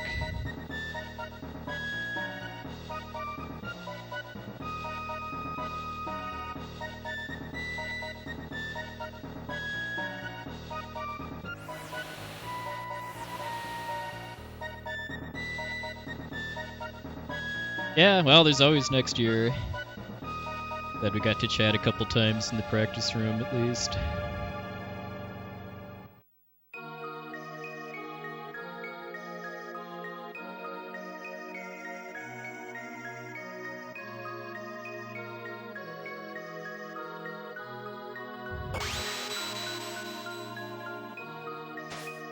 See the questionable video games you were having Mike and others play.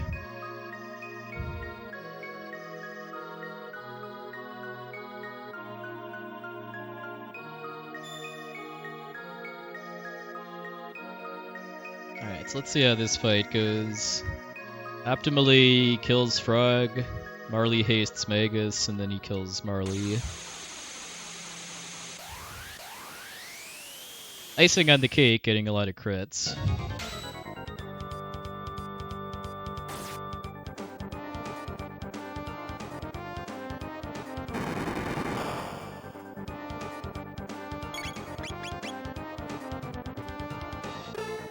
I don't think so. I think I don't think she joined Twitch until like 2015 maybe. Yes, got it. Let's just see some crits to skip his first needle attack.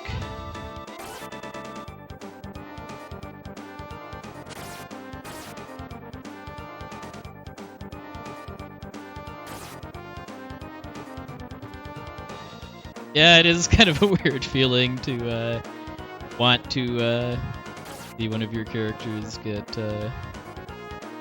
get murdered, but such is the way of using the Doomsicle strats.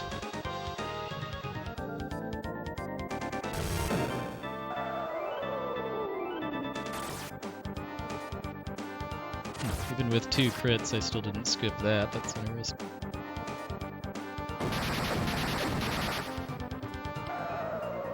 I wonder what happened in my PB for this to be just a truly unbeatable gold. I think the closest I've come to matching that gold is under, like, losing less than 10 seconds.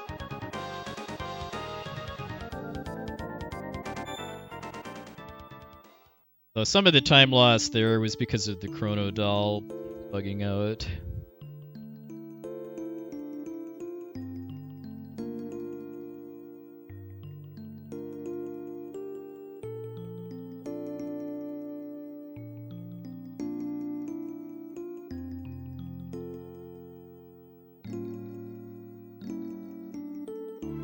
Yeah, it is. I have seen it. It's pretty powerful salt.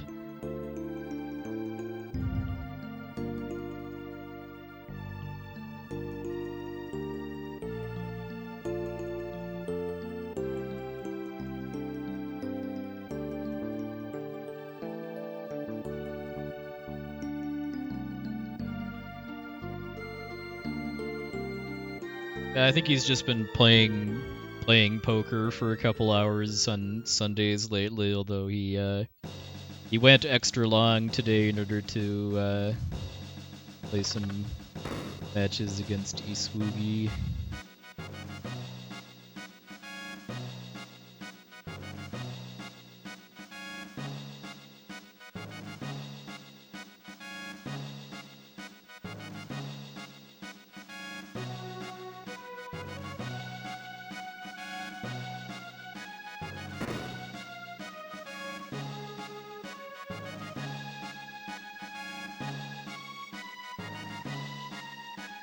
It was amazing background noise while I was practicing this afternoon for this run.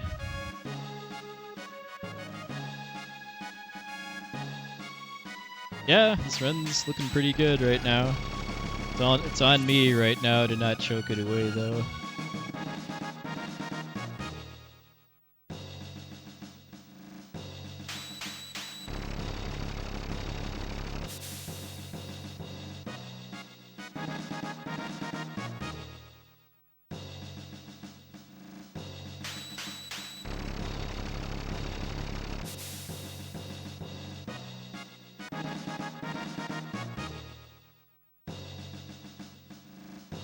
Racer.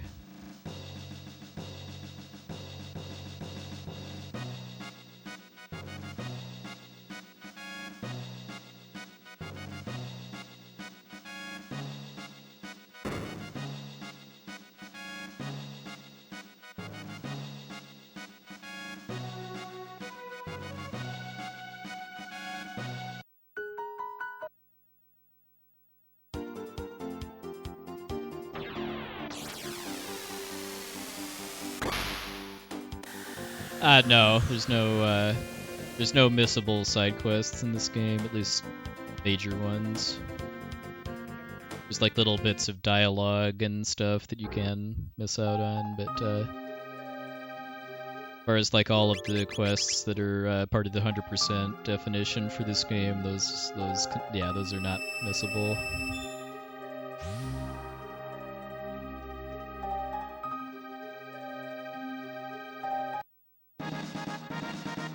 You can, but then you can actually talk to her in the last refuge commons, so you can never get permanently locked out of the sunken desert.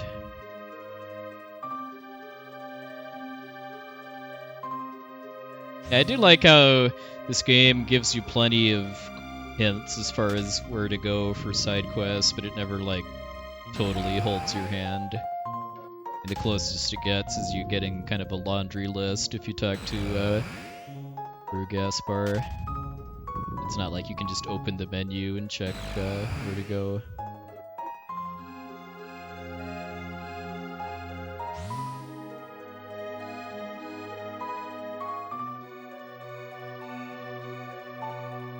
Yeah, if the plant lady at the last refuge commons didn't freeze you in place during her text, and you having to mash through all of it, it could be faster than to do it in Zeal Palace.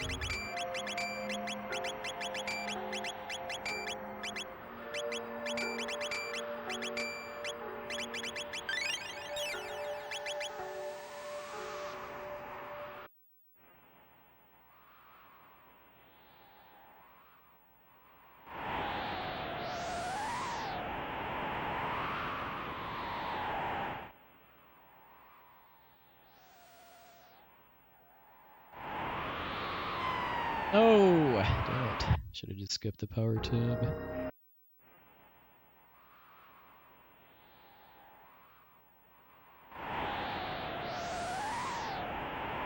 Once I saw that I kind of bonked on that corner, I really should have just cut my losses and gone for it. Well, that's 15, 20 seconds or so down the drain.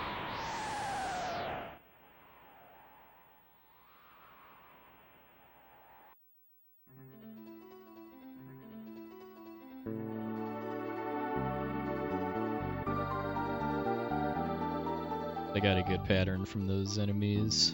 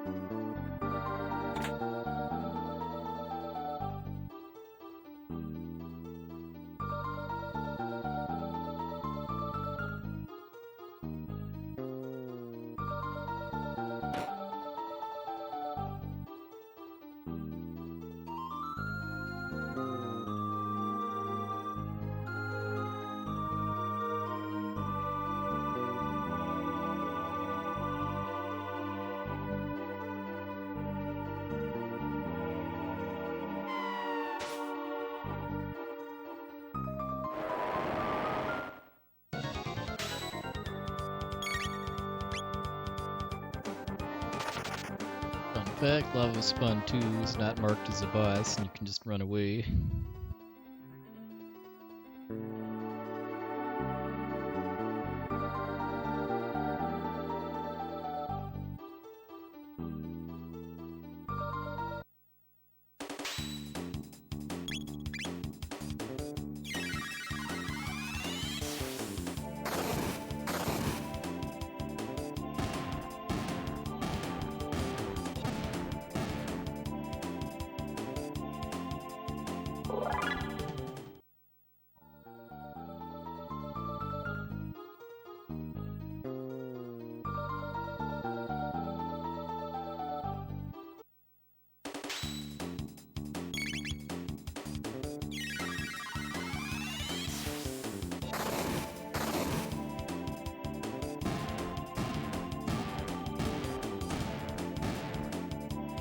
Hey, faithful Zod.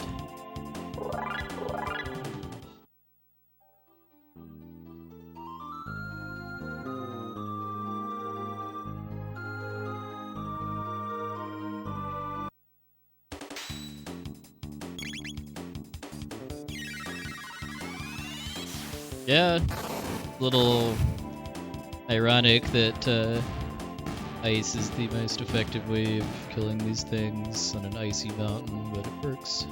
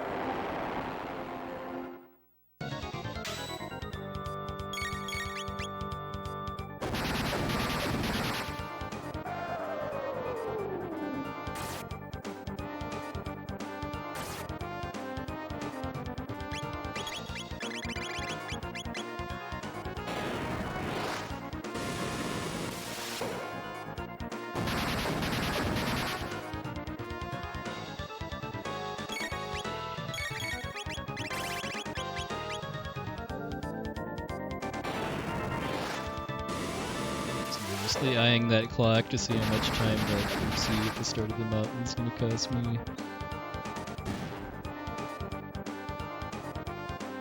It's looking like 20-ish seconds is probably dead on.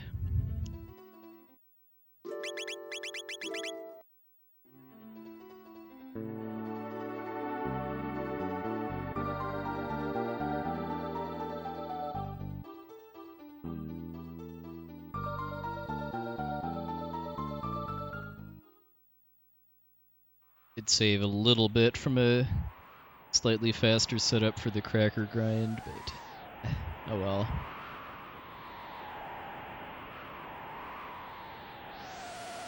One pace for a pretty sizable PB if I get first try conveyors up and nothing goes bad in the rest of the game.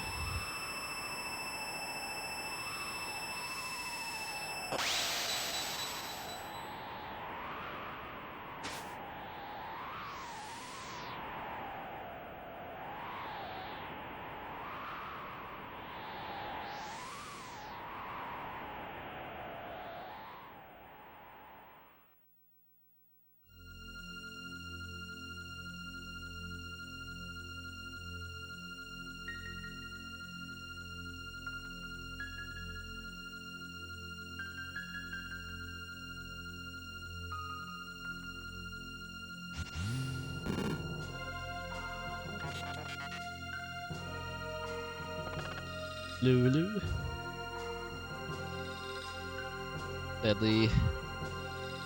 Sadly you missed, like, living best girl, but we get to see her in sepia flashback form right here for a few seconds. Hopefully that counts. You don't get a sepia flashback alpha door though, sadly.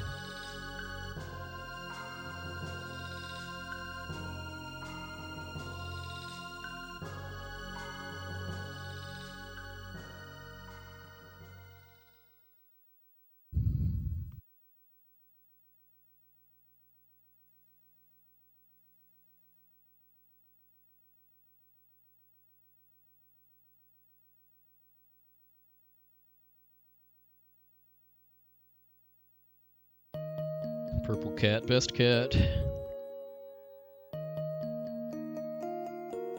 Yeah, they should have more characters that can hug Crono. Have Magus give a bro hug.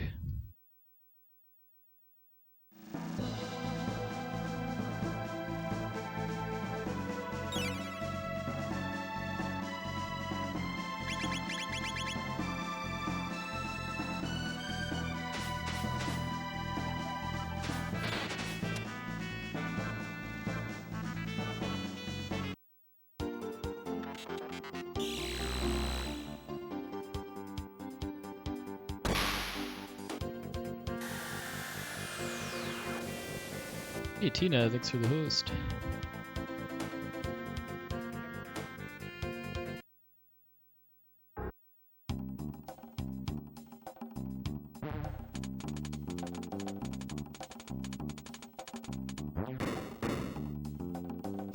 Thanks for the luck too. Game's mostly given me what I need, and it's kind of on me to not choke it away at this point. Hey bro, thank you very much. We'll endeavor to kick some, right, in the near future, debuggist booty. That's a very amazing translation for the ultimate form of robot enemies. We go from bugs to debugs to debuggers to debuggists. I think that's the progression. I forget if there's 3 or 4 flavors of this monster sprite.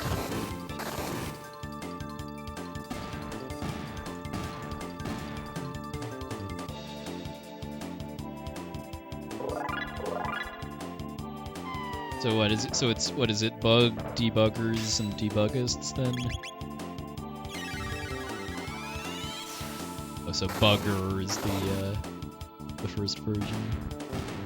Keep meaning to look that up and get around to it. Like many things in life.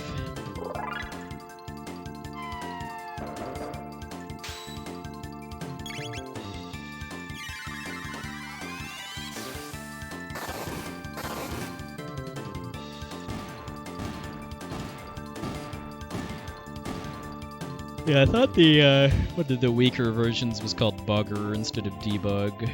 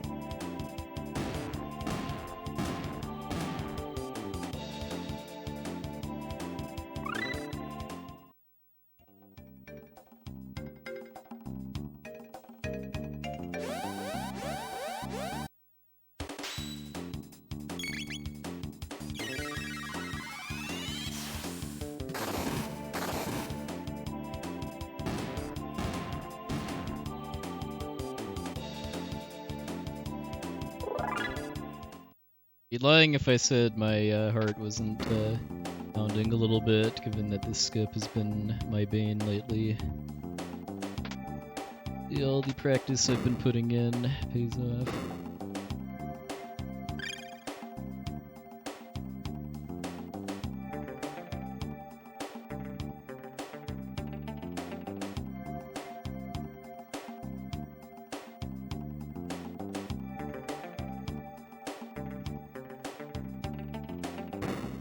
Yes.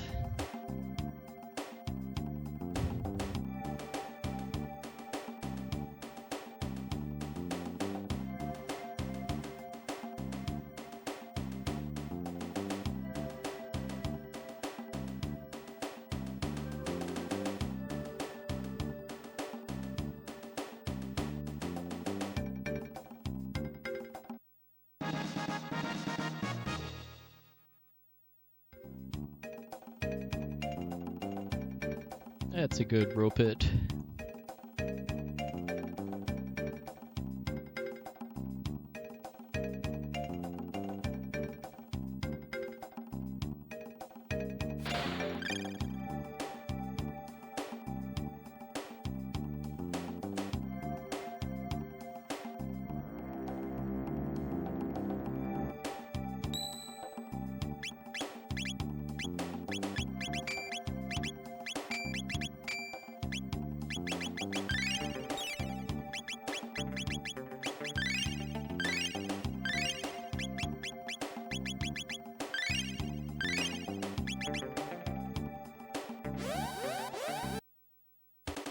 Yeah, Sunken Desert is the last quest I do. Well, I should say finishing that quest is the last thing I do, because I beat the boss, and then I go finish Magus's quest with fighting Great Ozzy, and then I go fix the forest, which is required to actually mark the quest complete.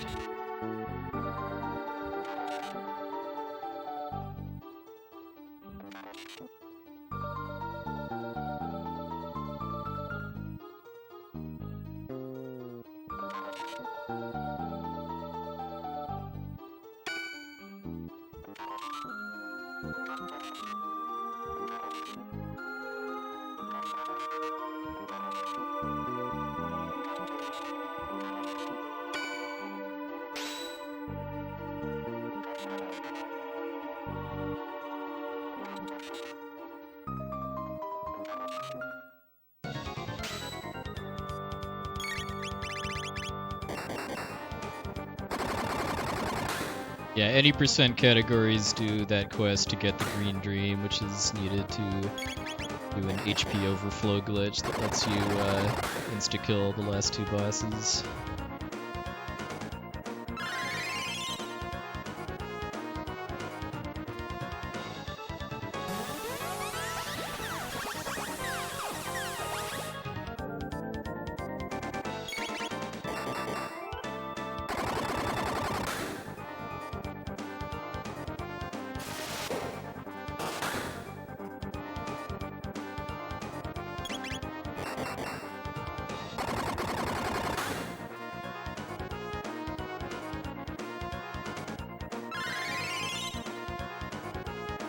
Sadly, Prometheus kind of exceeds the character limit a bit.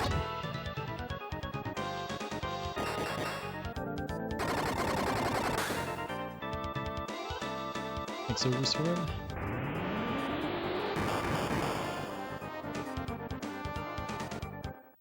Decent number on Robo, too. Beat him at mid-tonic and call it a day. Or full tonic.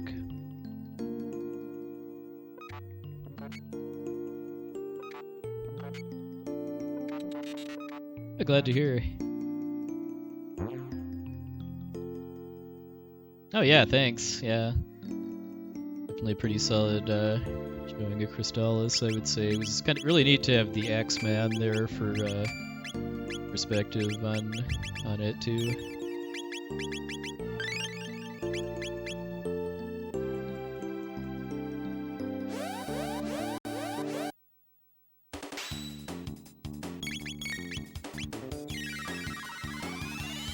Yeah, I thought we. I agree. I thought we paired up pretty well as far as kind of me leaving the technical commentary to him, and then me kind of handling the play-by-play for how the run's going and stuff like that.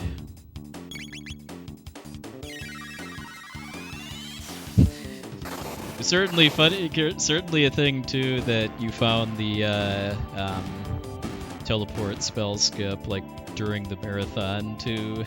I don't think Dragon Dark slept very much the night before his run because he was busy rerouting it.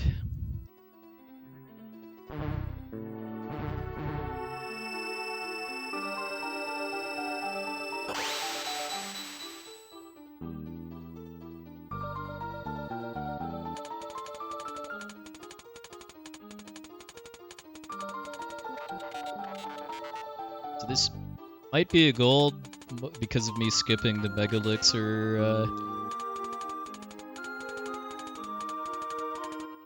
I don't feel I really need it anymore.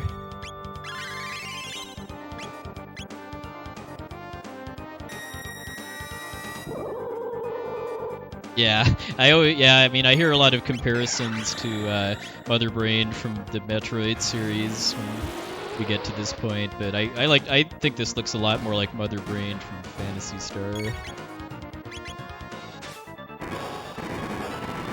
Yeah, it was too bad. Dragon basically kept him from getting a 58. It's insane to get in a marathon run.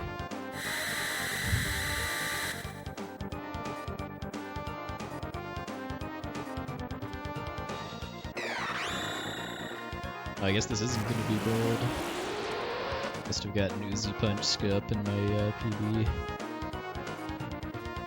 As far as not getting Uzi punched by Atropos at the end of the fight.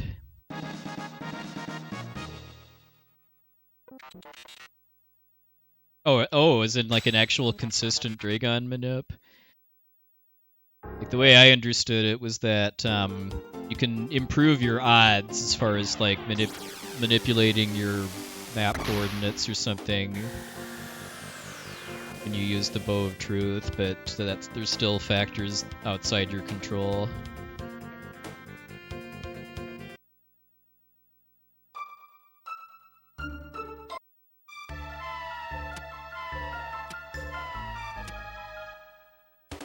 Oh, interesting.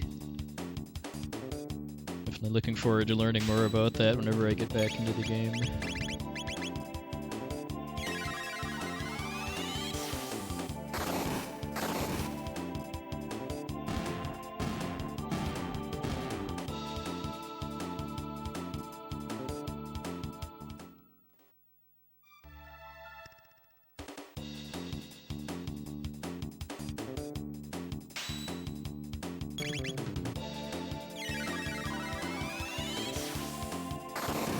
Ah, okay.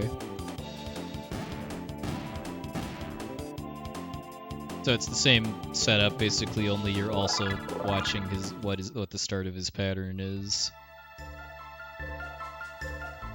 Some extra magic from there.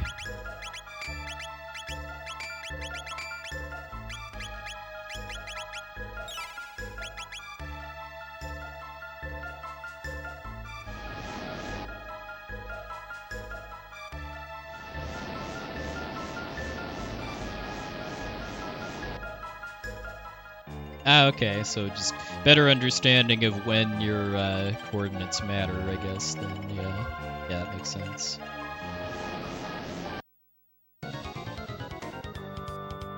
Oh, thanks, Disposable Hero.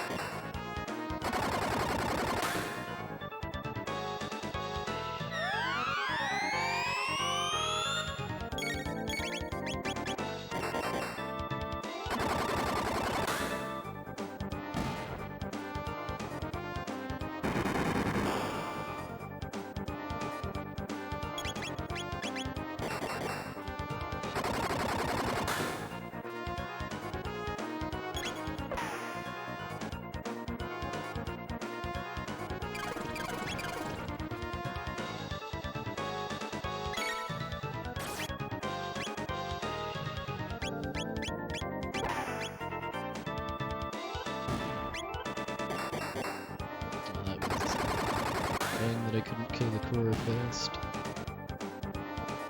I still gained a little though.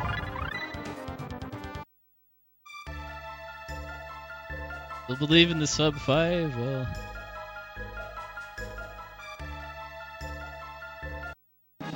maybe some slight disappointments on that front.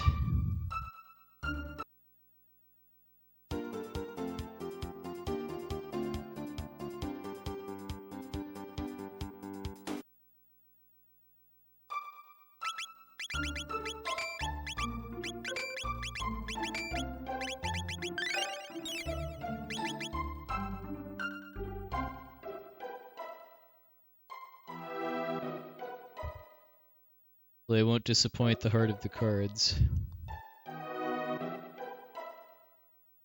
Become a Heartless or something.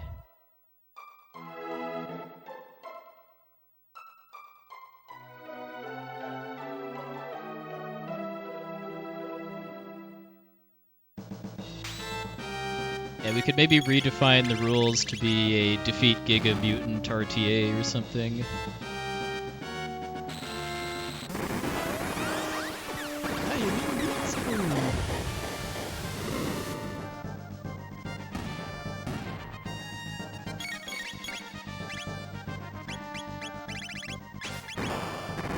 I don't actually remember how far off the in-game time is for this category.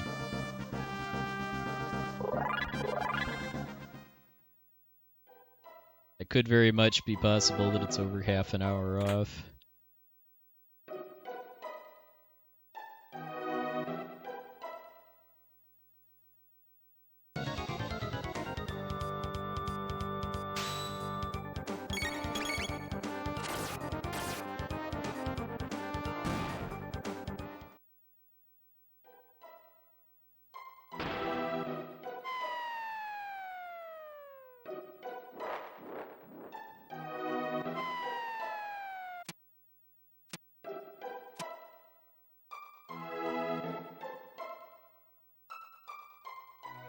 Yeah.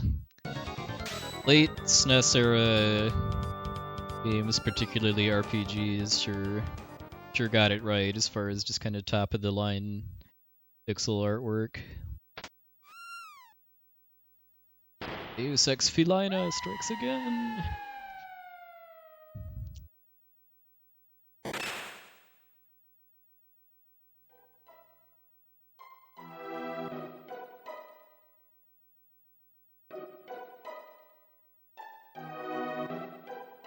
I do feel like I'm on the verge of being able to route out having to come back here with Omega Flare to finish off Magus's quest, but it's going to take some fairly significant changes to the endgame routing too. It's like just having some different strategies for the last bosses that I can do at lower levels than what I'm doing in this route.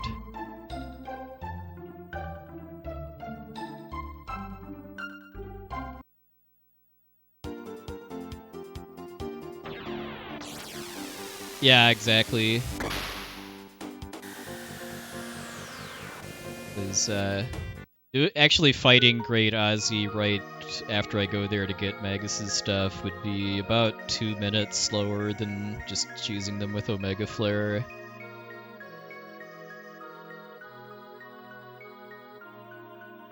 I do think I'll eventually be able to make a route where doing that is at least somewhat faster, because I do lose about roughly a minute or so in extra movement from having to go back to full clear the fort, but just the amount of time the amount of time I save on that fight makes up for it, at least with these strats.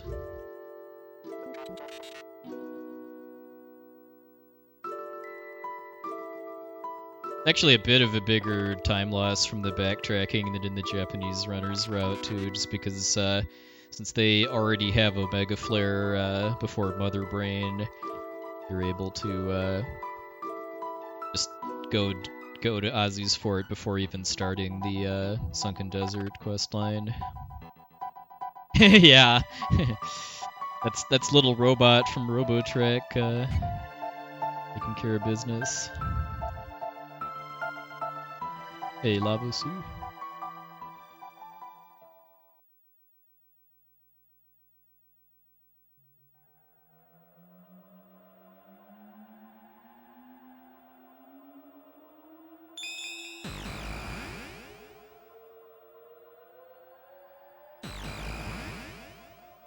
Alright, so barring like some kind of choke on my part, the main thing standing between me and getting a nice PB is the elevator RNG and the Black Omen, and then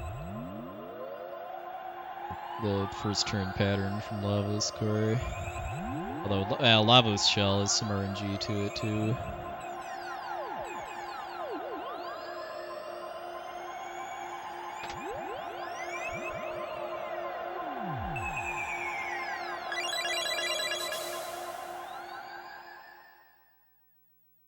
Quadrev bomb. Sounds dangerous.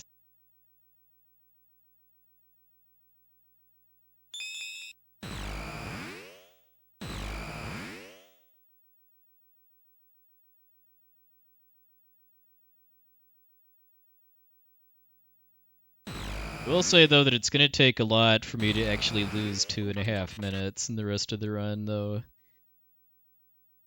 And if I just got absolutely crapped on by RNG, I'd probably still be, like, about 60 seconds ahead. And let's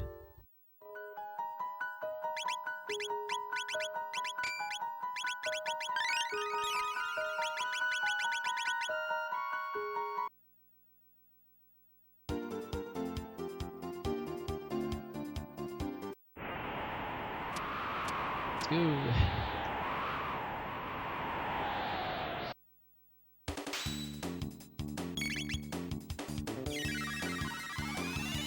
Oh, same. I mean, the game doesn't really give you a very good explanation of how to actually enter the password. Like, I didn't know that you had to actually examine the glowing computer terminal before you could actually input the password.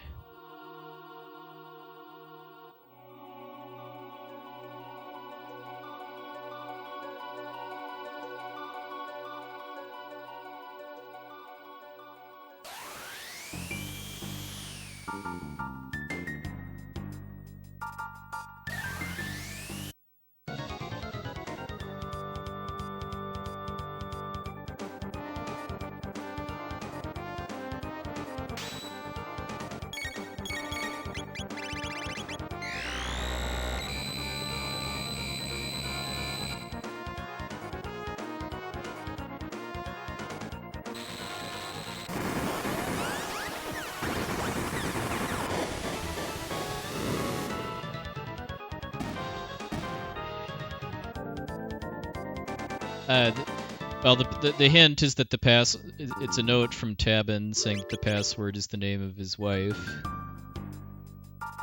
and you have to know that his mom is named Laura. Conveniently spelled with letters that are on a Super Nintendo controller too.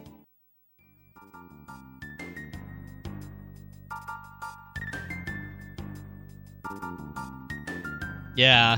I mean, that's definitely a big no-no by modern information security standards, that's for sure.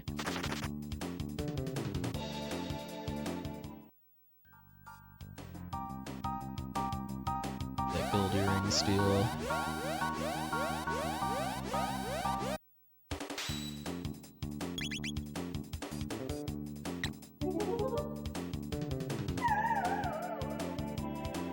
Right.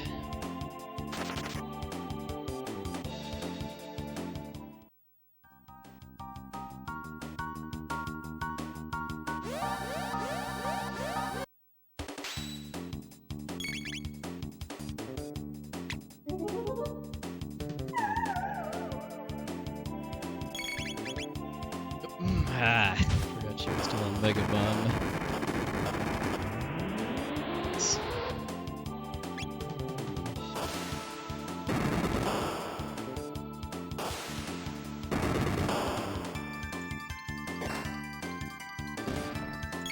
Let's try to steal the second tab now.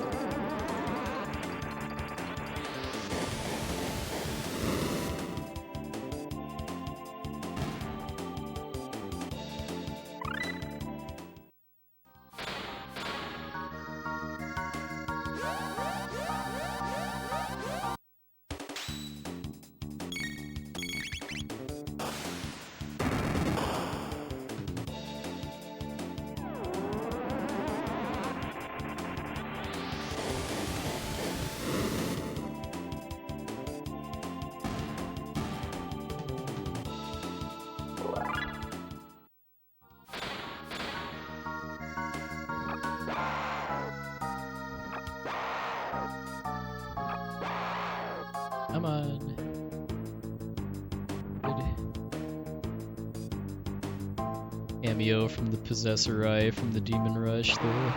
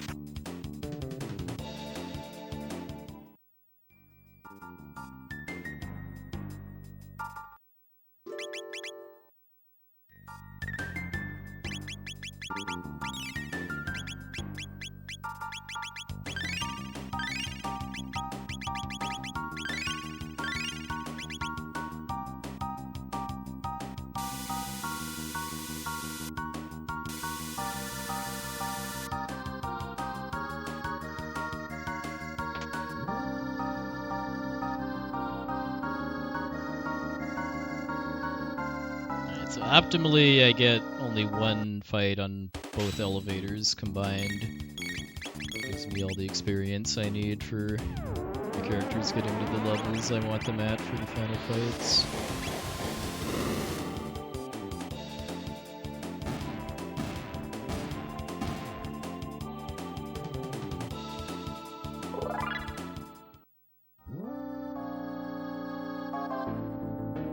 Just one on the first, that's good.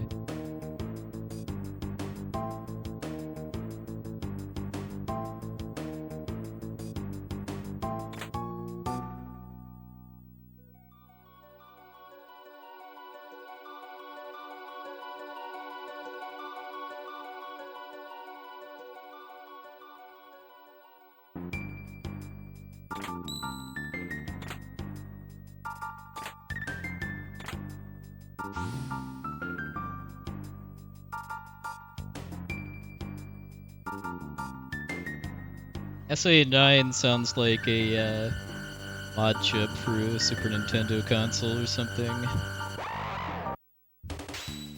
Like the SA1, only 9 times better.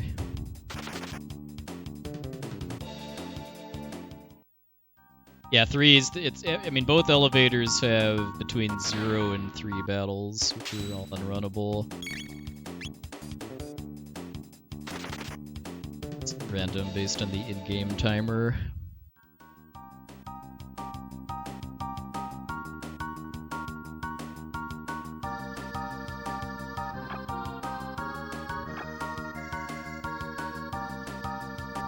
iPad in there.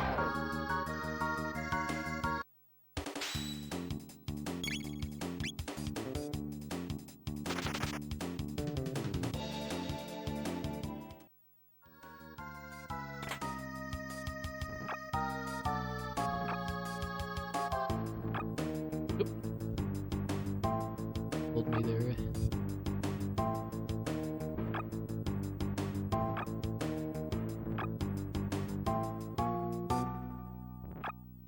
Come on! That might have been faster to just get the encounter and then run away.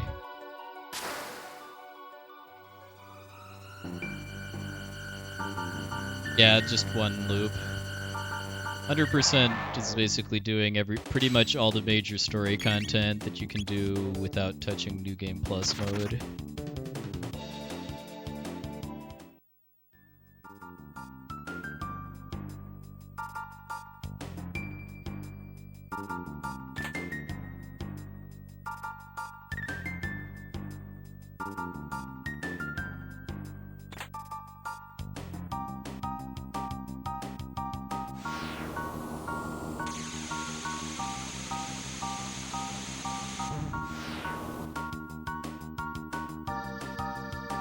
Yeah, when I casual play RPGs, I pretty much never run away from encounters.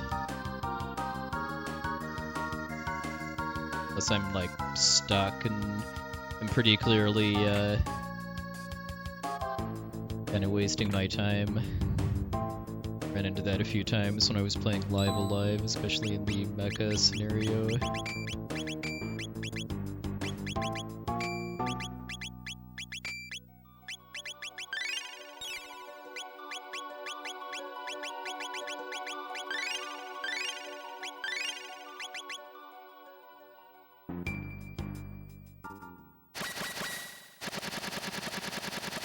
Able to squeeze out a little time gain here thanks to some kind of decent overall average RNG, even though the eyes were kind of trolls.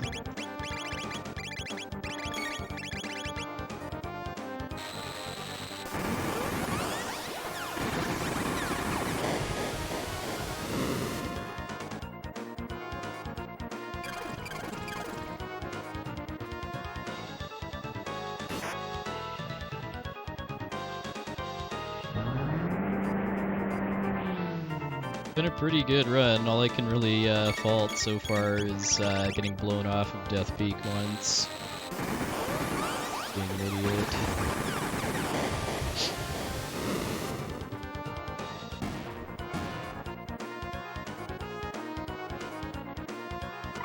Alright, there's your sub 5, Pfizer. Are you happy?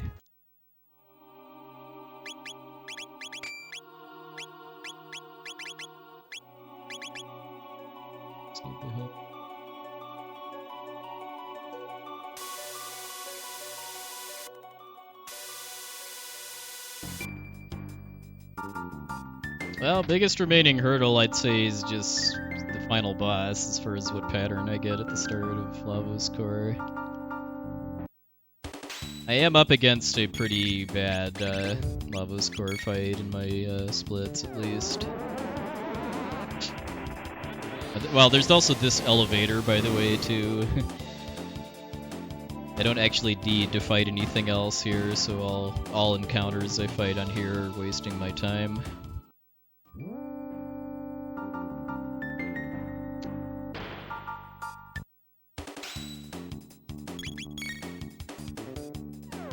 Please don't give me the goons, too. That would be the pain.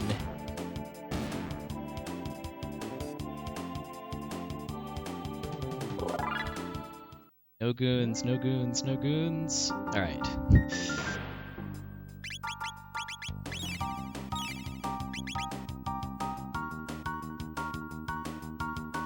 Goons are the worst because it takes 2 spells to kill them.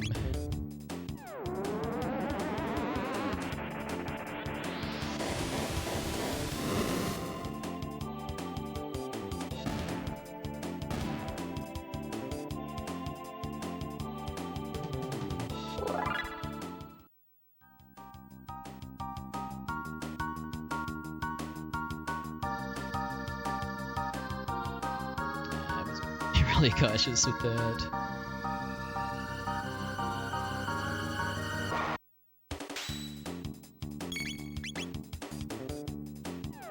How many time wasters in my PB? Probably 3 or 4, just given that I, every time I've been running against these splits, if I have 0 or 1 elevator battles, I save time on my Giga Mutant and Lavos Spawn splits.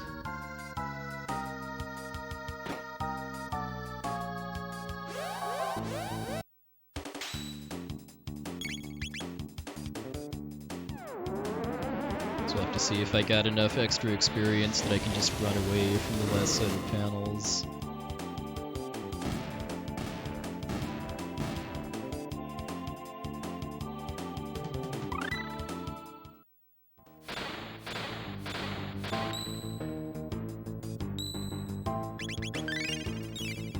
Probably not if I only had 3 total.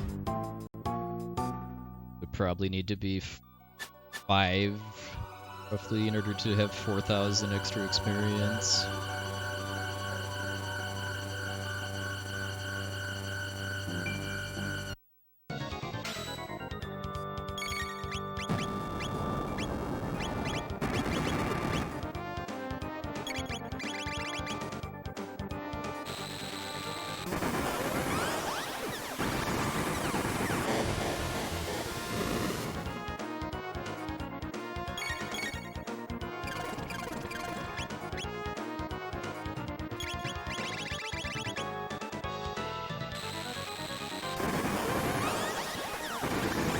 Sounds like a bad ROM to me.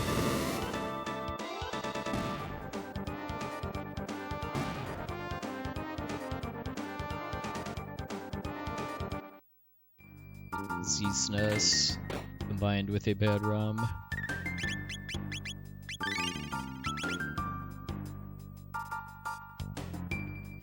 Do not play the PS1 version, but DS is very nice though.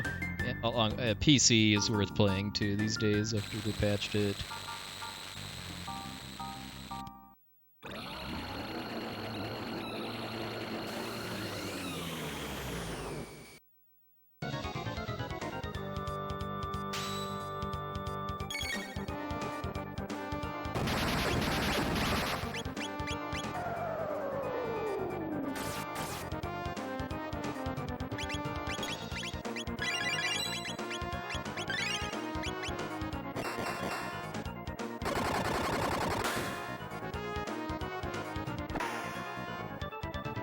Oh, Luca.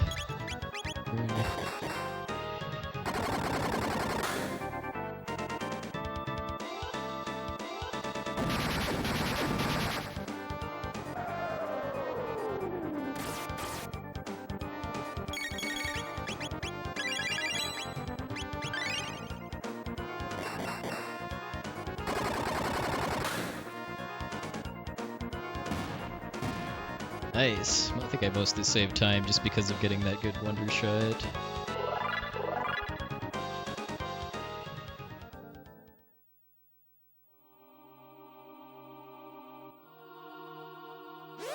Hey, Karakarn, thanks for the host. How'd the FF10 run go?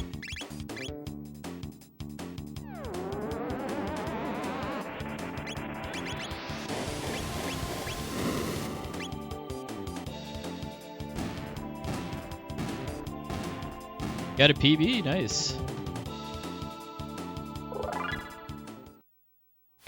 Get the record back, or was it more like a 10-13 or something?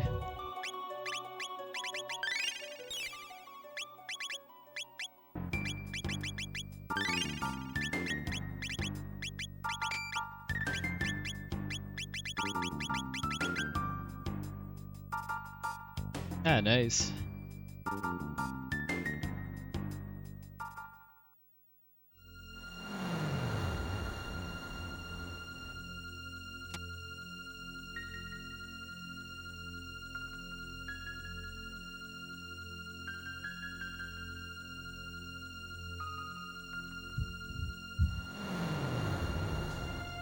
I'm on pace for a pretty solid PB at this game, although it's not over till it's over. Final boss could still match at least a good chunk of that away.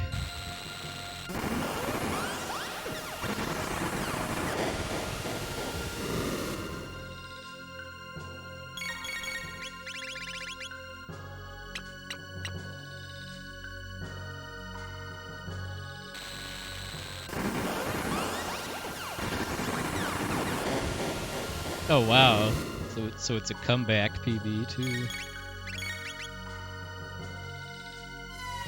Relation skip too.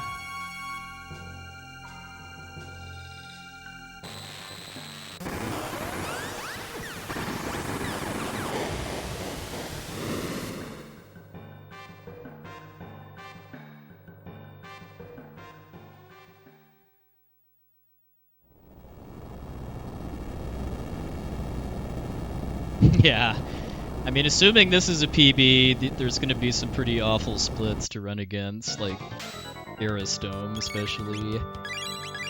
How many crits I got on Guardian.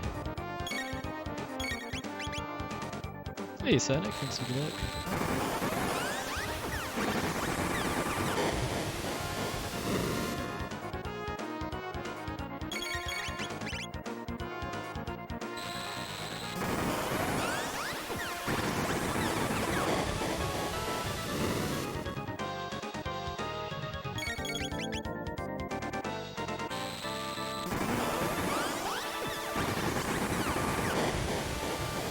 Fun little trivia, by the way, this boss is bugged in the English version of Chrono Trigger, where it just kind of, you hear the enemy death sound effect and then it just abruptly disappears. The Japanese version actually has a full boss death animation.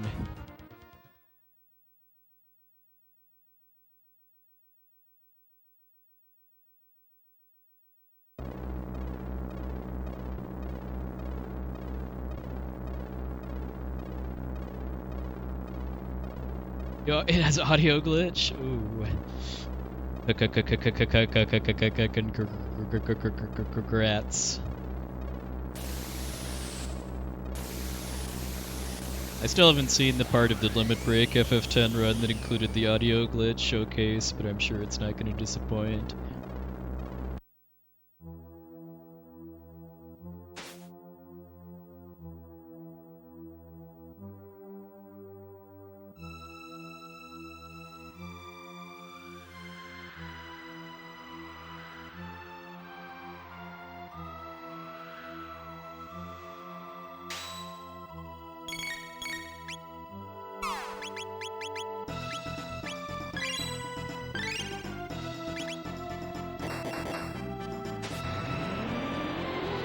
Still watching the whole marathon run by run, like I'm on Final Fantasy Tactics right now.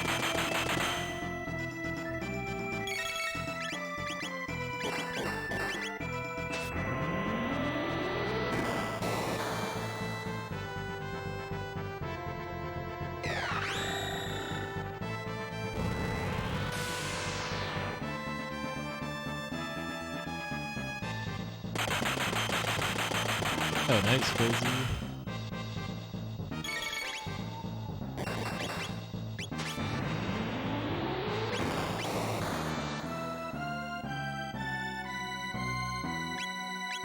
Uh-oh. Hand hasn't gone yet, which is a bad sign. Okay. That's scary if the hand hasn't actually attacked yet when Halation goes off, because it might be able to snipe my characters when they're at 1 HP.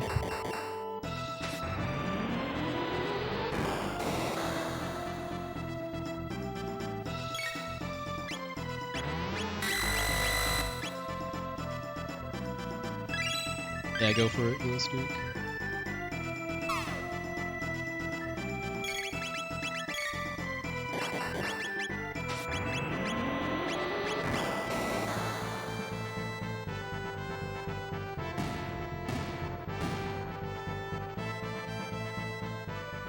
Right, nice. Didn't get the Halation skip on Zeal 1, but the rest of the gauntlet was pretty solid.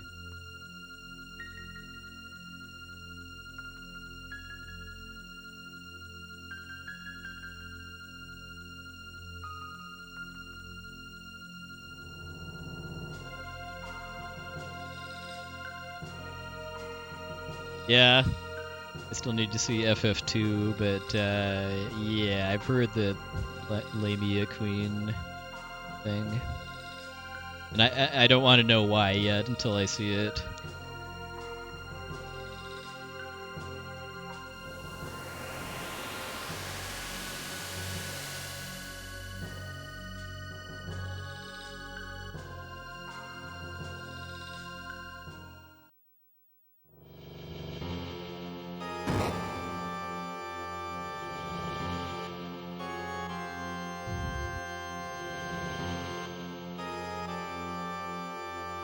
You can steal some good stuff from Zeal 2's hands, but I know they've got like insane amounts of health, defense, so have fun trying to actually fight them.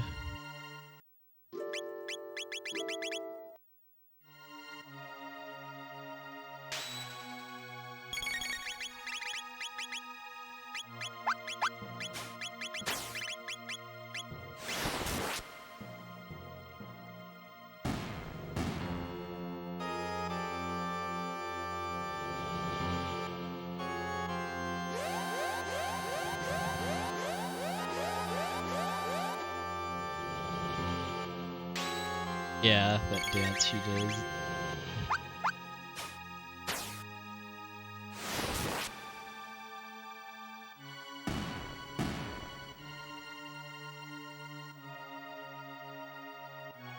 Maybe I shouldn't have actually skipped the 2 ethers and the Genodome. I'd actually have to use some elixirs, which have a slightly slower animation.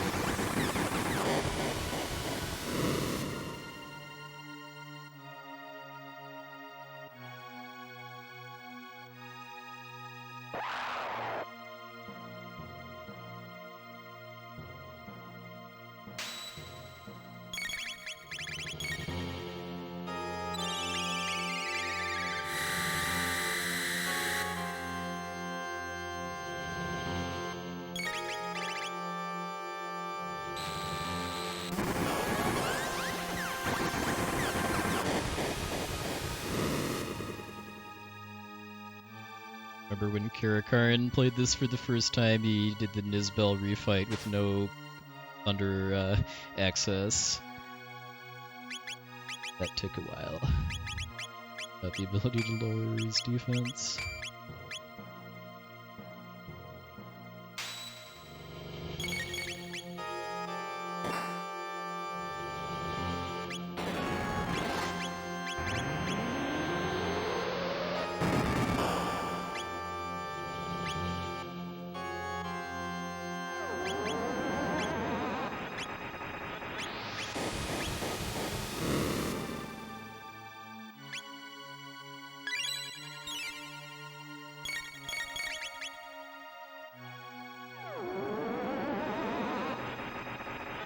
Nizbel refight, if you don't have lightning, takes about half an hour.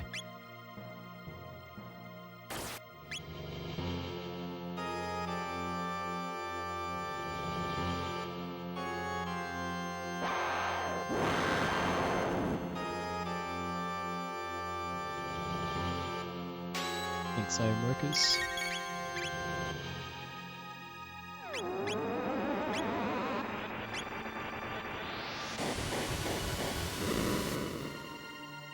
to have exactly enough full ethers. Boss rush.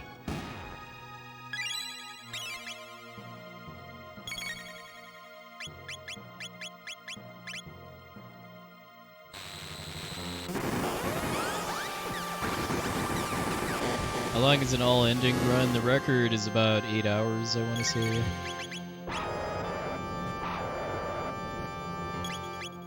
With glitches and manipulation, of course.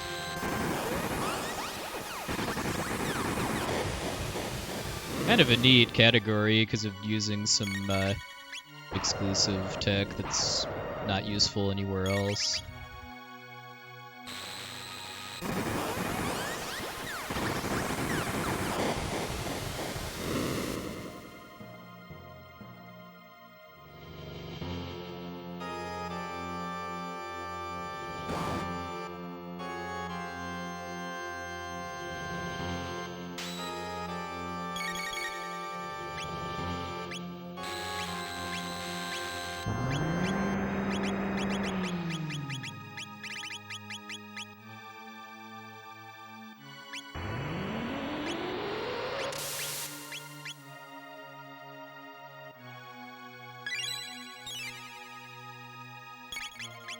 Oh, thanks for the host, Maniacal42.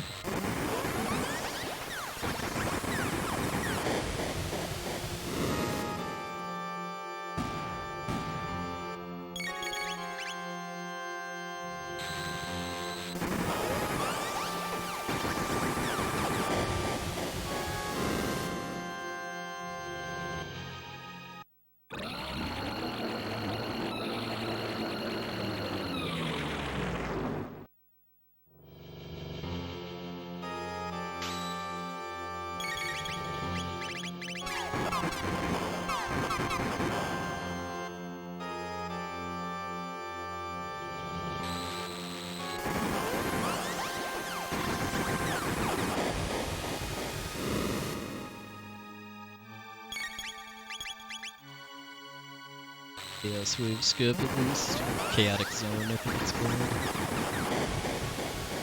Bit of time there somehow.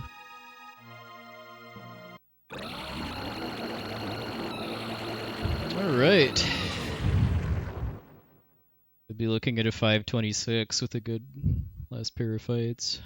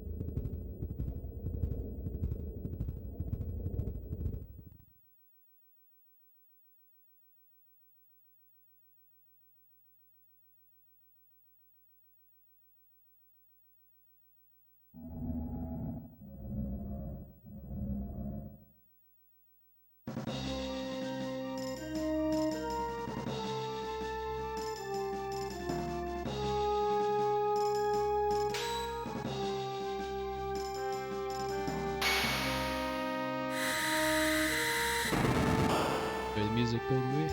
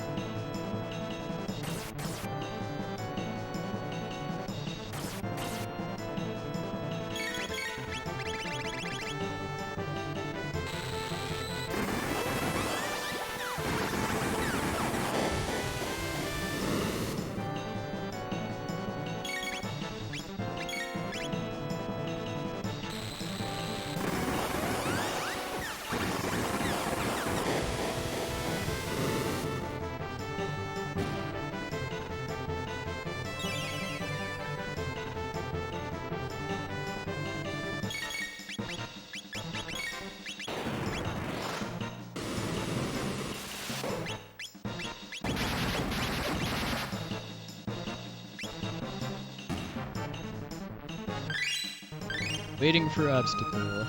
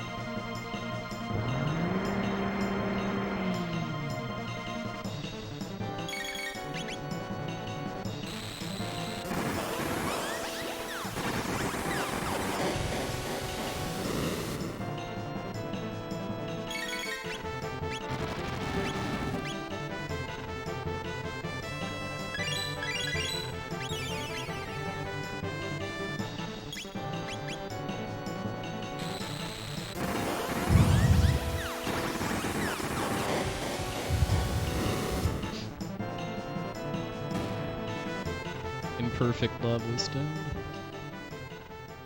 We just need to see what happens at the start of the core fight. Best possible pattern is immediate time warp to 1000 AD. Worst pattern is single target attacks. Either crying heavens or slapping.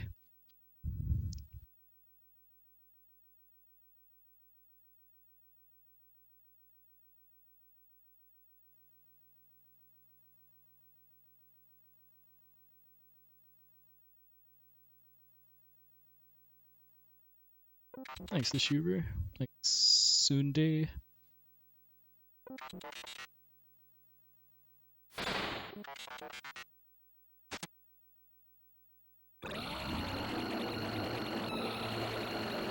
Yeah, the background is telegraphing what his next power attack is going to be.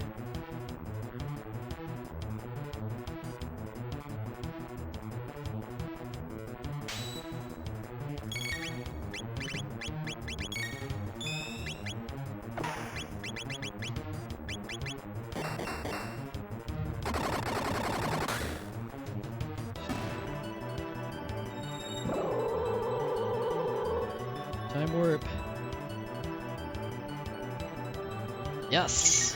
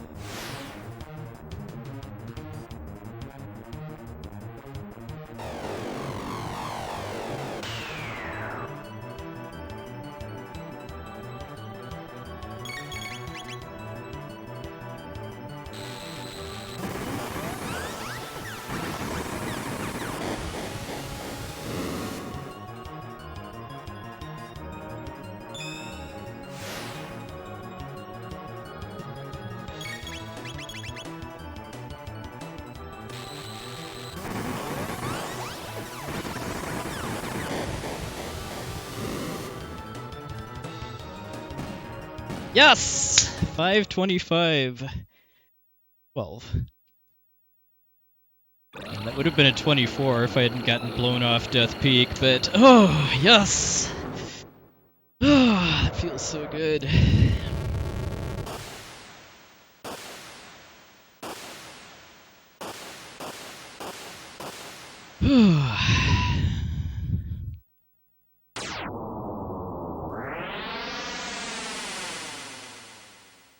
Thanks for the GGs, everybody. Thanks for destroying my chat experience.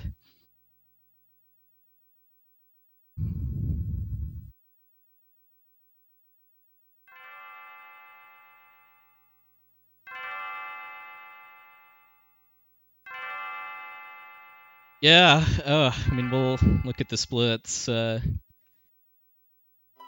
we're enjoying the credits music, but yeah, I mean, the only really quote-unquote big thing I can think of that didn't go well in that run for being unmanipulated and with the route I used was getting blown off Death Peak once, which was 15-20 seconds or so. And it's still, even with how the RNG in this game works, that's still kind of a dangerous game to play too, because the RNG for the eyes and the Black Omen and also the elevators is based on the in-game timer. So if I hadn't gotten blown off, then for all I know, I might have just gotten owned really hard by that stuff. Yeah. Yeah. Nice to finally be able to get a good PB on a night where more people are able to stay up and watch because of off work tomorrow. It's good to us. Or just being up early if you're like Faizu or other people in across the Atlantic. Can I do it again real quick? Sure.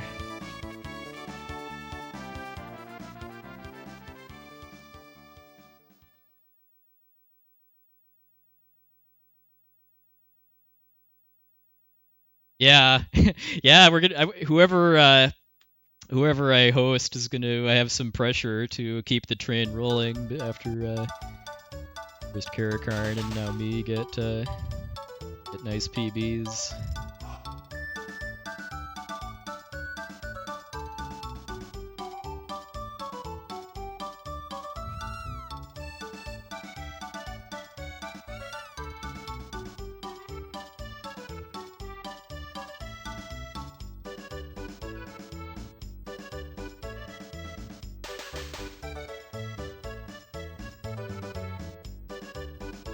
Oh yeah, Sedlak has all of the Z1 records again.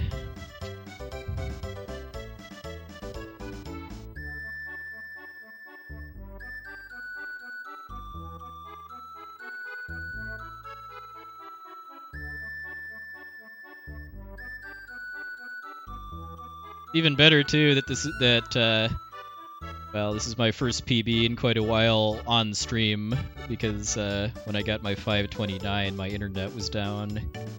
Died right before I entered the Black Omen too, so the last hour of the run was in total solitude.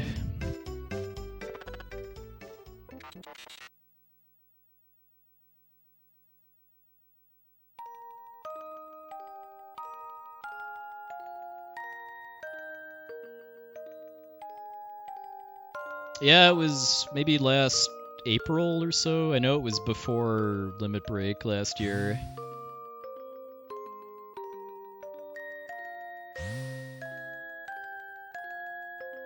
Hey, welcome back. Well, I think you're pretty much looking at it as far as what getting present day time warp saves over getting single target spam, about a minute.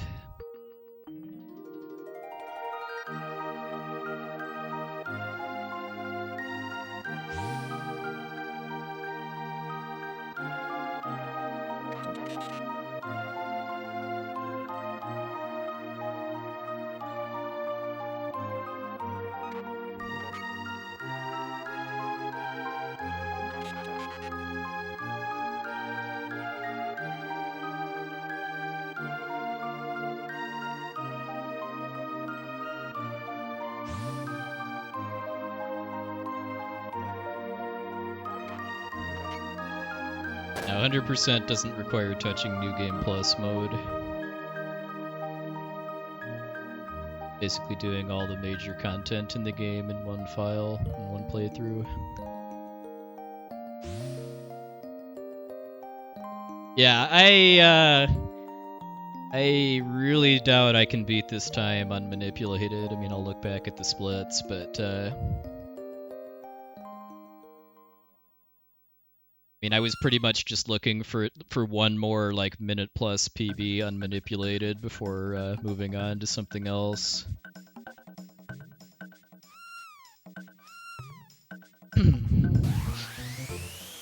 Yeah, I would call this minute plus.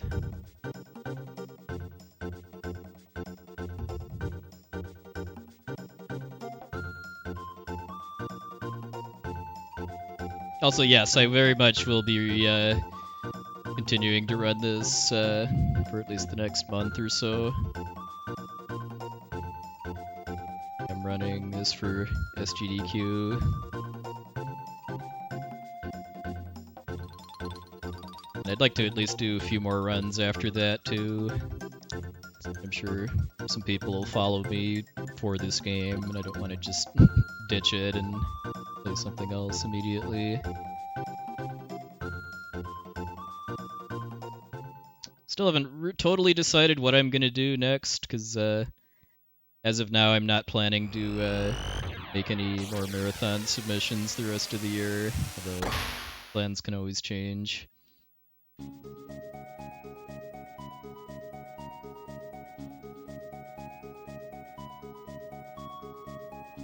Right, so let's look back. Alright, so I think I had a kind of a mega ets fight. I got guilty verdict, a good dragon tank pattern, though I didn't get any meaningful crits. I had a ridiculous guardian fight for being unmanipulated. I think I had like 3 or 4 crits from Crono. I mean, unmanipulated a one-cycle Guardian I think is flat out impossible, since I think you need the Berserker in order just to be able to do enough damage to kill it in one cycle. I had a terrible acid fight, although acid alkaline was alright. Hecaran was a big jerk. He killed Crono by focus firing him down in the first cycle. I was able to kind of improv a little bit and pull it back. Lombor was okay. Got 1 crit from Robo, though it was on the legs. Typical Nizbel segment. I had kind of average flee and slash fights. I had a really good rest of Magus' castle. I got the good movement pattern from the gargoyle enemy on the 10 tech point fight I take, so I was able to kill 2 of them with Flame Toss. And had a good Magus pattern. It was fire, ice, fire, lightning, and then I got 2 cycle. And with this doing a safety mid tonic. Ranolair, pretty solid. Imp was okay. That time loss is mostly actually from getting the extra power tab, which ended up paying off, because I don't think I would have killed the Rubble first try without power tabbing Ayla going into it. I had 2 extra encounters in the Ocean Palace, one on the stairs, and then I failed one of the scouter skips. So, I also got a really good movement pattern from the 4-pack that doesn't start in a nice little Falcon hit line, so that's nice. I missed Missile Skip on the Blackbird. I don't know why I golded Rust Tyranno segment. I think it must have just been finally being on my game as far as all the various story triggers for the start of the side quests. I did get the red mail steal. I got a great Son of Sun pattern. I don't know what happened in my previous PB as far as why I can never compete with that Yakra the 13th split, but segment went pretty well. Death Peak went well, aside from the fact that I bonked a corner and then got blown off, which was just a really stupid mistake. And I should have... after noticing I bonked on the corner of the Poyozo doll, I should have just bailed on getting the power tab and just gone. Hindsight's 2020.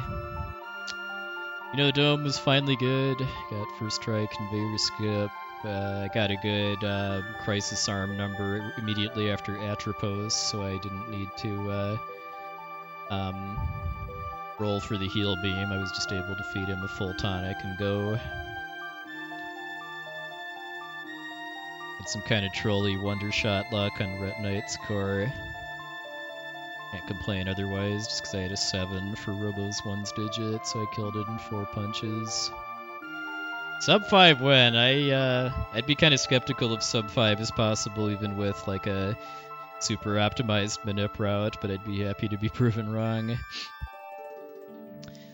And as far as the Black Omen goes, my eyes luck was a little on the bad side of average. Like, I think I had to reload the first eyes room like 4 times, 3 or 4 times before it was closed. I had 3 total elevator battles, so that's about 40, 50 seconds lost from that. Got first try gold earring steal. Didn't have too much trouble with stealing the speed tabs, although I think I missed one. Oh yeah, I did also derp and throw a mega bomb instead of use flare the first time, but I just kind of rolled with it and stole both of my tabs from the same fight.